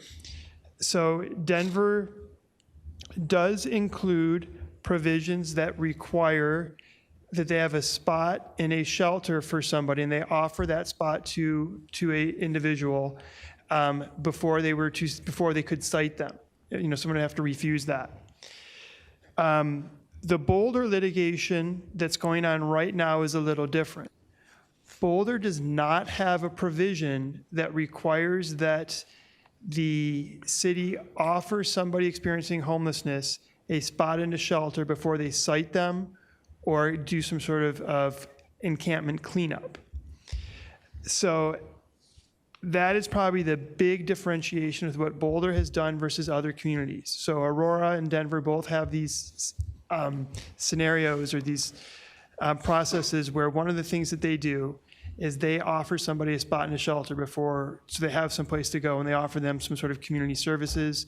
And that can run the range from mental health services to medical services, you name it. So of course, Denver also has a human services department. So they have a lot more resources they can offer people prior to cleaning up an encampment. Far more resources in departments and divisions and services than Commerce City has or can offer. But back to Boulder. So Boulder has decided not to include that option. So once Boulder passed their ban, once they did that, that's when they got hit with the lawsuit, and there's a complaint in the file that you can see what the allegations were there. And really, you can kind of skip to the end of that complaint, and you can see that there's really 3 claims they're making. One is based on an 8th Amendment argument that this Camping ban equates to cruel and unusual punishment. And then the other two are state law claims, one that the city of Boulder is creating a danger by depriving individuals of protection from the environment, and the other is that it violates their substantive rights under the Colorado Constitution. Boulder has filed a motion to dismiss. That is pending. I have no idea what the judge is going to do there. So the theory, especially with regard to the Eighth Amendment, that came out of a case originating in Boise, Idaho, in the Ninth Circuit. So that is not controlling precedent here. So the Ninth Circuit, for those of you that are unaware, basically it's like Idaho, Washington, Oregon, California, Nevada. So the Ninth Circuit is rather large. We're a part of the 10th Circuit. So appeals from the U.S. District Court in Denver go up to the 10th Circuit Court of Appeals. So Ninth Circuit precedent is not binding on us. But that Ninth Circuit precedent said that it was cruel, unusual punishment to basically, kick somebody out of a campsite, if you will, in a public park without having a spot in a shelter for them. That decision was appealed to the Supreme Court, and the Supreme Court denied cert. In other words, they did not take that appeal to here. So that is binding precedent in the Ninth Circuit. I wouldn't anticipate that the Supreme Court would take that case until there is another circuit that goes a different way. And it's very often when you have a split in the circuits, when you have one section of the country saying, this is the law, and another section of the country saying, well, we see it this way, that's when the Supreme Court is more likely to accept a case, to grant cert, and review that case to try to get some consistency throughout the country. So we have no idea right now what's going to happen with the Boulder case, and after that, where it'll go from there. If it does go to the 10th, well, I can tell you this: whatever happens, the loser will appeal to the next level, and it'll go somewhere, and this stuff will get resolved at some point. That being said, we are in a gray area with regards to whether we should be offering a spot in a shelter. Yes, sir. Well, maybe you finish and then I'll just give us. Do you want? Okay. Sorry. Don't lose your question, and I'm happy to answer it now if you want. Okay. So that being said, so we're in this little bit of a gray area here. So that's one of the policy decisions that I'm going to be asking you for some guidance on with what's written up in front of you. So the other one is about abatement. So in the draft that you have in front of you, there's no abatement policies or practices or procedures. You will see within that packet I provided several sections from the Aurora City Code that they adopted, whereby they made the abatement policies and practices part of their actual municipal code. Personally, I don't like that them doing it that way. This is an area where the law is going to change. It's going to be dynamic. We're going to see a lot of legislation, we're going to see a lot of court battles, and then legislation has to be updated. It seems to me that a more flexible policy where you can basically charge the city manager's office or something like that with adopting policies and practices for the abatement of encampments and things of that nature, including notice provisions, and making sure that you have seen that and reviewed that prior to the adoption of a potential ordinance could be an option, or just in an enabling ordinance in which a code provision is adopted, instructing the city manager's office to adopt some sort of policies, and then basically saying that the substantive parts of the code won't go into effect until those policies are adopted and posted on the webpage or something like that. So there's some flexibility there. Those procedures, if you look at what's there from Aurora, and this is largely the same types of things that are addressed in the Denver Settlement Agreement. It's about notice. It's about, there's definitions of what different things are. There's notice provisions in terms of how they're going to notify people in encampments of a potential cleanup and how they're going to do those abatements. The Aurora code sections are definitely much more simplistic than what you would find in the Denver settlement agreement. The Denver settlement agreement was 36 pages, so I didn't include it. I can certainly send that out to you if you want to see it as well. So that's kind of the general overview with the two major issues with what I've drafted for you. So it's the shelter issue and the abatement issue. The other thing that you will find is that many cities that are trying to do this are really trying to make this ordinance as part of a larger, general, meaningful social services program. And I know next week, also at the city council meeting, there's a number of homelessness initiatives that'll be in front of you. So I would hope that this is something that would be, if adopted, would be, part of that process and part of a larger program to address community needs and resident needs. We want to avoid a situation where people are being penalized and put in the criminal justice system because they don't have a home. So trying to balance the public policy issues with the stress and strain on city resources and the damage to city resources as well are all things to consider. But generally, when we're looking at a more meaningful program, we're talking about services for veterans, mental health services, all sorts of things that we don't necessarily can provide directly as a city.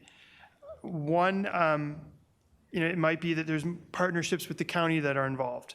And of course, when we consider this whole thing, we know that we're going to have to take people's personal property and store those materials. And our early encampment cleanups during that the police department was doing, we would store those materials in rented storage units for up to 30 days. And we'd post where people could come claim their personal materials, because we don't want to be throwing away someone's possessions. When you do an encampment cleanup and someone's not there when it happens, that's all the possessions they have in the world. So we need to provide the means to get that back to those, which means there's a budget and a cost associated with this as well. And then, of course, when we do this, there's also, the other option is we have some provisions in the code already with regard to camping in parks. And I'll be asking you if you want to repeal those and enact this, or just keep those on the books. So that if this is later thrown out, you have those, but of course, those later ones could also be challenged. There was one point I wanted to make that I think I missed earlier.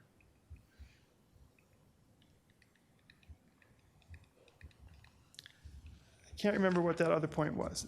So if you look at the draft Commerce City proposal, again, it's based on what Aurora did. And with the first couple of sections with A and B, you're basically prohibiting camping on private property and on public property. So the exception for private property is, where they have permission from the owner of the property, but also where the city allows it. And then you have the process here in section C.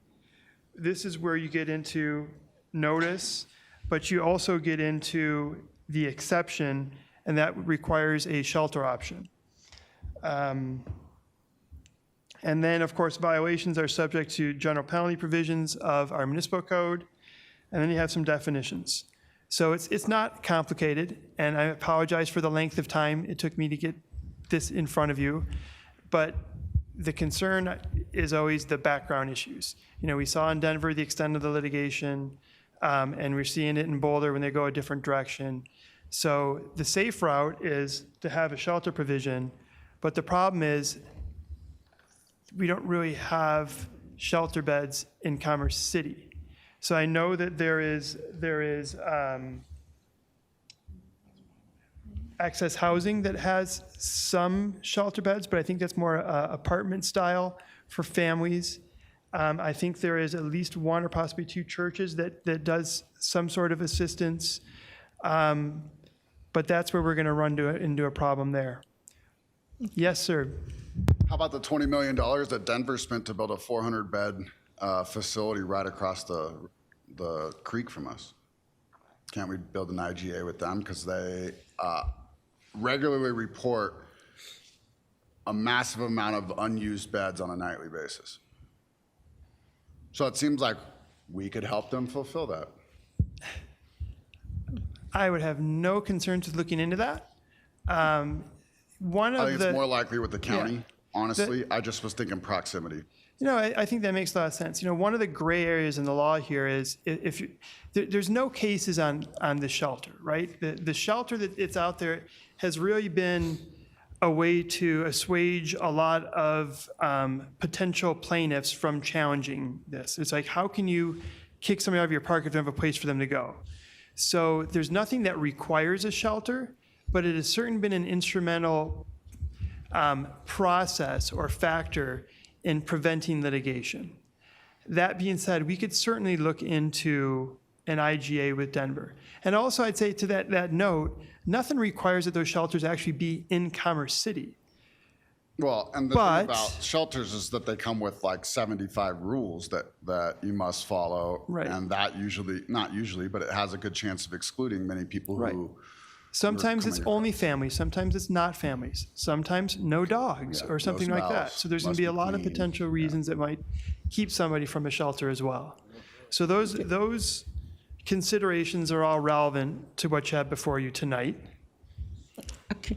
And Matt, I don't know about how the other council members feel, but myself, we were just presented this information at 10 o'clock, so we didn't have adequate time. I mean, I know I don't have adequate time to even ask questions, so can this be postponed to another meeting? Because like I said, we were presented this information at 10 o'clock at night and haven't even got to read anything, so I wouldn't even be able to ask you my questions. I don't know how the other council members feel. So I think personally, I want to keep using the time that we have here together tonight to answer as many questions as we can. The materials in the folder you can take with you. I'm not worried about trying to collect these materials back from you this evening. So take that stuff home, study it. I mean, it's a study session, so this time is for discussion. At the same time, if you right now this is scheduled to be on the agenda next Monday night. They can always get pulled. Okay, because I don't know how the other council members feel, but like I said, I don't even know how it can be on the agenda yet if we haven't even, came to agreement or even had a chance to write our own questions. And it's like, once again, is this council going to be forced to make a fly decision just because it was thrown in tonight at the last minute at 10 p.m.? So right. That's how I feel. Well, I would note that I had previous direction to provide this and to motto it on Aurora. So, there is, hopefully that was some information that you guys had some information about previously. So, yes, sir. Councilmember Hurd. Sorry, I just want to ask a quick question that might add relevance to our future discussions. So some of the case law or the current cases that are actually still being fought in court, you reference cruel and unusual punishment or the Eighth Amendment. I'm really interested in the counter argument and how that's being proposed, because I also feel we have an obligation to everybody in Commerce City to use their tax dollars in the best way possible to also provide safe public spaces. So, I understand the Eighth Amendment argument, and it's probably a fairly decent argument that stands up in court if proposed correctly, but does that diminish our obligation as a government entity and a tax collecting entity to provide the safe spaces that we set out to do so in the process of governing our city and having public spaces available to the rest of the community? And I guess the secondary question I have to that is, how many non-transient homeless individuals do we have in Commerce City? Non-transient meaning they're here every night or most nights and not making the rounds in the metro. Yeah, I don't have answers to that. And I don't, we don't have anyone here right now that I think can address that. With regard to the counter argument to the Eighth Amendment cruel and unusual punishment position, I can do two things there. I don't think the briefings from the case in Idaho would be helpful, but I can get you a copy of the motion to dismiss that Boulder filed. That's public record, and I can shoot that out to all the members of council, so you can have that to look at as well for the counter argument. That being said, in many ways, what you're addressing is that policy decision. You know, what should our obligations be? And I don't have a legal recommendation for you on that. No, of course. Policy is just something you're giving us the best information. We'll make policy. But the second part of the question about the amount of non-sheltered people that we have in Commerce City matters. If we're going to be proposed with an $8.5 million solution, if it's 10 people, that's a crazy imbalance of the way we're using our tax funding. So I don't think it's 10 people. I'm just saying, you know, it's a difference if it's 1,000 people than if it's 10 people. And I wouldn't be the first to have an idea of what that real number is. And I'm not sure we have a real number. I know that we do an annual count as a state to try to best be prepared for terrible weather situations and kind of trying to solve that human health crisis in that situation. But I don't know if there's like, you know, where they're actually putting those populations into certain cities or not. It's just a tough discussion to have if we're talking about transient, unsheltered folks that are 2 nights a week, spending them in Aurora, 2 nights in Denver, 1 night in Parker, and then they are in Commerce City and they're using the transit system to get around. It's a really hard scenario to understand the full picture that we're trying to solve for without that type of information. I don't know if the police department can help us. I'm not asking for those answers tonight, but I do think that it's a relevant piece of the discussion for us to decide how to spend the funding moving forward. So with that in mind, it sounds like you would definitely want to hear next week some answers to those questions, some more data, so that help you make a decision about not only this, but most likely the other homeless issues that are going to come before you next week as well. Get some numbers and understand the relationship between the cost and the impact.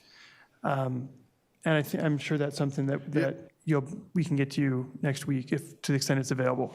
The other thing that would be very important to me would be the law enforcement perspective. What are their challenges today without this law, or without this proposed legislation, or what the scenarios being proposed to us? What would they predict being that new situation? Is it better for them? What are the challenges that would still be there? I think if we don't know those things, it's also going to be very tough to just consider. I for one want to be passionate and understand that there's as many situations potentially that people don't want to be in that situation as there are situations where we can offer all the help that we want. Sure. And they're not going to be willing to accept for several different reasons. So I don't know that we have perfect data for sure, but I want to know if there's an opportunity to add that to the discussion because I think it's relevant. There is, and we have another ordinance on the books that allows the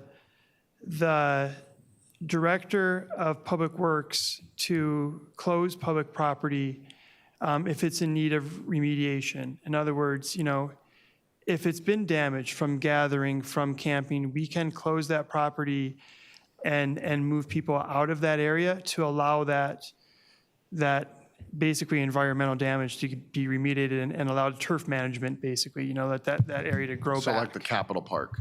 Pardon me? Like the park at the Capitol building, what they did recently. Yes, but you know that one focused. So there's other tools we have without an outright camping ban. The problem we have right now, though, is we have the only camping ban at all is, you know, there's parts within the code that prohibit camping in parks, but that's it. So outside of a park, there's no ban on camping. But again, if you don't have a tool like this, if this is what you're looking for, then you cannot remove tents from right-of-way areas, you know, along a roadway or whatever. So, you know, and I've seen all sorts of different tactics, you know, employed even in Denver, you know, where big boulders are put in some certain areas. So there's no way to set up a tent, you know, things like that. If you drive down Park Avenue in Denver, you're going to see a lot of orange fences because there's a lot of like little pocket park areas where they're trying to move people out of those areas. So. Okay, does any other council members have any questions? Because I'll move on to council reports. Councilmember Douglas. Thank you. So you're saying next week that we're going to have an ordinance come before us to vote on this after just getting information, basically, that's telling us what, like, Aurora did? Is that the case?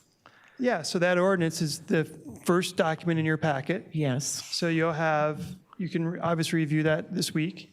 If you have any questions, you can ask me next week, and then that's only first reading. Or if council decides to postpone that or do some other action, you're certainly welcome to do that. But right now, it's on the agenda for next week. We can save the time and take it off. I'm sure I think the meeting's scheduled to go beyond 10:30. So that being said, it's there. If you look at it, I mean, this is really, that page, it's the top sections A, B, C, and D, and it's really A, B, and C that are the meat of the ordinance. The rest is, basically definitions to. Yeah, I'm pretty familiar with what they did in Aurora. Yeah, this is it's a big, timely issue, and the roots run deep. And Okay. anyway, it's on the agenda, so thank you.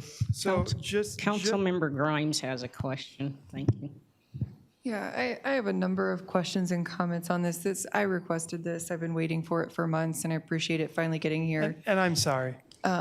It's basically exactly the ordinance that Aurora and Denver have written, which is fine, although we now have to deal with the shelter issue. And to Craig's point, I was going to request that you investigate an IGA with the county, because the county has human services that we could utilize.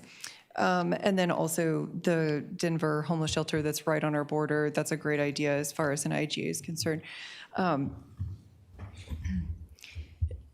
I understand there are people who are in a homelessness situation.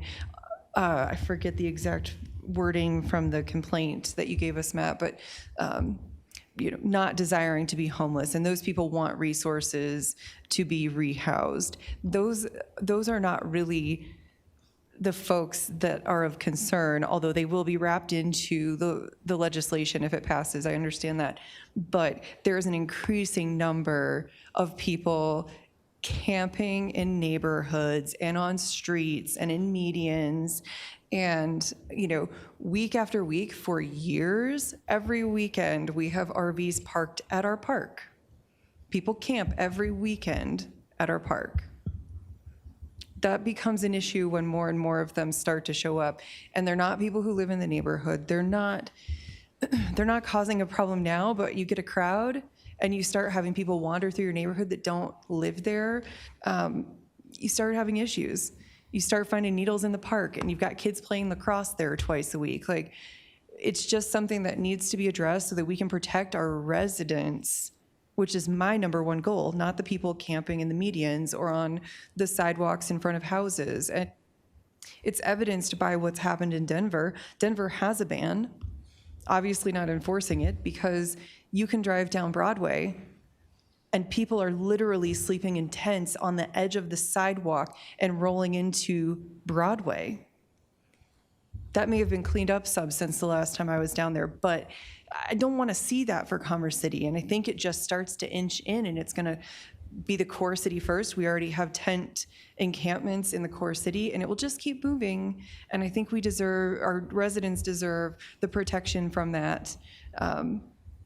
And I think this is a good start. It's a good start. It doesn't fix all the problems, but we have to start somewhere.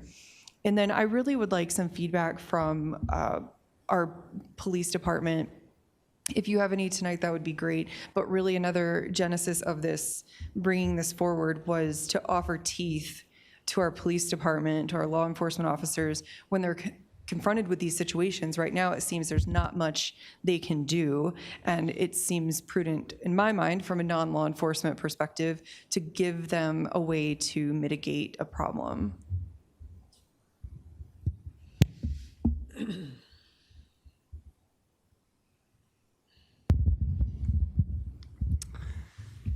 Oftentimes, municipal ordinances dealing with homeless complicate the job for police officers. It's not a crime to be homeless. And when local municipalities take on national societal problems, which is patently unfair, that your residents expect you to solve a national societal problem, the solutions can be as perplexing as our current state of affairs. So I've talked with the acting city attorney at length about this. I think there is a balance that needs to be struck. In a prior community where I was chief, we developed a homeless outreach team of officers. And I told them, forget you've got handcuffs and a badge and a gun. First, learn the population. Who are the sex offenders hiding out that don't want to register? Who are the mentally ill who are self-medicating because we're failing them? Who are the fiscally disadvantaged? And who are the people that just like living a homeless life? And those officers found ways to develop a rapport. And even though that city developed a homeless camping ban, it allowed for prior warnings. And what the officers found is all these social services in the community were doing their own thing, uncoordinated. And they were able to get all the social services together so that they could work with unity instead of competing for resources, or one of them does this and one of them does that. And they never made an arrest, not once, for the homeless camping ban, because by issuing a warning and giving them ample notice and drawing those who needed help into services, they didn't have to arrest anybody. And the ones that didn't want services learned to move away from the camps, because ultimately they were going to be held accountable. So all I can tell you is this is a very challenging, perplexing issue. If you do nothing, our officers sometimes are going to struggle because there are residents that want to lock them all up, you know, and we're going to make them unhappy.